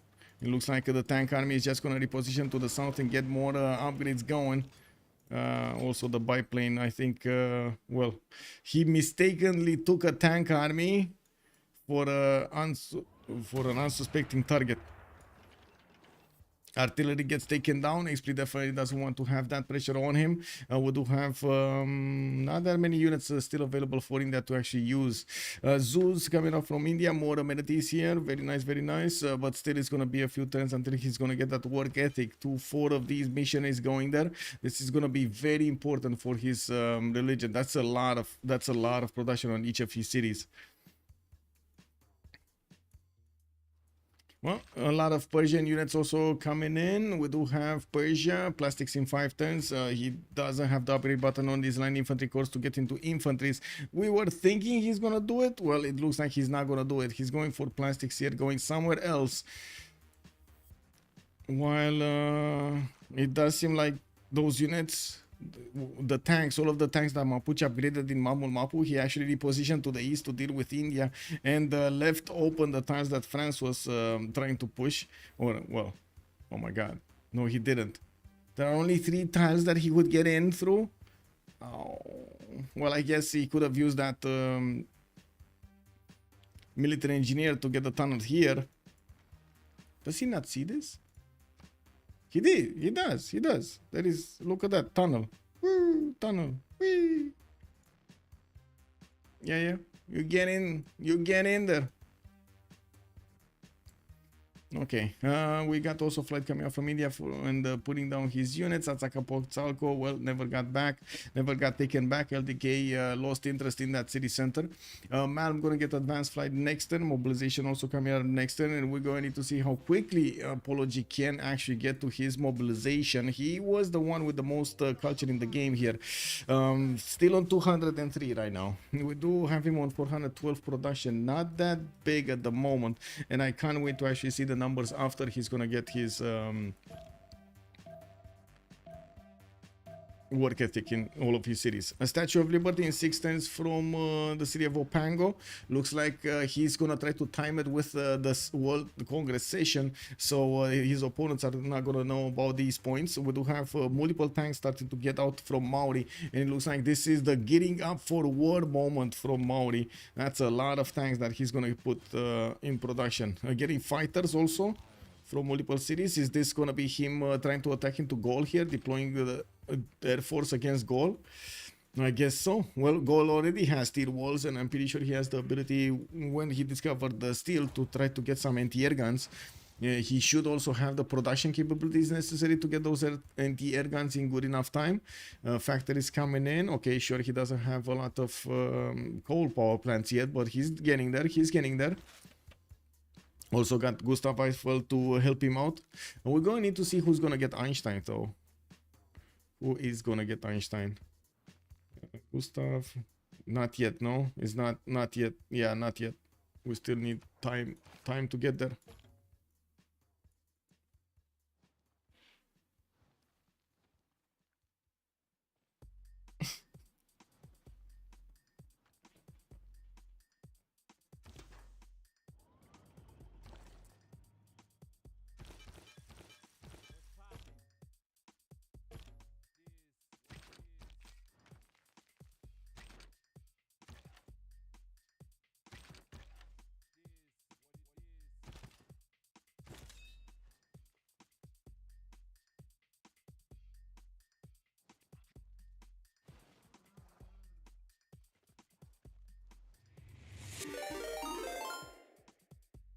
Hey, hello, Queen. Thank you so much for the raid and welcome everybody. We're watching a game from the CivFR Squadrons. That's the Francophone community multiplayer server for Civilization 6, and right now we are in the semi-finals. They are playing a best of 3 series. This is the first game out of that series, and as you can see on the screen on the top right, you're gonna have Last Day Company on the left team with the 4 leaders here, Montezuma with Lotaro with Poundmaker and Ambiorix, while on the right side we do have the Sharks with Coupe, with people playing Catherine de Medici, Floppy on Nader Shah, and then Apology on Gandhi. Yeah, Pablo Mania, hello there, sir, and welcome indeed. We're gonna rate. Hi, welcome everybody. Good evening, sirs. Well, it doesn't look like Aztec is going to get that much of a defense here, but he's going for the second wave of pillages. I would imagine we're going to see a lot of helicopters soon. Let's actually see what is he. Synthetic materials in 5 turns. Okay, 4 to 5 turns here soon, and it looks like the attack from Apology going against India. Well, it might only result into a single city takeover here on the city of Puenmapu. Oh no, he's not. Apology, you need to click buttons. You need to really click a lot of buttons quickly here to take down that city. That city has a tank inside, and as you can see, it's significantly stronger. Has a lot more defense versus the battleship fleets right now. Well, I guess India will need some tank cores here after all.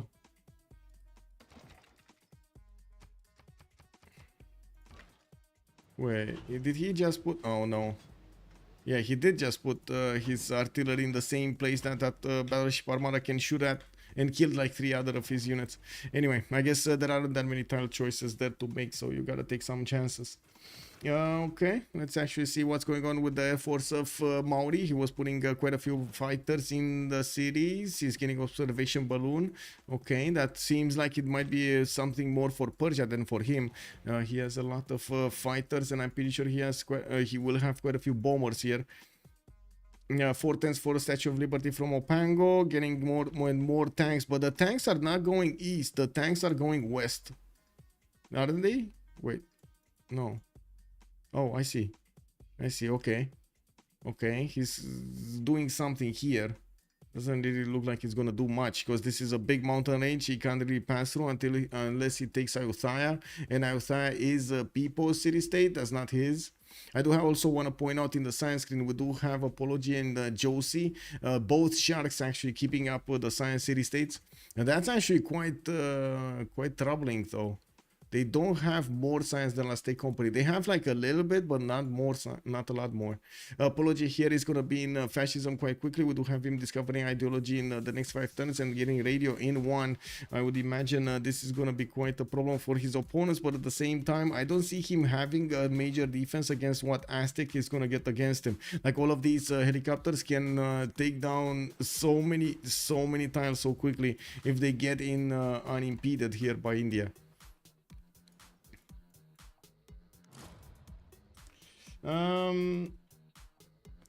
Yes, have a good evening, sir. See ya. Bye bye. Okay.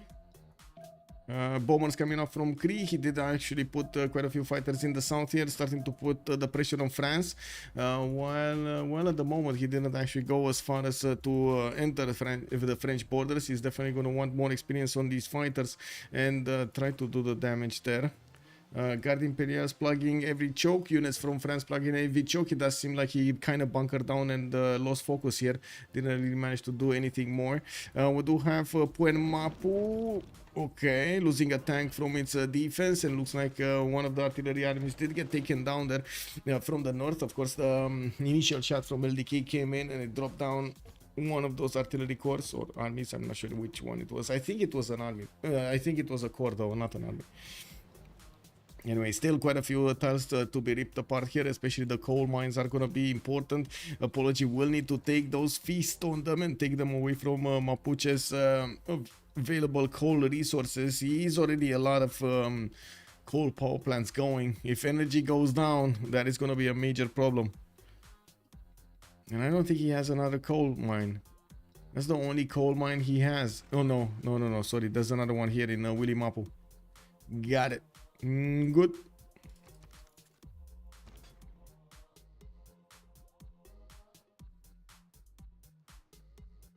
Okay, all power plants coming in. Aerodromes from Mysore. Okay, we got lighthouses. Apology definitely wants more economy. Is 57 gold at 10. Well, Floppy did jump up to 143. He kept on building up his line infantry corps, and I do see he's now getting his armor is going. There are quite a few tanks getting upgraded here, but from Chuck, but I'm pretty sure he's not gonna have enough strength to go against the Persian line infantries and take them down. We're only a few turns away from the next era, and since a lot of them were in a dark age this time around, or a normal age, I would imagine we're gonna see a lot of heroic agers in the next one. Let's actually see. LDK is 5 points off from a golden and from a heroic. XP is 3 points off from a heroic. We got Malm getting a heroic. We do have Chuck. Well, I guess he might stay in a normal age or he might go at golden age. We got Josie also getting his golden age. Unfortunately, no heroic. He couldn't manage to get the dark age. People going dark age again. Floppy going dark age again. Apology is gonna get his golden age. So 2 golden ages versus possibly 3 heroics with a golden ager in the fourth session, in the 4th era. Wait, should I call it the 4th or the 5th? Because I never take the ancient era into account. Because it doesn't have a bonus. It doesn't really have a bonus, right? There's like no golden age, dark age, nothing bonus over there. It's a nothing burger. Oh man, poor map over here. It looks like it's unbeatable. These battleship fleets do need to spend a bit too much strength to attack into that city center. And that's the problem when you get the tank strength and try to take those cities down with battleships. You can get the damage before. I think he got distracted. I think Apology here got distracted with the attack on Nina Piremapu. If he would have kept on doing the damage against this one, the city would have been dead. Anyway, that's just my 2 cents. It is what it is. He just had to make choices, so he made them.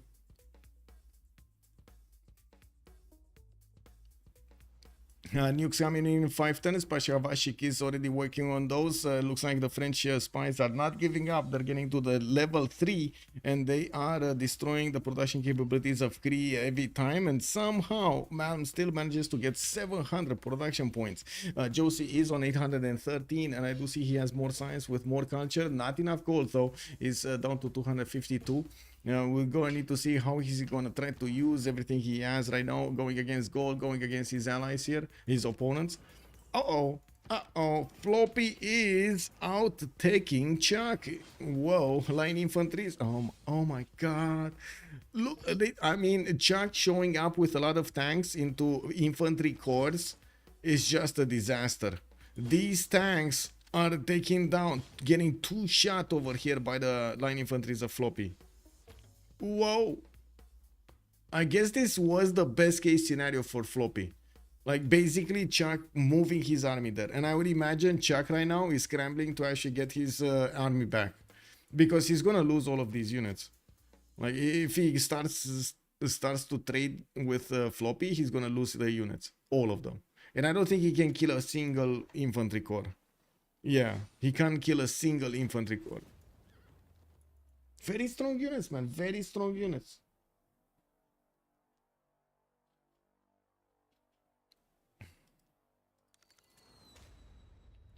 Okay. We got Aztec here. Still trying to help defend against the Indian attack. I can't believe this city actually stood tall for so long in the game. But I gotta give it to XP here for doing the correct moves against India.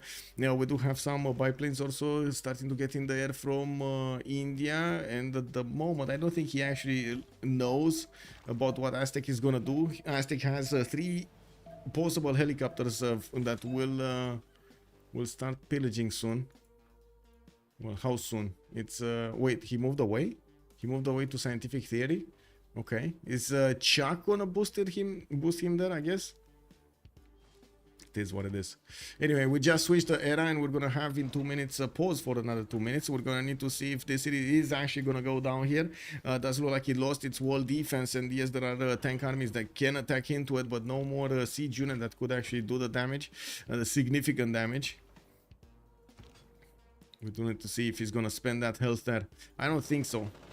I find it extremely doubtful he's gonna spend the health of the tanks to get the city center.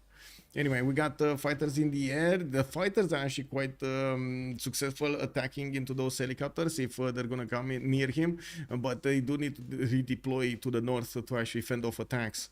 Okay, well, let's see. Era score, LDK, Heroic Age, 2 arms, Heartbeat of Steam, Reform the Coinage.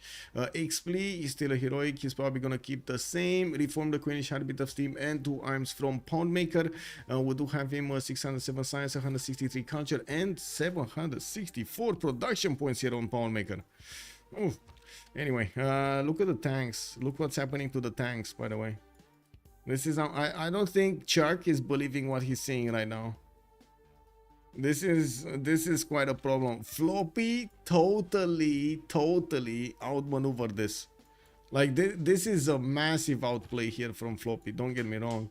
The infantry choice against tanks when he predicted that goal is gonna come against him at tanks. Whoa, nice, just nice. Do we have extra deploy? No, but there's a spy here that's not doing anything. It's a waiting assignment. Oh, there's another one here that's doing the listening post. I see. That's only for the missions. He's probably trying to get this. It is a level 2. It will be a level 2. It will get its promotion. Oh my god, beautiful level 2 from Floppy. Can he kill the tank? Why is he not killing the tanks? Oh, he already moved with only this one. Okay. Interesting.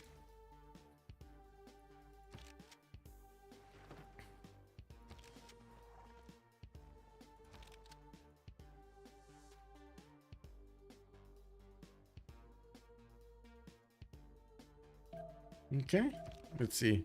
Any final attack here against that city center? We might actually see the tanks. There we go. They're attacking it, taking it down, and keeping it by the looks of it. This is a problem because, well, Mapuche does have a few boats in there. Okay, Liege. I would say gold. Nobody has enough gold. You gold. You. I go B. There we go. Okay, so 2 minutes. We got 2 minutes for a pause, and we're gonna come back.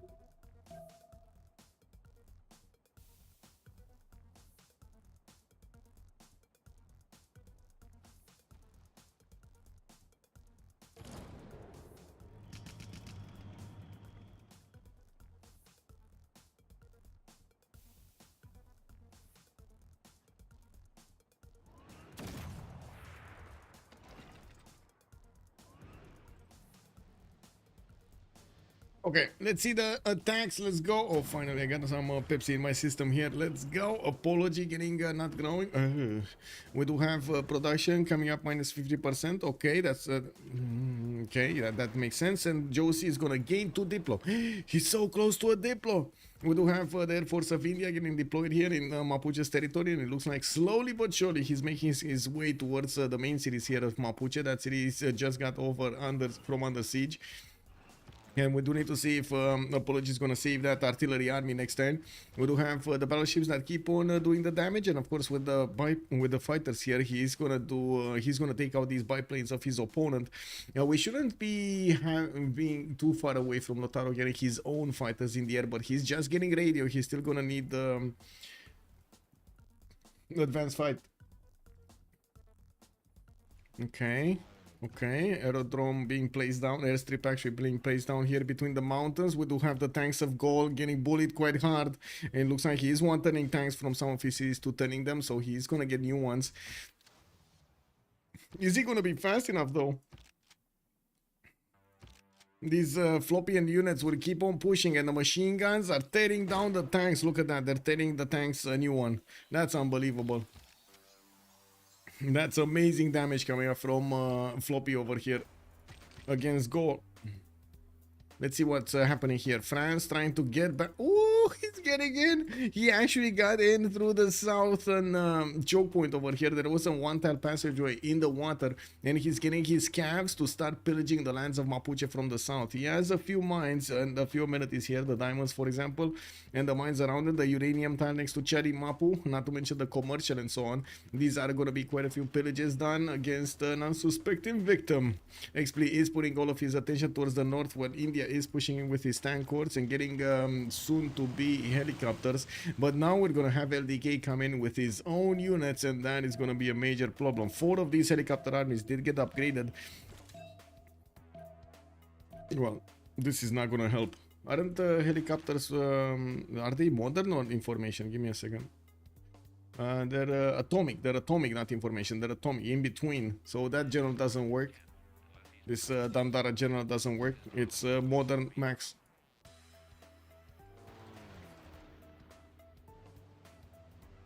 Okay, I think artillery went down. Both. So biplane went down, artillery went down. No more movement here from the fighters. Mapuche is pillaging his own former lands here from Puen Mapu. That city is gonna rebel in 2 turns anyway, and I don't really see India managing to push significantly before these 2 turns are finished. We're gonna need to see what is he gonna do next. Actually, you know what he could do? He might actually take this style. Wait, can he take this style? I think he can, right? This is a tank war with a tank army. No, he would need one. Oh my god, he would need another tank army, and he doesn't have one. Ready to go against that one tank. Anyway, camps of people are getting to disembark from the south of the tundra of Mapuche. They're gonna get into his style soon. We do need to see what Kree is gonna do with his infrastructure. From what I do notice, he's not putting that many defensive structures here on the west side to try to help out the goal, keep Persia in check, while we do have Maori deploying more units, and I do notice Gol is reacting with his own anti-air guns, so he can fend off attacks from the bombers and the fighters of his opponent. Josie is getting his broadcast centers up, a few infantries here and there, and I do notice he's sending more missionaries to his ally here. We did have the missionaries of Persia managing to start to get to convert the Indian cities, with at least they just need one single follower in there, and he's gonna get work ethic. So yeah, there we go. Apology, I think he just got work ethic in multiple cities. He's 512 production right now. It's pretty good production, but to be honest, so does LSC have pretty good production. I wouldn't really say 516 plus 160 is incredible right now. It's good, but not incredible. We do have Josie still managing to keep the lead when it comes to the science, the culture, and the production over Malm. But I didn't see nukes. We did see Statue of Liberty finish though. Yeah, there we go. It's in Opango. That actually puts Josie very close to getting the culture victory. 14 out of 20 points. And looking at the score screen tab here, it looks like the moment Last Day Company does have the advantage when it comes to the Diplo favor points. There is also 100 Diplo favor to be acquired here from Puen Mapu if Expli does liberate, sorry, not Expli, Aztec does liberate that city center, and it looks like he's preparing to do it with a tank here in the water. I'm pretty sure there should be enough damage dealt to that city center. Wait, it's flipping? It's flipping. That city's flipping. Low oil on Expli, by the way. Low oil on Expli.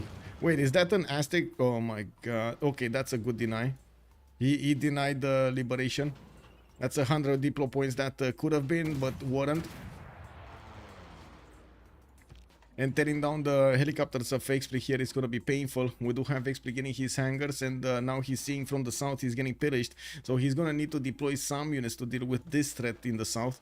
While he's upgrading his helicopters, he's spending quite a bit of gold that they don't benefit a lot of. Oh no, they do. They do have Malm on 600 gold a turn, while Josie is only on 400 of his own.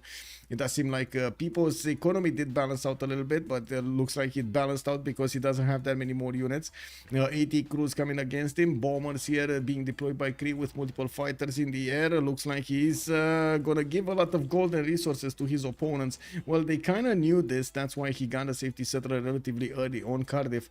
So he stays alive and keeps on that military alliance between them. Nukes were built. Yeah, nukes coming in from the lands of Kree, and of course I'm pretty sure France is aware of the nukes coming in. 6 tens for the first nuclear device. The spaceport also getting built in Picto Kahana Piwin, while we do have multiple spies coming out from Maori. He's also trying to get his spaceports done, and I do notice he's discovered jet bombers, so he's gonna have a significantly strong unit to go against Gol here and start to take down cities, while of course Gol is being torn apart by Persia from the north. But when the nukes come in, that is going to be a different dynamic. clumped up units won't work anymore, it's gonna be quite a problem to actually send an army to somebody and get all of the bonuses on them to get, not to mention fend off nukes, try to get away from nukes.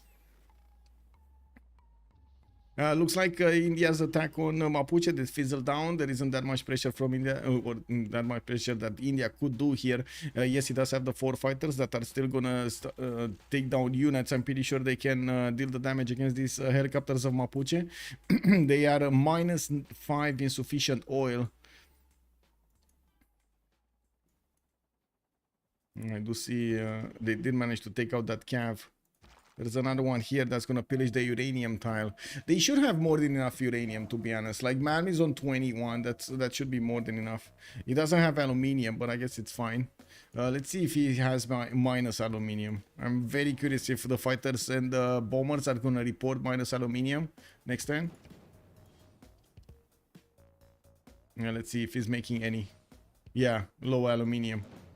He's on how much? How much penalty does he have? -7.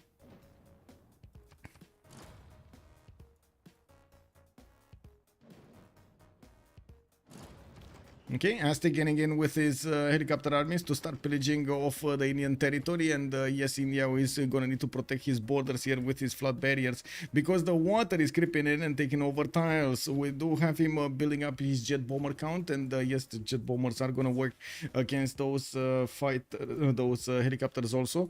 Jet bombers deployed, 3 of them, to attack into the Gallic defenses, and he's slowly working on Bagakum while he is well, going through directly that anti-air gun. Doesn't seem like at the moment Chuck will have enough science to fend this off. He's getting composites and mobilization in 2, while I do see helicopters coming out from multiple Maori cities. He's gonna start arming them up and making them take over cities quicker here. With the fighters, Maori will deal the damage against the tanks of his opponent of Chuck, and by the looks of it, they don't take as much as you would think from the anti-air gun defense.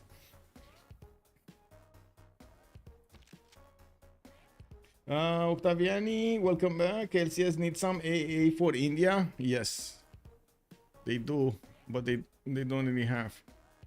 You mean against India? You mean against India? Well, there are anti-air guns here on Aztec, and the Aztec is protected whenever he's gonna have the coastal cities, while Mapuche is kind of far away for India to be effective against him. Wait, jet bombers should be able to attack in Apiremapu though from afar. Okay, we got the calves of people getting in. They did manage to pillage the uranium tile, and it looks like he's trying to get out of there. GTFO to the right side. Exit stage right. How many jet bombers do we have? So 2 fighters, 1, 2 jet bombers. That's it. 3 jet bombers. And I do notice helicopters armies are gonna show up from India, so it looks like they're gonna push back the Aztec helicopters from his border relatively easily here. Apologies going for his combined arms in 2 turns, while I do notice we do have also Josie discovering nuclear fusion next turn. He does have very good productive cities, and still his air force is being prioritized at the moment. Wow, these are some amazing tiles that he cannot use ever. Oh my god, he cannot use ever that tile.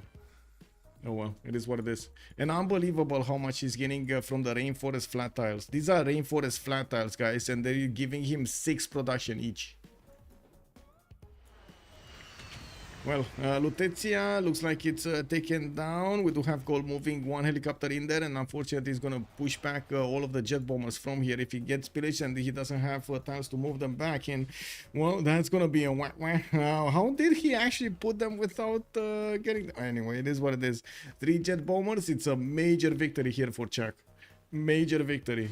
And we got the first city torn apart from France. He didn't manage to get enough of these Guard Imperials to keep on defending. Now it didn't matter. We did have a lot of jet bombers fighters in the air. Those should have dealt enough damage against the French units to secure the victory.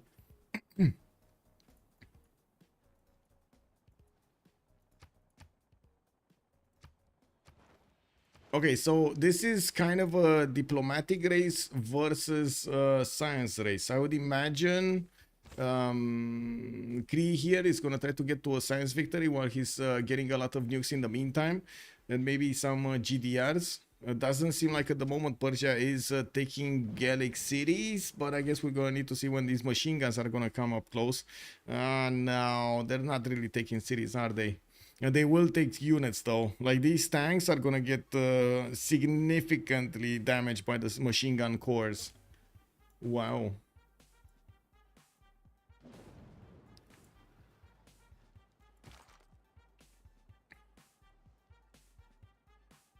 So now the only job of France is to be as annoying as possible to his opponents and try to slow down the takeover of his own empire. We do have Aztec redeploying his army to the west side, and will probably want to get some upgrades there. He couldn't actually manage to get that many pillages from India, and now India has the upper hand, especially with a stronger air force. Unfortunately though, this is a major problem. Where is this? This is a major problem. All of these jet bombers here, they might get just pillaged and will not get anywhere. This is a major problem.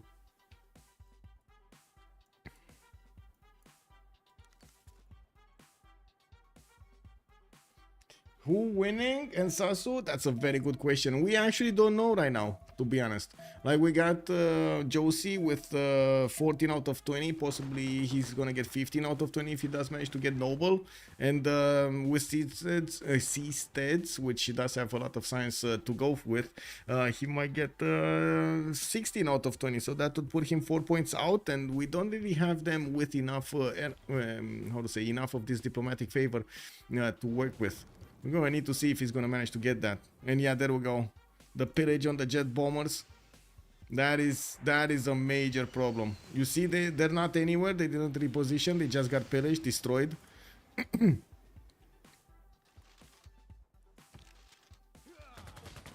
Oh man, these machine guns are tearing up apart the tanks of gold. No questions asked here. The machine guns are doing so much damage.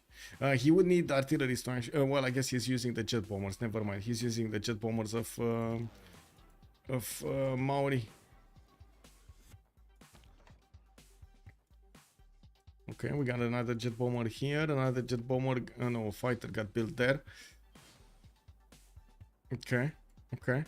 What's happening here? Any more movement? No. India's fighters are meeting the Mapuche fighters on the field. It doesn't seem like any one of them is winning.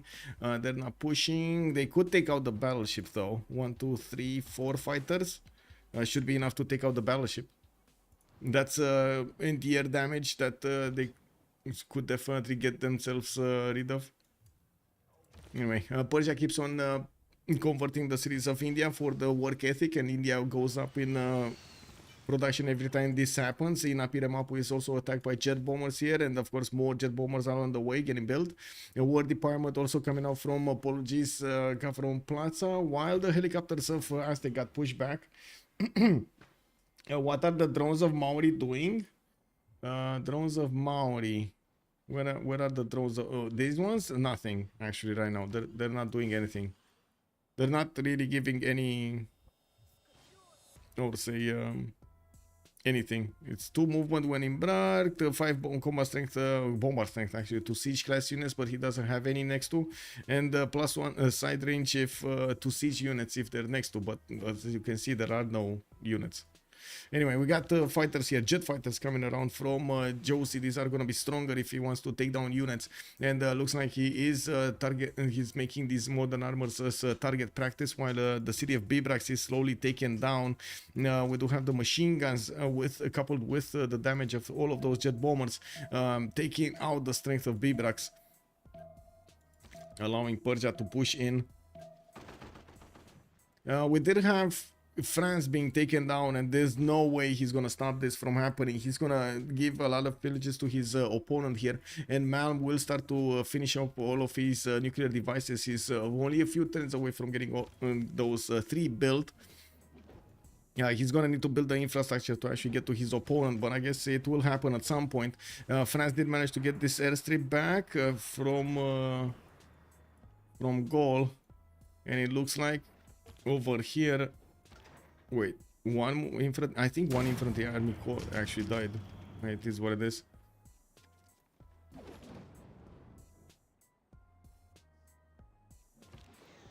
Jet fighters shot down a tank. These did the jet bombers? I don't think the jet bombers attacked. Okay, they're going for the encampment. They're getting more experience right now. They're trying to get more experience so they can level up, get their health back, and be able to keep on attacking against their anti-air guns with no problems. Okay, 2 turns for 2 nukes. Then another turn for the third one. The city of Paris is going to be taken down. And I do see Josie's 900 production is definitely keeping up with the needs, but he still doesn't have nukes. He's gonna get his spaceport, and I think that's 1 turn later. No, that's actually 2 turns later. Then Picto Kahana P-Win is gonna finish its spaceport. I guess it's fine. And with the, he's gonna go robotics in 2 turns. He's gonna have GDRs in 2 turns. Do they have the gold? No, no. I was thinking, but wait, we're in the 100%. Oh my god, we're done 100% production. No, minus 50. Sorry, minus 50% production. Oh my god, guys, he's gonna have enough time to minus 50 production cause GDRs all over the place. Can you force newly taken territory to rebel so you can get diplo points? You can't really make it. How to say? You can't really farm diplo points. Yeah, Mishui, hello there, sir. When nuke, 3 turns, we're getting there. Yes. So in the tournaments, there are rules prevent you from, for example, putting a city state. We call it in negative loyalty, as in you put it so far away from your territory that you know that it's gonna flip every time it is in your grasp. So what you do is put the city down, get a few builders, like 3-4 builders. You improve everything around it. You let it flip to free cities. You pillage everything around it.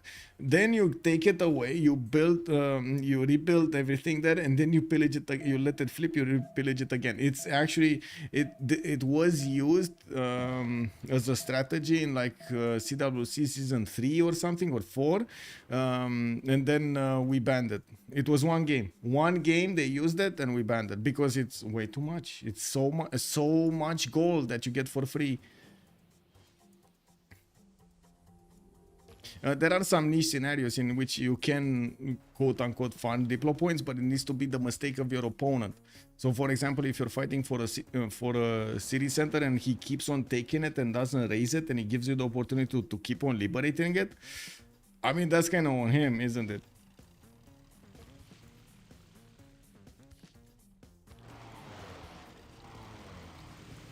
Okay, we got some damage being done over here. Looks like the Indian fighters are managing to do significant damage against the Inapi Remapu as well as the fighter screen of his opponent.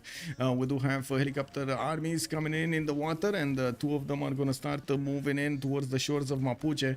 He definitely needs to take care of all of those other things there, and I do see he deployed another 2 jet bombers to the southwest, and while he has another 3 here in Mumbai.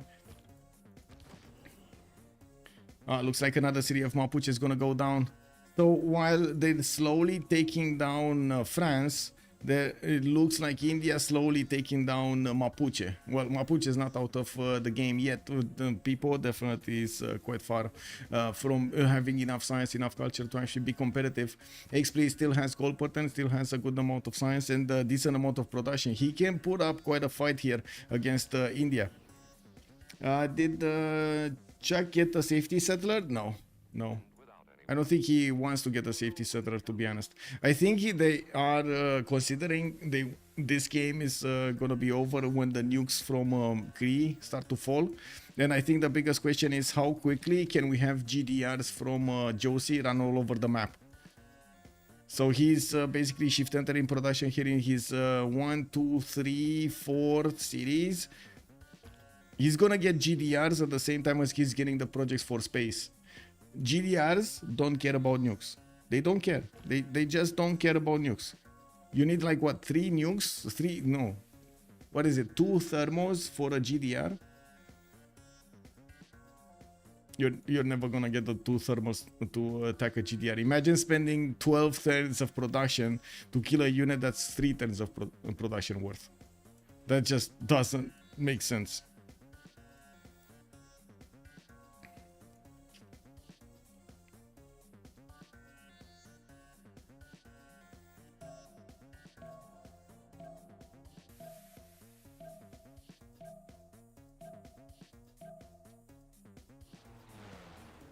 Okay, we got some fighter attacks here. They still didn't take out that battleship, but now there's an anti-air gun there, so I guess they can't.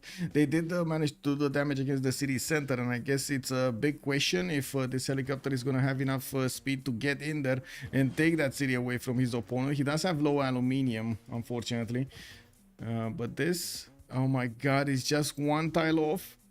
It is one tile off. 2, 4, 5. Wait, it has 6 movement, no? Oh, it's 5 movement. Never mind. It is what it is.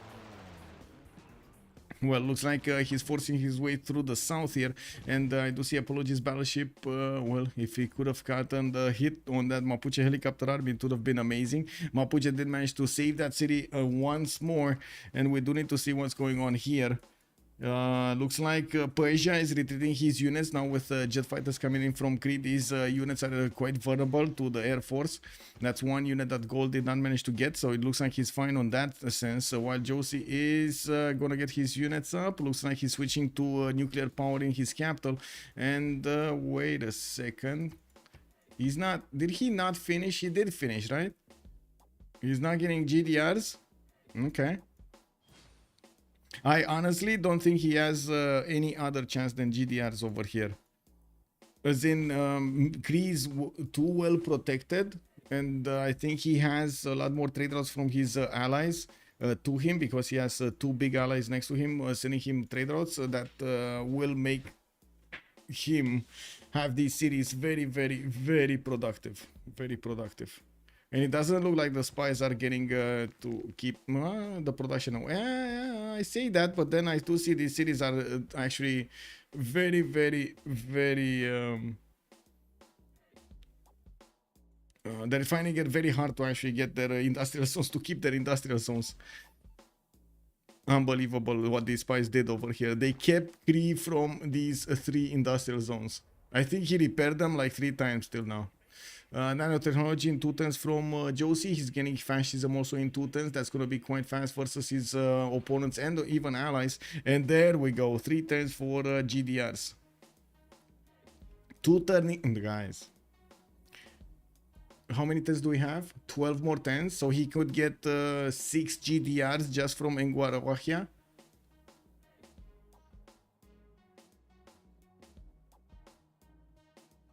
DShark winning space race. LCS will nuke. You think so? You think he's gonna... I don't know if he's gonna win the space race though. The giant death robot, basically. The robot. The big robot. It's coming up in 2 turns. You're gonna see it. This one. Giant death robot. You know those... wait, I don't remember the name of the movie. But there was a movie with like very big robots fighting each other. Basically that's the movie. That's the robot here. Wait, was it Pacific Rim? Yeah, Pacific Rim.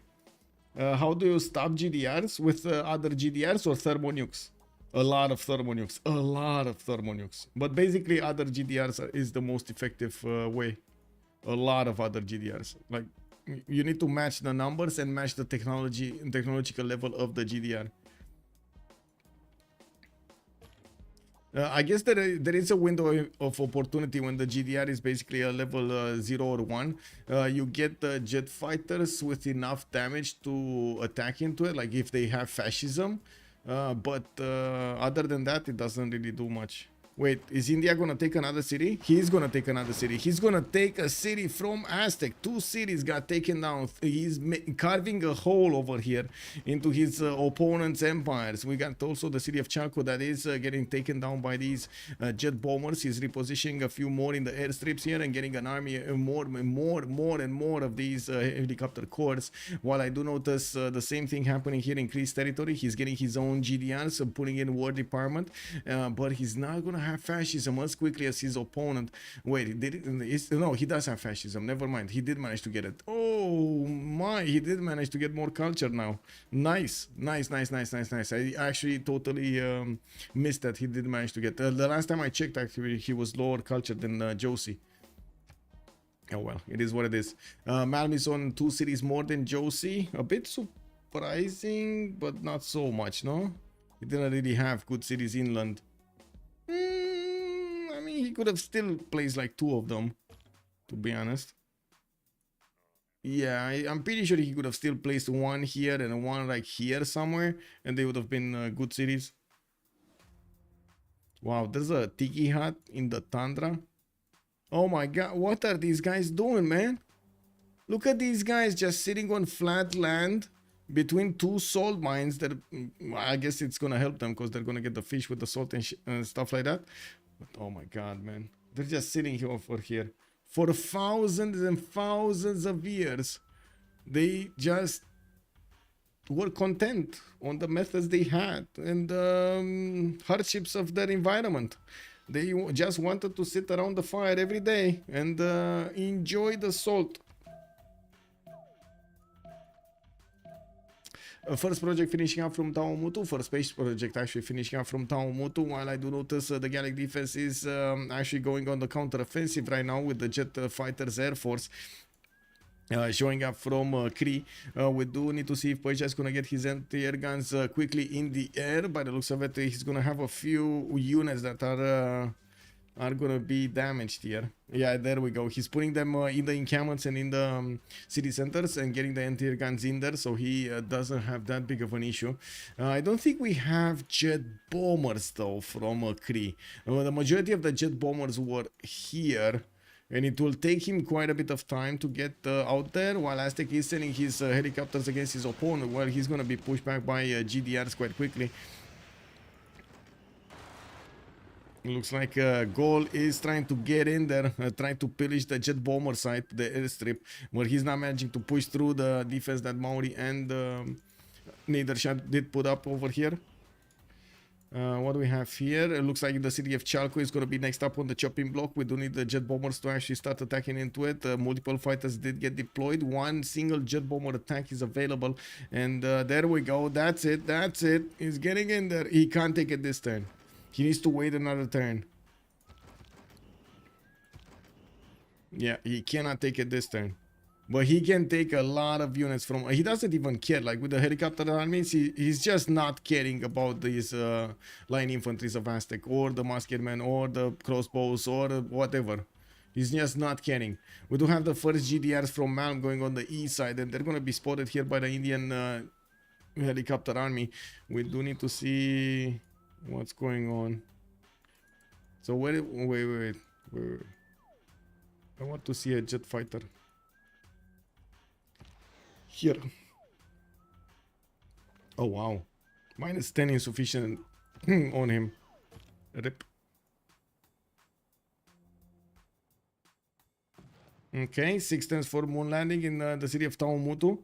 That's 130 production in there. Multiple GDRs coming out next turn. I do see 1, 2 getting out. This one stopped building one. I don't see it anywhere. And let's see on the east. He didn't manage to get railroads, actually. This is a bit surprising. Did we have tunnels, at least? No. The military engineers need to build the railroads, and I was actually expecting him to use tunnels to move his units. He has this one, for example, that could get there quite easily. He can't really get there. Oh, well. Blocking the choke in the south. Looks like he's seeing what's going on over there. He has his jet bombers on the way doing the damage against these Gallic units, and they're also going to do the damage against the Aztecs and upcoming helicopter armies. Gandhi is spreading peace. Yes, all over the place. Maybe they froze to death. Yeah. Like literally frozen in place with whatever they were doing, you know. Like one of them was eating, the other one was on the toilet, and he was like hanging like that over there, and you know, like everybody froze in place. That's it. Another one was cutting the fish, and instead of like cutting, he like with the hammer, with the chopper, he's like halfway there. You can see the frustration on his face. Oh my god, man. Have you seen did you guys see what was it? What was it?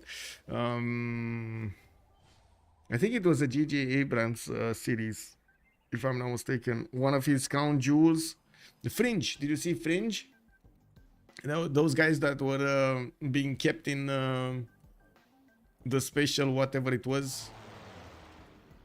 What was it? There was they had a gas to try to prevent, well, breaches of multi-spatial something multiple dimensions getting into one, and whenever they were putting that, basically what it did, it froze the people. Like it just froze them as they just froze. Did you see that? Did you see Fringe?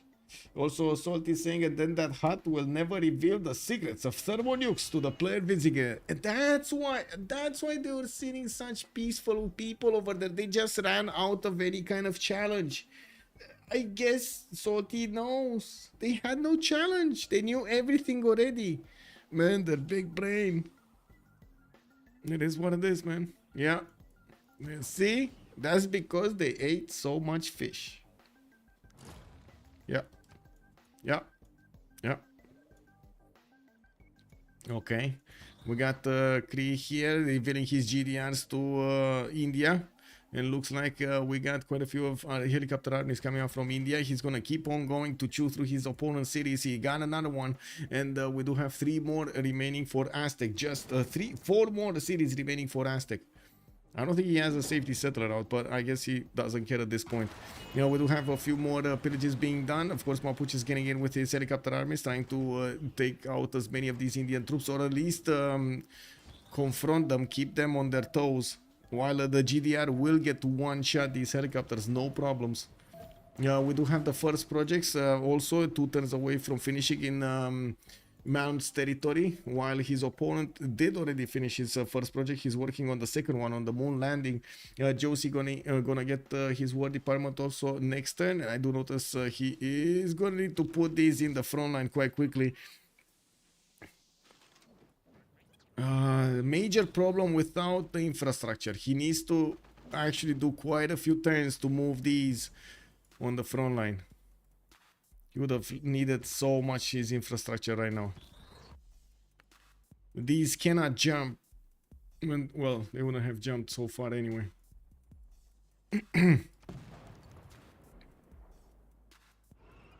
Gandhi's idea of peace is interesting. Yeah. Yeah, it's a totally different idea.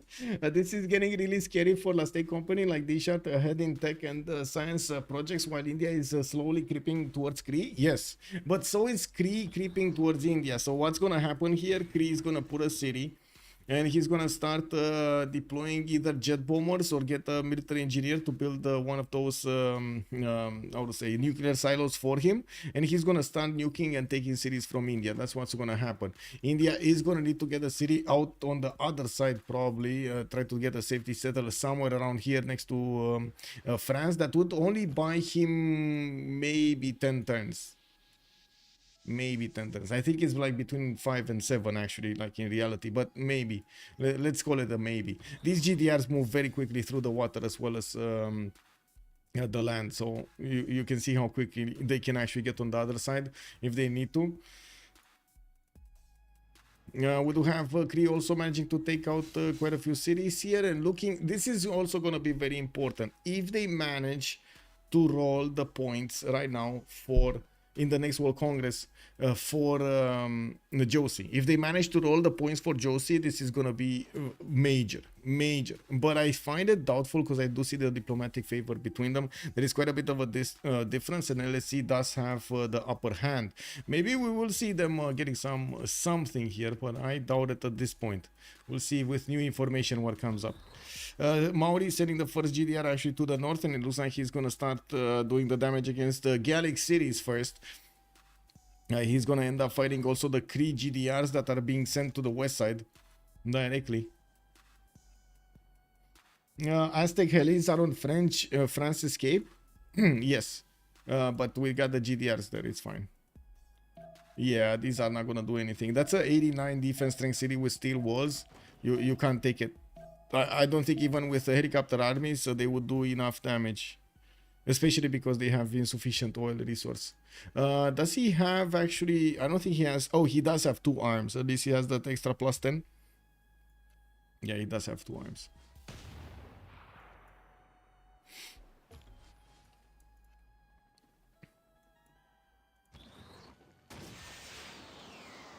Well, that's a helicopter that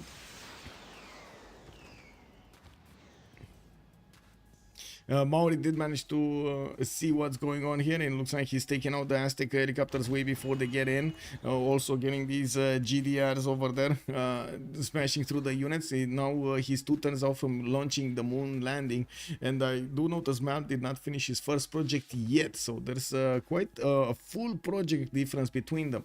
We do need to see what kind of scientists they got. Oh my god, he got Alfred Nobel, by the way, guys. He got Nobel for the extra Diplo point. That's 15 points. That's gonna be 15 points when he activates him. And it looks like he's not activating him right now. Interesting. Wait, did he buy him? No, he's still here. And he got Margaret Mead for the extra science and culture. That's like what, 1,000?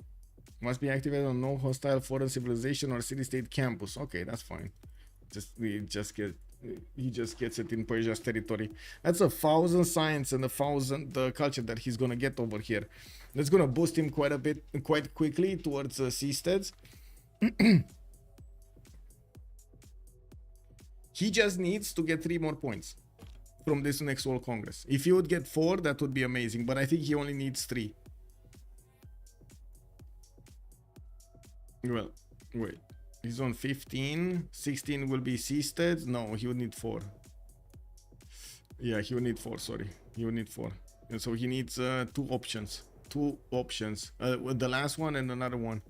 That's very hard to achieve.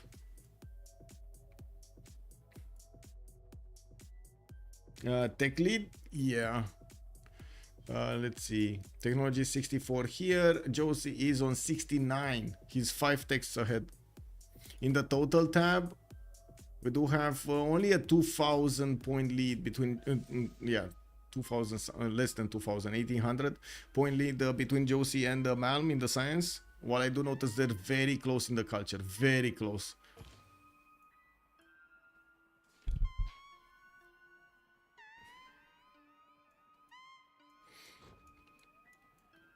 Okay, what's going on here? We got GDRs getting into the lands of India. They're gonna start taking over cities here. We got quite a few helicopter army just buying time as much as they can. More spies coming in. Atsakapotsalko is gonna rebel in very slowly, and I do see bombers. Yeah, there we go. First nukes gonna come out soon, and I'm pretty sure it's gonna be India that's gonna get nuked.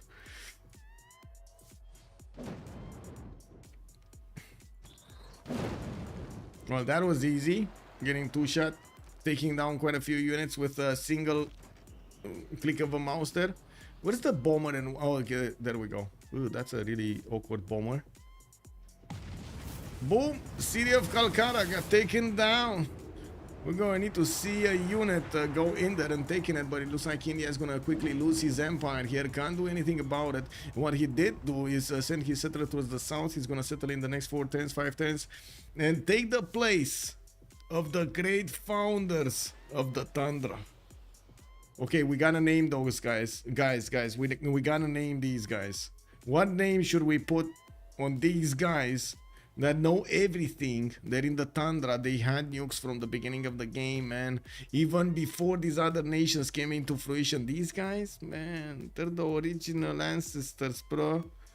They're the ancients. They know.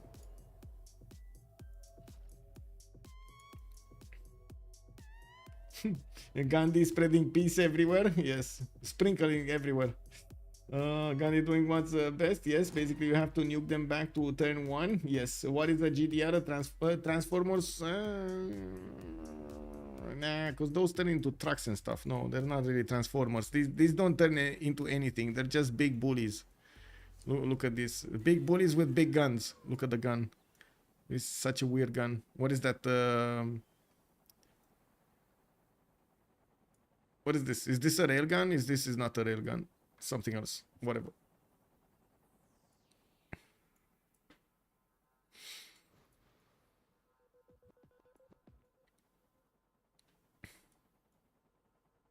Okay, Bibrax is still alive. Looks like Kree is still not engaging all of the units of Maori. In the south, we do have another city actually being put down from France. Marseille in the south, and yes, Maori does have 2, 4, 5 GDRs just in the south. 6, 7, 8, 9. Wait, he has 9 GDRs already? Man, we didn't even finish. Oh my god, he's still two-turning them.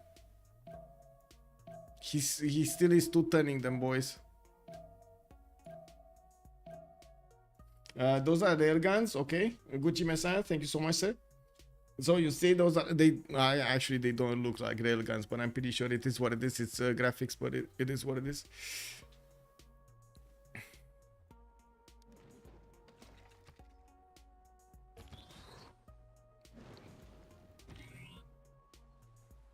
Well, these GDRs don't have the railguns.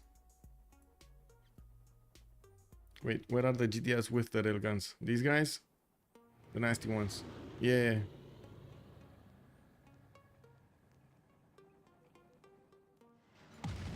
Oh, another nuke on the planes of on the jet fighters of Apology over here. I don't think he actually nuked the city, right? He just nuked the tiles around it. And looking at this, we do have a helicopter army coming up from Delhi next turn, and it doesn't look like at the moment Pam is gonna have. Oh no, he does have another bomb. I don't think he has enough distance here. 2, 4, 6, 8. No, it does. Yeah, it does. He can actually reach Mysore also. 2, 4, 6, 8, 10, 11. Just shoot the Colosseum. Just shoot the Colosseum and take down the Colosseum.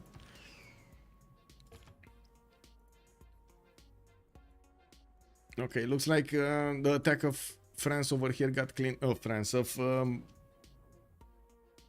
Montezuma. That was Montezuma from so far away.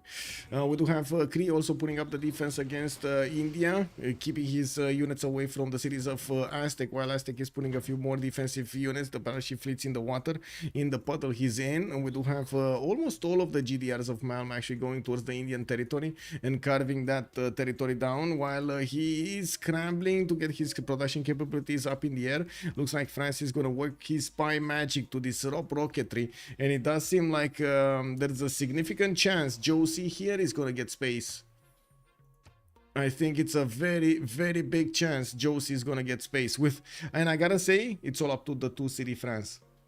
France is doing an amazingly annoying job against Kree with these spies. He has 4 spies pillaging, destroying, taking out production capabilities, and just leveling up, feasting on the lands of Kree. Why does he have 5 GDRs in the south? Yes, he's defending his ally city. So basically, whenever in a 4v4 setup, or at least a 2v2 setup, you don't want to keep the military alliances alive, so you get an extra +5 on your units against your opponent. If there are 3 players on a team, you cannot couple the military alliance together. Like you can't make it between 3 players. You need to have paired number 2, 4, 6, and so on. So as you can imagine, they need to stay alive as much as possible. Even with 1 city, it's very valuable for their allies to get that bonus. There are 2 tiki huts. Wait, there are 2 tiki huts. There are. Wait, where's the? Oh, there is another one.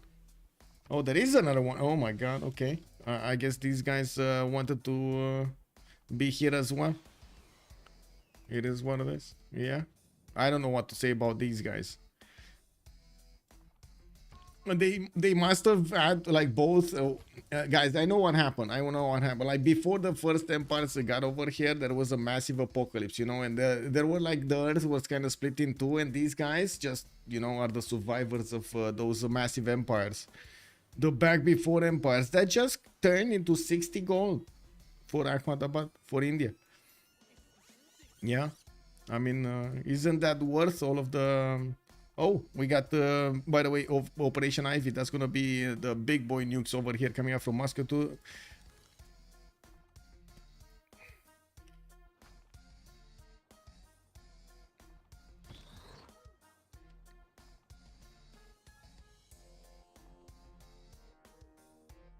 Can they take capitals? I don't think they can get here, right? Yeah, whatever they do, they can't really get here. Mars Colony is coming up in 3 turns. Josie is gonna get more and more production and science. He's on 724 and 1,000 science per turn with advanced cells getting in 2 turns. battery cells or what, fuel cells or whatever it is, that one. CCO time, I mean, I don't think they're gonna CC. I think they're gonna try until the last second to disrupt the science victory. And look at that, we do have Kree actually managing to catch up. He is on, oh wait, no, that's moon landing. Lol. This is Mars colony, right? He's one project and a turn away. Wait, Taumutu is 168 production, and this city is 119 production. And of course, that's before the spy actually tries to disrupt rocketry. That's only a level 1 spy against a Kree spy that's counter spying. I don't know. I guess we'll see if it's successful or not. It is kind of easy to try to predict what these spies can do. You can just help them so much, and that's about it. You basically can only help increase the chances, but not guarantee the missions. That's what I wanted to say.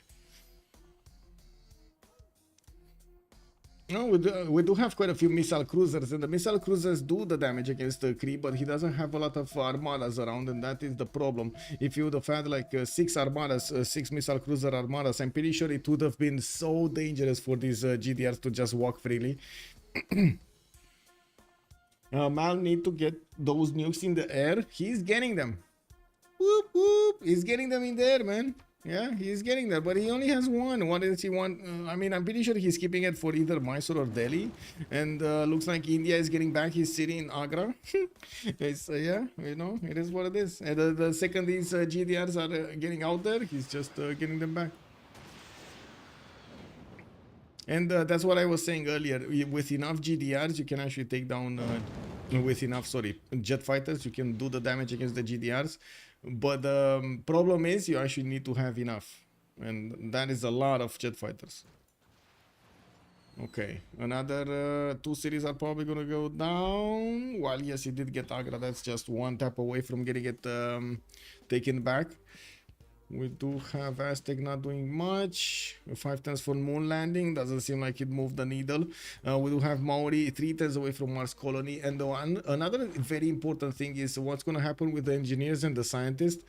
Maybe we will have something like Korolev show up. So they boost significantly his ability to get those projects. It's like what, 750 production points? Is even if it's half, it's a lot. It's 620. Woo! Oh, 360, I mean. Whoa, that's a lot. That's a lot.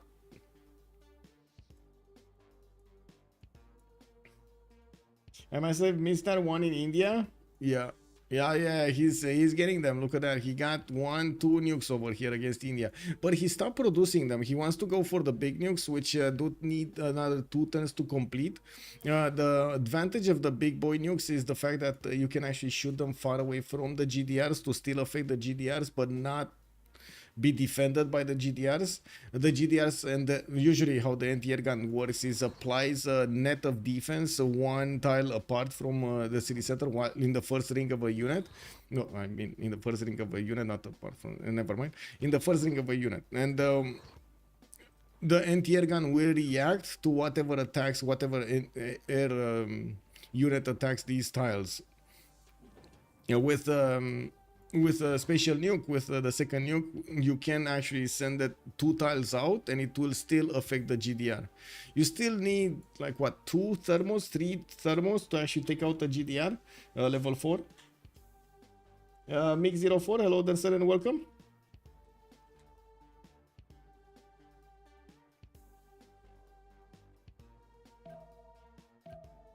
DShark could also try sneaky GDR liberate Cinguetti.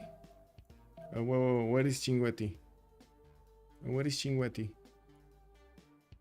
Oh my god. Where is I mean, I would definitely like it, but where is Cinguetti?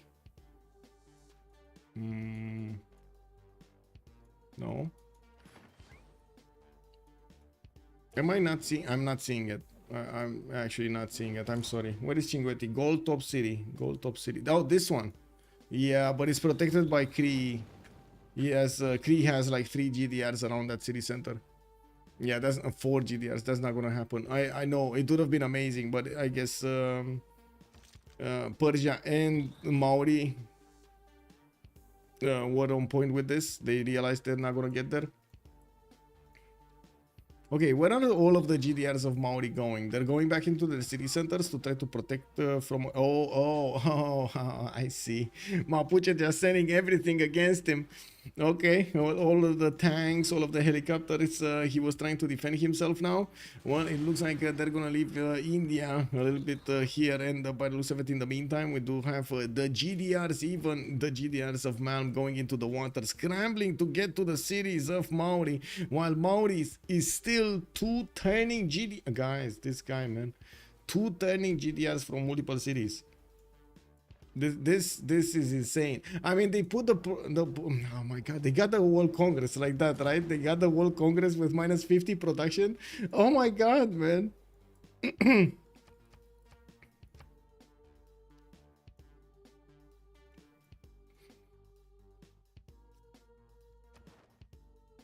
Then I gotta say MVP po is still MVP po. Yeah, it's MVP po, man. You can't go around them. Okay, Josie is 15 out of 20 points. Did he actually activate? He still has Noble.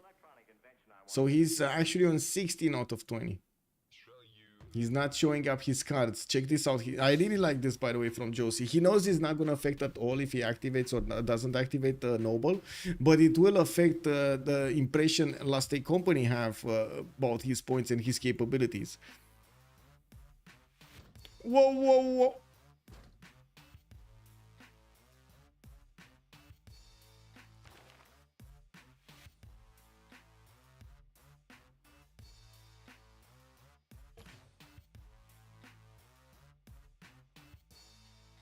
Now, how the did that happen?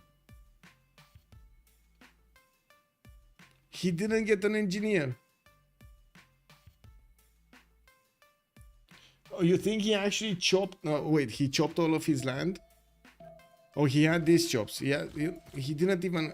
He chopped 4, 5, 6. Oh my god, he chopped everything, boys. Oh my god, cool whip. Yeah. And now he's chopping all of his land. He's basically demolishing everything to get the victory. I guess it makes sense. You know? That moment when it is what it is. I don't think he has many more chops here, right? Yeah, and that, well, it's gonna take a while to actually get all of the projects in. We're gonna need to see if his opponents are gonna get to him before that. But unbelievable. I was like, oh my god, he got quarter level something. I was just talking about him, you know. But no, he actually, look at that, he's re-improving the tiles, boys. Oh yes, beautiful play from Josie. Got so much out of it. So much out of it. Unbelievable.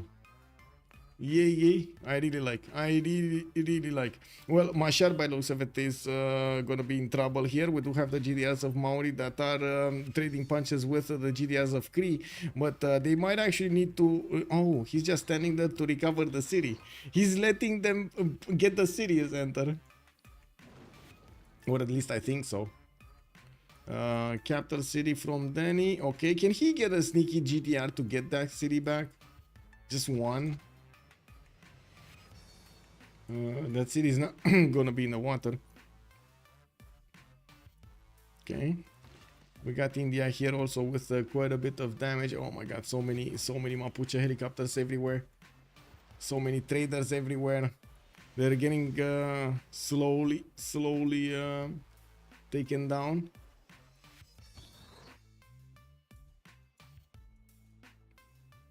Two missile cruiser armada. Wait, did he finish the spaceport, right? Wait, oh my god. Okay, cybernetics next turn. He shouldn't be that far away from getting his outward expedition technology, so he starts putting the projects in. I don't think he has the projects in. He would have probably used them already. And I gotta say, missile cruiser armada defense is gonna be quite nice over here against nukes. We're gonna need to see how many of those he can actually get around. I also want to say, if you want to defend against turbo nukes, you kind of need to space out your anti-air defenses, strong enough anti-air defenses, 2 tiles apart.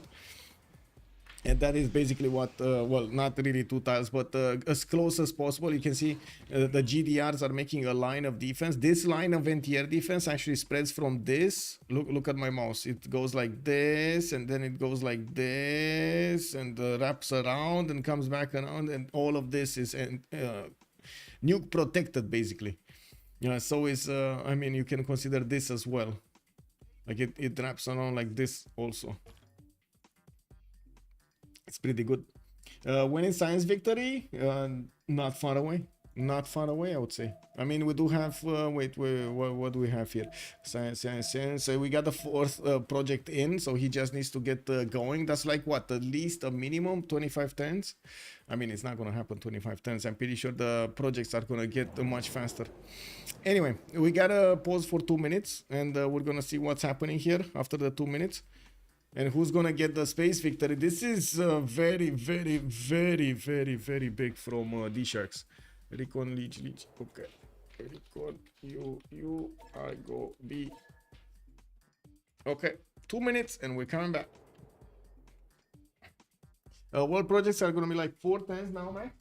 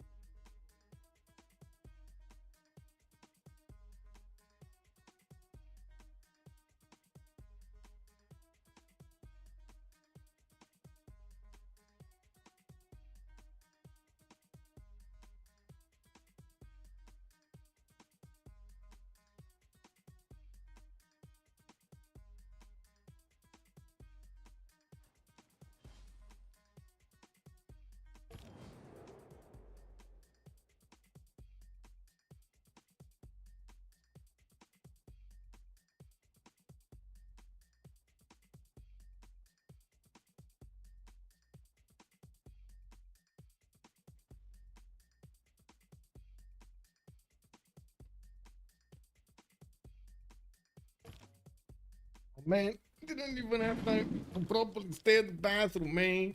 Anyway, we got, let's see, multiple spaceports scanning out. The GDRs are in their defensive locations.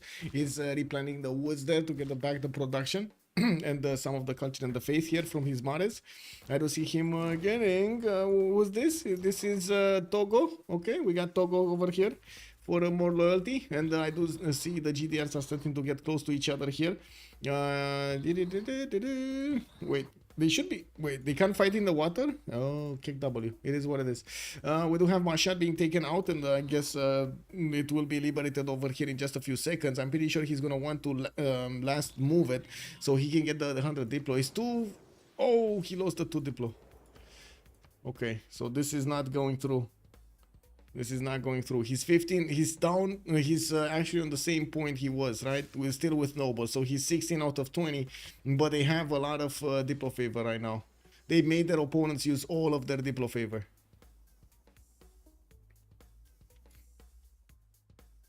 What does have extra production now? Apology 21st. Okay, ranged again +5. So I guess the machine guns are gonna be amazing. Oh well, it is what it is. Wait, where's the nuke from? Where's the GDR from this one? That's 10 turning a missile cruiser armada is definitely not the production we were expecting there.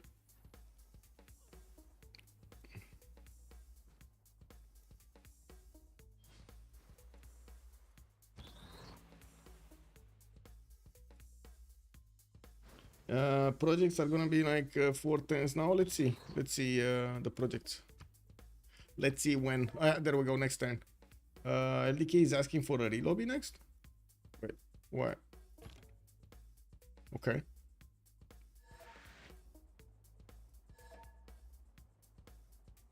Oh, they have problem with the shortcuts. They have problems with the shortcuts. And also, it's not a railgun, guys. It's a particle beam cannon on the GDR, by the way. It's a particle beam cannon, which definitely makes more sense with what it looks like. Like the railgun should be like a long-tipped gun, like you would see a normal gun on a, how to say, on a turret of a battleship, on a turret of a tank. Got a quick reload. Is this science versus Diplo? No, this is just science versus Diplo. Or I should say science, no, science domination versus science/Diplo. That's the game. When is the science victory? Still a good question. Open question over here. Whoa, wait, what?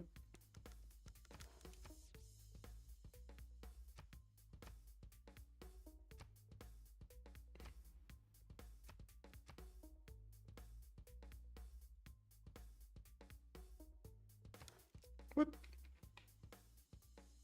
Maybe, let me see. Maybe I'm trying to join through a different link. Let me get another link. I'm pretty sure I'm refreshing that, but maybe he's still in the game or something. Like he went AFK. I don't know. I hope not. Let me open up another profile here soon.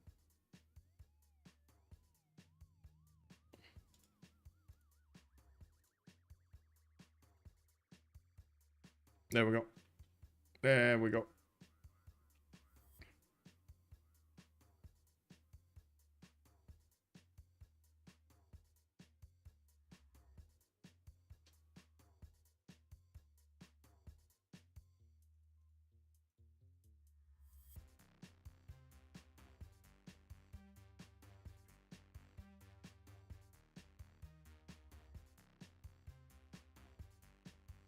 You mean science versus conquest? Yeah, basically that's what it boils down to. I don't think the other player like Malm has the ability to get the science victory at the same time, like be competitive when it comes to the production because of France. France taking out his production capabilities actually, I think, cuts in half the production he could be at right now.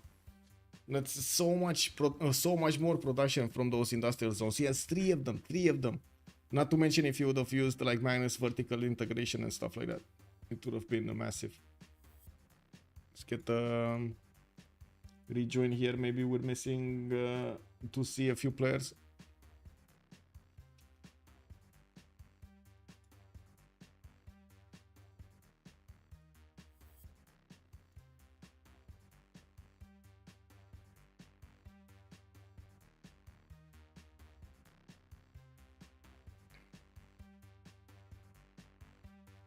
Yeah, we're just waiting for Liege. And I guess XSplit to connect, but he's fine. Ah, there we go. Liege is connecting.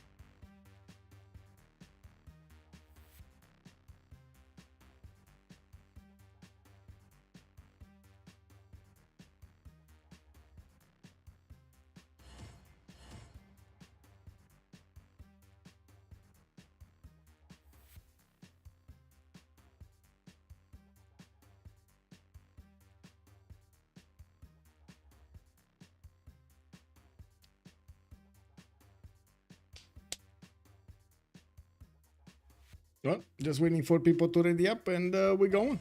There we go. We're going. So we're very, very close, right? Already the last space mission has been finished. The second to last space mission has been finished. We're just waiting for the space the spacecraft to actually get to its location, the outdoor expedition, and we do need to see when he's gonna get the project, which is this turn. I believe he starts to get this turn the project. He's gonna start making them, and the question is how fast he can do them and from how many cities. I think he only has like 2 or 3 spaceports alive right now, as in fully built, that he can use to get those last one. I'm double loading. What? New frontiers of discovery expand our understanding. From the I guess tiny I'm gonna atom reconnect. to the majesty of outer space. Mysteries long It's fine. tolerated are closer than ever to revealing their deepest secrets beyond what we can easily see. Give me a You second will because I surely need to knows how close this. use this knowledge. There we go. It just got stuck.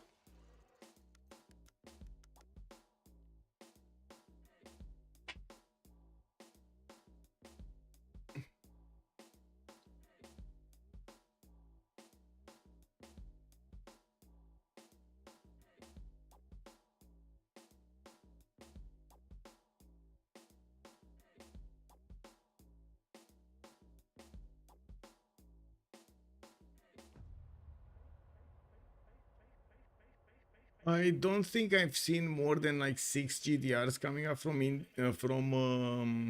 Kree directly going against Coupe on the seas there. There were a lot of helicopters, but I don't think the helicopters will do anything. They're basically one shot to one of those GDRs.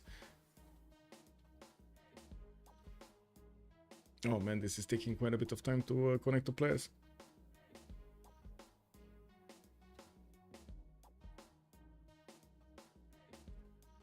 Did they relobby or something? Oh, they relobbied. Never mind.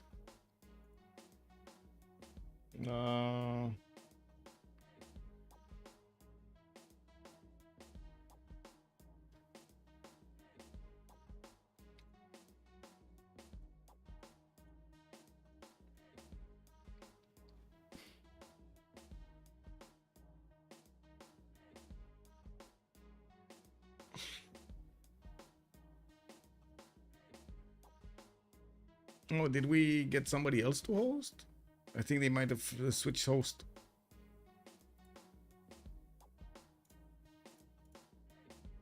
And I'm pretty sure I wasn't the only one that double loaded. If they relobbied, I wasn't the only one that double loaded. Okay, and let's rejoin the game for good measure. Really, bro.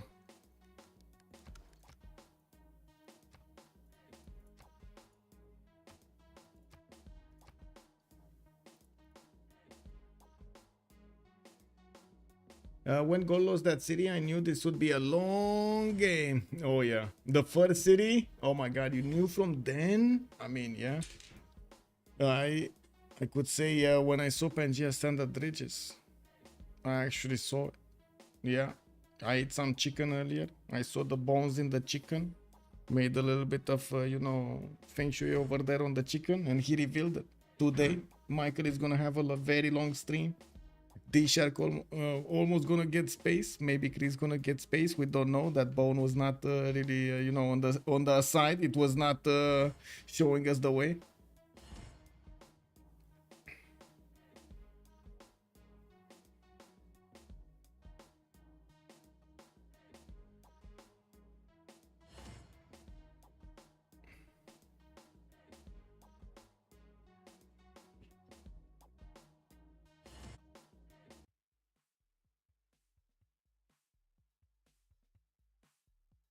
Okay, loading back in. Really hope we have more than 0 MS to everybody, but I think so. I did reconnect once at least. Hello.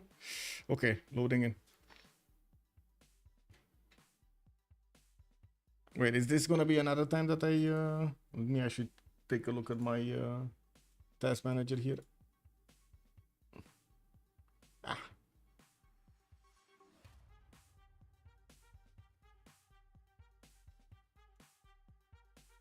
Oh, this time around we actually loaded in noise. Okay, it's fine.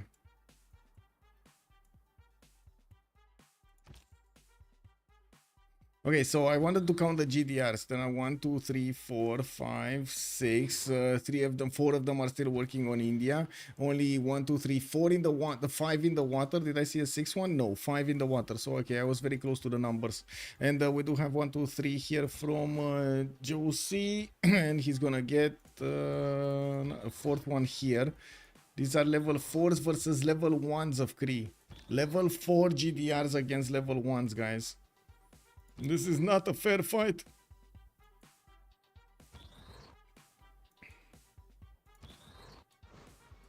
Okay, let's see what they're gonna do.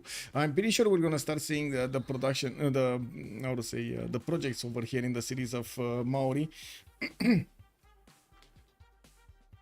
And we do need to see him finishing up his other spaceports. There we go. He's one-turning projects. He's one-turning projects, guys. Very nice. Does he have more chops? I think he... no, I think he kind of chopped everything he could. Or does he have more chops in Garawahia? Because he does have 5 charge builders here. Wait, I really hope he's not gonna get that weak production food from the rainforest. Does he even have it? Yeah, he does have a chop here. It's 48 production. Whoa. Oh!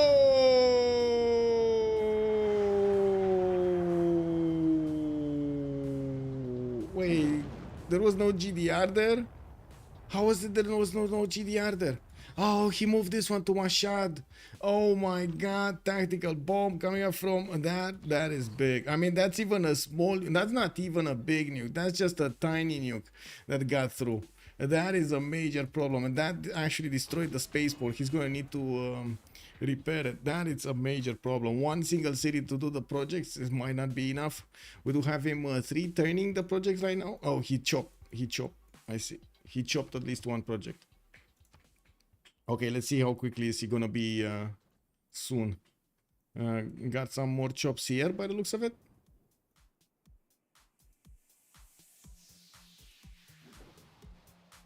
He desperately needs to get the missile cruiser armadas.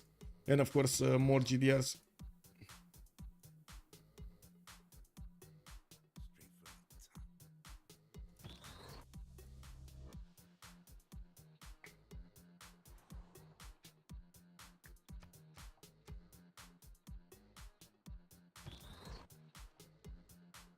India cities are kind of paper here for these GDRs, but at the same time, it's not like there are a lot of them, and they might not, they might just not have enough time. They need to get into the water as many as possible to overwhelm Maori, and Maori has so many of them anyway. At this 3 turns to get the Lagrange laser station does seem like way too much for me. I'm not sure what happened. How did it get down to 3 turns from 1 turn? But that is a major problem. He needs to really get them much faster. Like 1 turning them was pretty fine here. What did he lose that he's still 142 product? That cannot be 3 turns. That must be a visual bug. This cannot be 3 turns.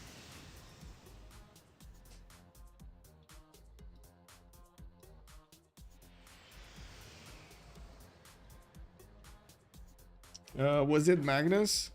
Well, I mean, it's still Magnus in there, yeah. What's Diplo like? It's 15 out of 20 still. Yeah, 15 out of 20 for Josie, but I gotta mention he still has a Noble that he never activated. So he's basically on 16 out of 20 if he wants to. He still doesn't have C-Steads though. He shouldn't be far away from getting them. Josie is on future tech. So that would put him 17 out of 20. That would put him just from a single option. But he still needs 19 turns to survive. And I'm not sure if he's gonna get the 19 turns to survive. I mean, he needs to finish the game in the next 7. If he doesn't finish the game in the next 7, Kree should be able to overwhelm him. Well, with the prerequisite that we're gonna have actually Kree keeping on the project and the pressure on his opponent. But I think Chuck will also keep up the pressure there. And the helicopters of Mapuche, there should be way too many units even for those GDRs if coupled together. There we go.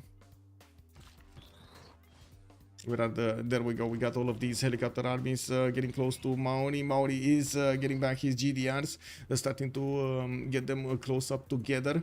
And I do notice he lost a GDR. Whoa.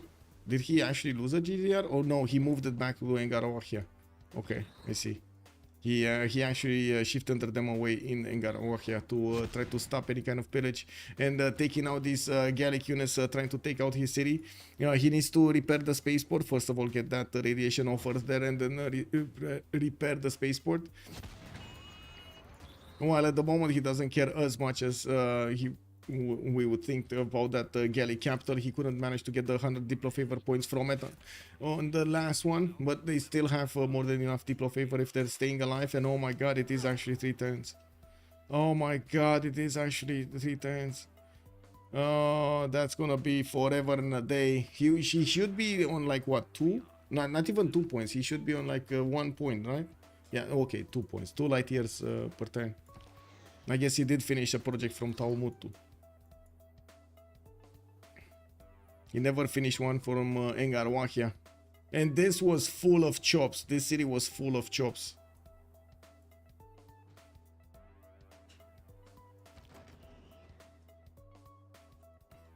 Can we see the strategic resources? Yes, sir. There we go.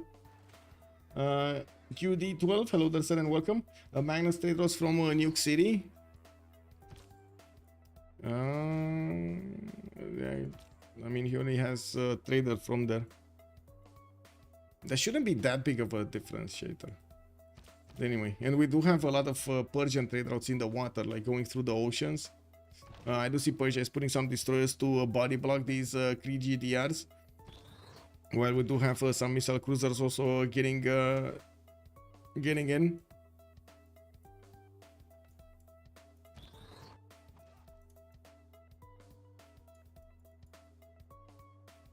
Okay, repair out the defenses project coming up next turn. He's gonna get more health.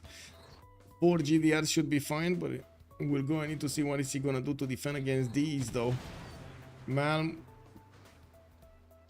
Yeah, there we go.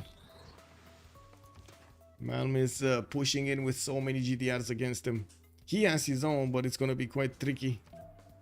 Ooh, very tricky. Okay, Jet Bomber's defense here, more GDRs, looks like nothing's happening in the middle, might actually be a goal that's taking out that machine gun core. Mashad also has 4 GDRs. 3 SDSD has joined the round table. Ooh, thank you so much, QD. Hello there, sir, and welcome. Thank you for the follow. Okay, we got steel walls back up. Not that it matters that much, especially to the GDRs, but we're going to need to see. And of course, we're going to need to see him try to stop these other GDRs from getting into his borders. He's not doing that. He's really not doing that. He's letting them just pass by and take pot shots at his GDRs from the north. While they are getting closer and closer. By the way, I gotta say, they only need to take the cap. That's it. They only need to take the cap. They already have 3 capitals. This one, Mashhad. They have Delhi. And they have Pari. They only need 1. And they only need this one. Tehonyanga Nuyakupe. That's it. And it doesn't look like that space victory is going to come before this. It's 2 light years a turn. He would need at least 15 turns to actually get there. He's getting another project next turn. And by the looks of it, he doesn't have the city of Motopohue able to start the projects himself. And as you can see, he's going to still need 2 more turns to get there. He's at least 8 turns more, actually. I think at least 10 turns from a victory. Because of the nuke here. One mistake. I gotta say, this was one mistake because he did have a GDR, but he needed to move it to the north, and he only needed 2 more turns to get the missile cruiser Armada and get the defensive capabilities, anti-air defensive capabilities in the city that he needed. And look at that. They found exactly the wrong spot that, how to say, the exact good spot that he was not defending to take that city down.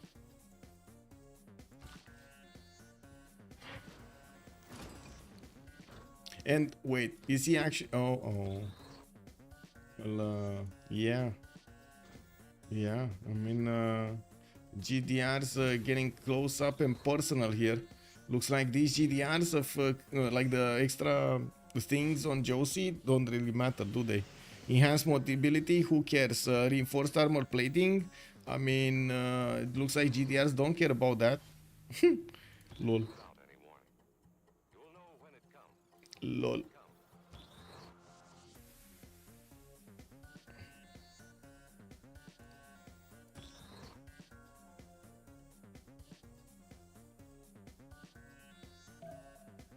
Wait, does this even work? The reinforced plating? Because the GDR is definitely a land unit and it's oh, Maori has insufficient uranium. Because I do see it appearing there, plus 10. Insufficient uranium is keeping him low. Okay. I gotta mention, at this point we do have Maori defending Engarawahia, which yes, it's a city with a spaceport, but the target mission of Kree is not that city center. It will be the capital city of Kree. Wait, they're kind of getting into a kill box here. Lol. Okay, let's see. Let's see them start to attack. Bam, bam. Bam, bam. What's the first thermo nuke? 3 turns, 6. Okay, 3 turns. 3 turns is the first thermo nuke. And I do see more. Oh my god, Mars Colony. Barely Mars Colony. That's the third project. We got Mumbai taken back. Looks like Kree is sending a nuclear submarine. It's not an armada, but he's still sending it to the front line. Can he actually? Maybe he. No. Maybe he has like an admiral or something to armada it up, but it doesn't look like he has any admiral there. Anyway, now we got India also sending some helicopter armies, all of his units to start protecting the lands of Maori. Maori, it did need to move the entire defense from Taumutu, and by the looks of it, he is gonna need to trade a lot of shots against the Kree GDRs. I think he did manage to take one down though. That's pretty good.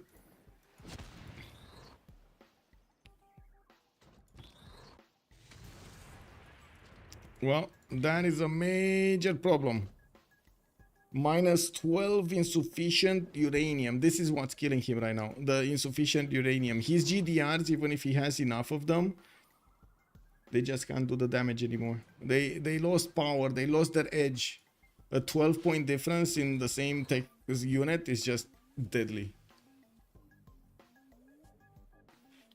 Yeah, I think let's take company against quite a few odds. I gotta say, DSharks put a big fight over here. Very big fight. But I think let's take company just secured victory. What's this? Hangmatana got taken over. Kree has 5 GDRs here. 2, 4, 6, 8, 9 on the way. Oh, 10, 11 on the way. Nice. So like 15, 16 GDRs. What is this game, man? Only one player has 16 GDRs. And the other one has probably another 16. Yeah, Jacob knows uranium difference. LSC can win. Yeah. Woo, woo. They're basically getting those points in. Wait, are you one of the high rollers? Did you put the least amount of points over there, or what did you do? Kick. Can't see. Well, it is what it is. Okay, that city got taken and deleted, and now we do need to see Joe City position back to his capital city to protect it from his opponent. But so many GDRs are coming in for the fight. He got a little bit of health back from destroying that helicopter, and by the looks of it, well, he can probably do enough damage to take down one of the GDRs of Kree, but not all of them.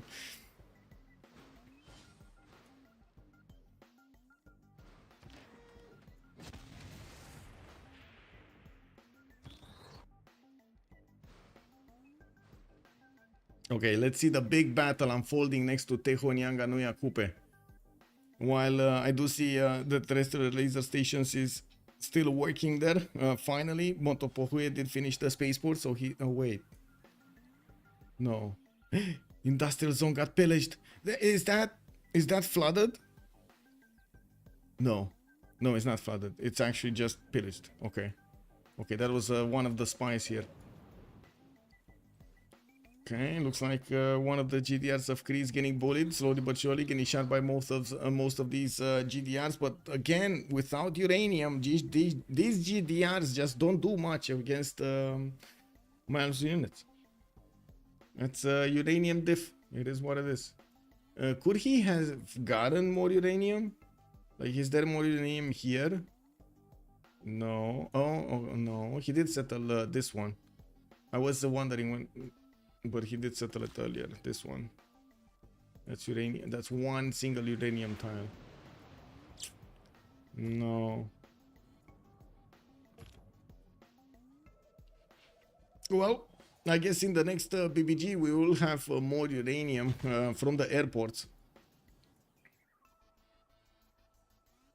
Not sure if you did see the patch notes video, but there will be more uranium, +1 uranium coming up from each airport in the next BBG. That's gonna be a lot more tanks and planes flying around everywhere. Sorry, GDRs and planes flying around everywhere. Not to mention a lot of potential for nukes. Wait, can he get his capital back? Can Apology actually get Delhi back? This would be quite funny if he gets his Delhi back. Lol.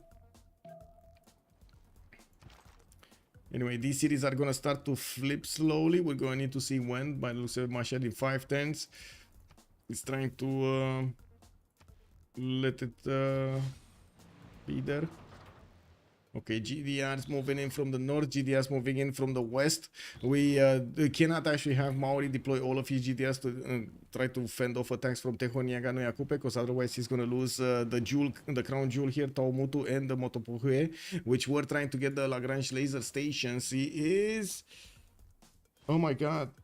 4 light years a turn. Wait, did he actually chop so many of them that he actually got to the victory? Is he going to get it? Is this... complete? Because it kind of looks complete.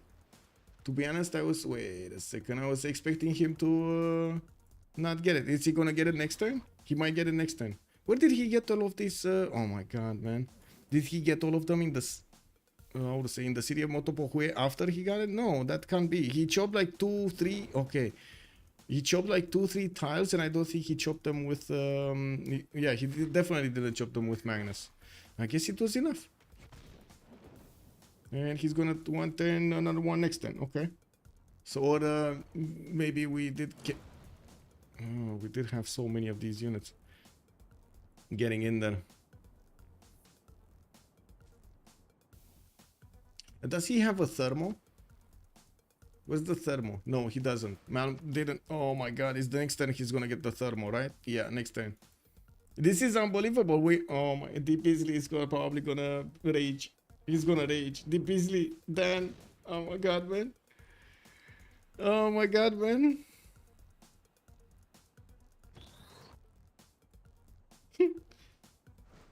I don't know how should I feel about more nukes. I mean, it's more fireworks. It looks like they're attacking with everything they have for the capital city, and they're trying to carve a pathway towards that capital city.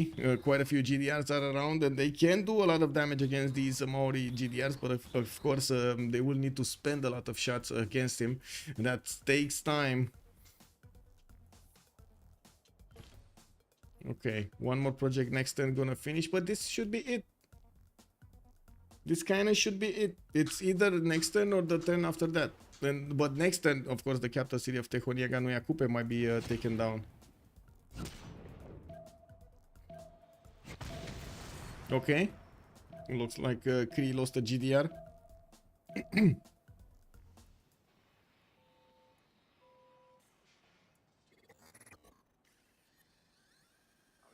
Giant robots versus giant robots, yes.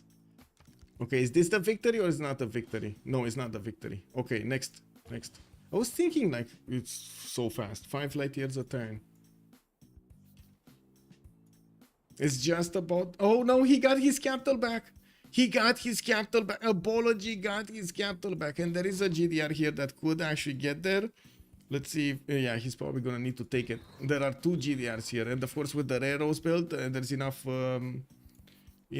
infrastructure to move quickly. He just needs to actually see that. Okay, GDN here is gonna need to be replaced. There we go. He's just buying time. That's all he's doing right now, buying time. 5 light years a turn.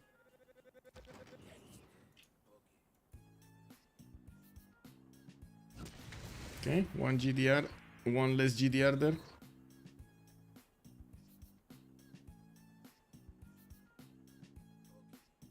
But looks like with all of the Kree GDRs, he can only take 1 GDR down. Well, maybe this one, like the second one, because it's very, very low HP. Yeah, there we go. But he has a problem to take 2 down and also move against the city.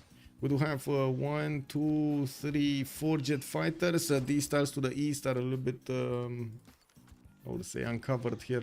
Would have been nice to have another 2 jet fighters to deploy there, but I guess it's not happening. Yeah, it is what it is. 2 more projects coming in 2 turns.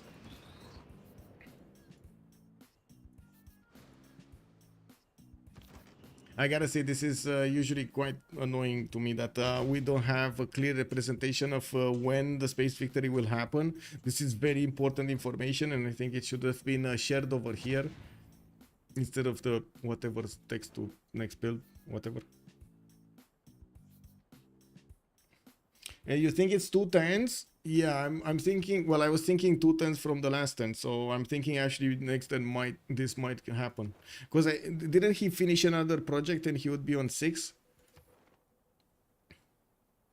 I'm pretty sure he passed. How to say? What, 17 points right here? This is like 17 points. I play poker every day, so losing a bet doesn't bother me. Ah, I see. Okay. I mean, you do what you need to do, man. I had a friend actually, well, I met somebody from Germany that made quite a fortune from actually playing poker. Unbelievable. Whoa. Yeah, the guy was from Hamburg, and yeah, there we go. It's not this turn. Looks like Cool Whip over here is saying 2 turns. Well, we might have it 2 turns. I mean, next turn. It is what it is. LDK is saying unstack. What? Stack what? Unstack what? They got Telly back, and now Malmi is gonna keep one of his GDRs there.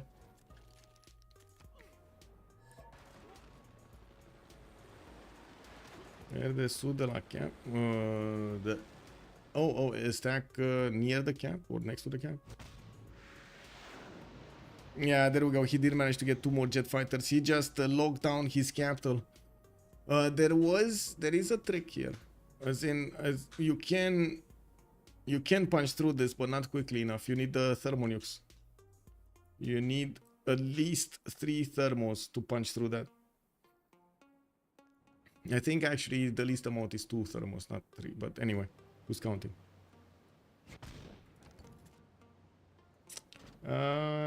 Play poker. Yeah, that's a good question, Jacob. Do you do it for a living or do you do it for fun?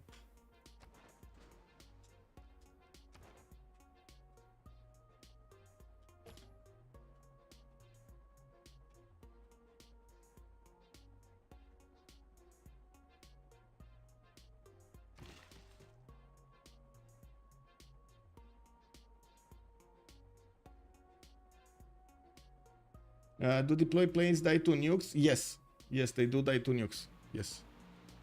That's why I said you need the 3 thermos. The first one is to delete the planes, the second one is to delete the GDRs, and then the third one is to delete the city center. You basically carve a pathway slowly but surely. I'm not sure if the GDRs actually die into thermos. I know they, like, at least the level 2 do, but I'm not sure if the level 4s. Does it matter if they're level 4s and they get an attack by thermos? Come on, throw the thermo. Just throw it in there. Just throw it in there like a bowling ball, man. Just see. Oh, there we go.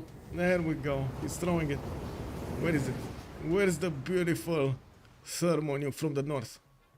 I mean, not that tile, bro.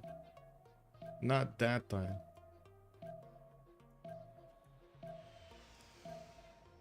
Anyway, let's see if it's next turn. Because this is a turn. No, not even this turn. I don't think they can actually do this turn, right? As in, they can't take the city even if it is this turn. Let's see. School whip, right? Is this? This is the victory! Josie! Josie! From the dust. You got it! our Unbelievable civilization effort first from grows. Josie on Coupe, getting So this too space shall we victory return. with 20 plus The GDRs lives of our coming on people him. fades Thermonukes to and a lot of helicopters were just We wonder if sprinkled one in. will rise He got to a victory. Unbelievable, man. You did it. And of course, his allies did help him out a lot, staying alive over there. India did carve how to say, way through his opponent's cities over here into Mapuche and Aztec. We did have DShark taking a city early on from goal. Quite a few things, unbelievable. Just GG, well played. Beautiful game, beautiful game. I'm waiting for them to actually join the same lobby, the same voice comms, so we can get some post-game chat going. It is kind of late for them and for me as well, so I'm not sure if we're gonna hear from them a lot, but I do hope we're gonna hear some. I do have to point out.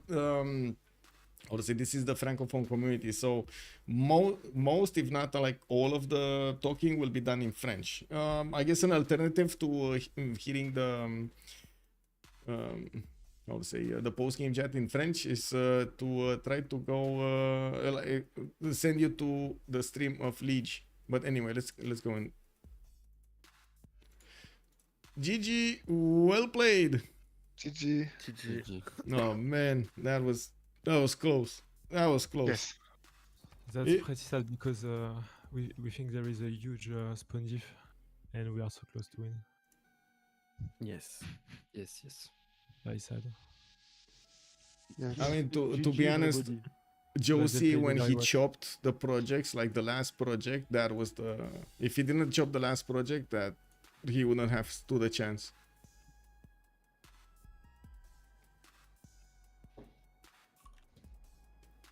Ah, là. Bon, GG les gars. Désolé, moi je parle plus trop fort non plus, quoi. J'ai gueulé un peu, je pense que je vais me faire allumer par les voisins. Enfin, c'était une superbe game. Bien joué à vous, aux deux équipes. Est-ce que vous voulez débrief un petit peu? Ou on garde ça pour la fin du BO3, etc. Non, on peut un peu. on peut Enfin, un peu ceux qui veulent aller dormir, ils peuvent aller dormir. Bon bah qu'est-ce que t'as pensé de ta game, LDK? Oh, la France au milieu de nous tous, bon, j'ai vu plus fun quoi. Ouais, c'était un super spawn, super positionnement de Ouais, la part de c'était- DShark.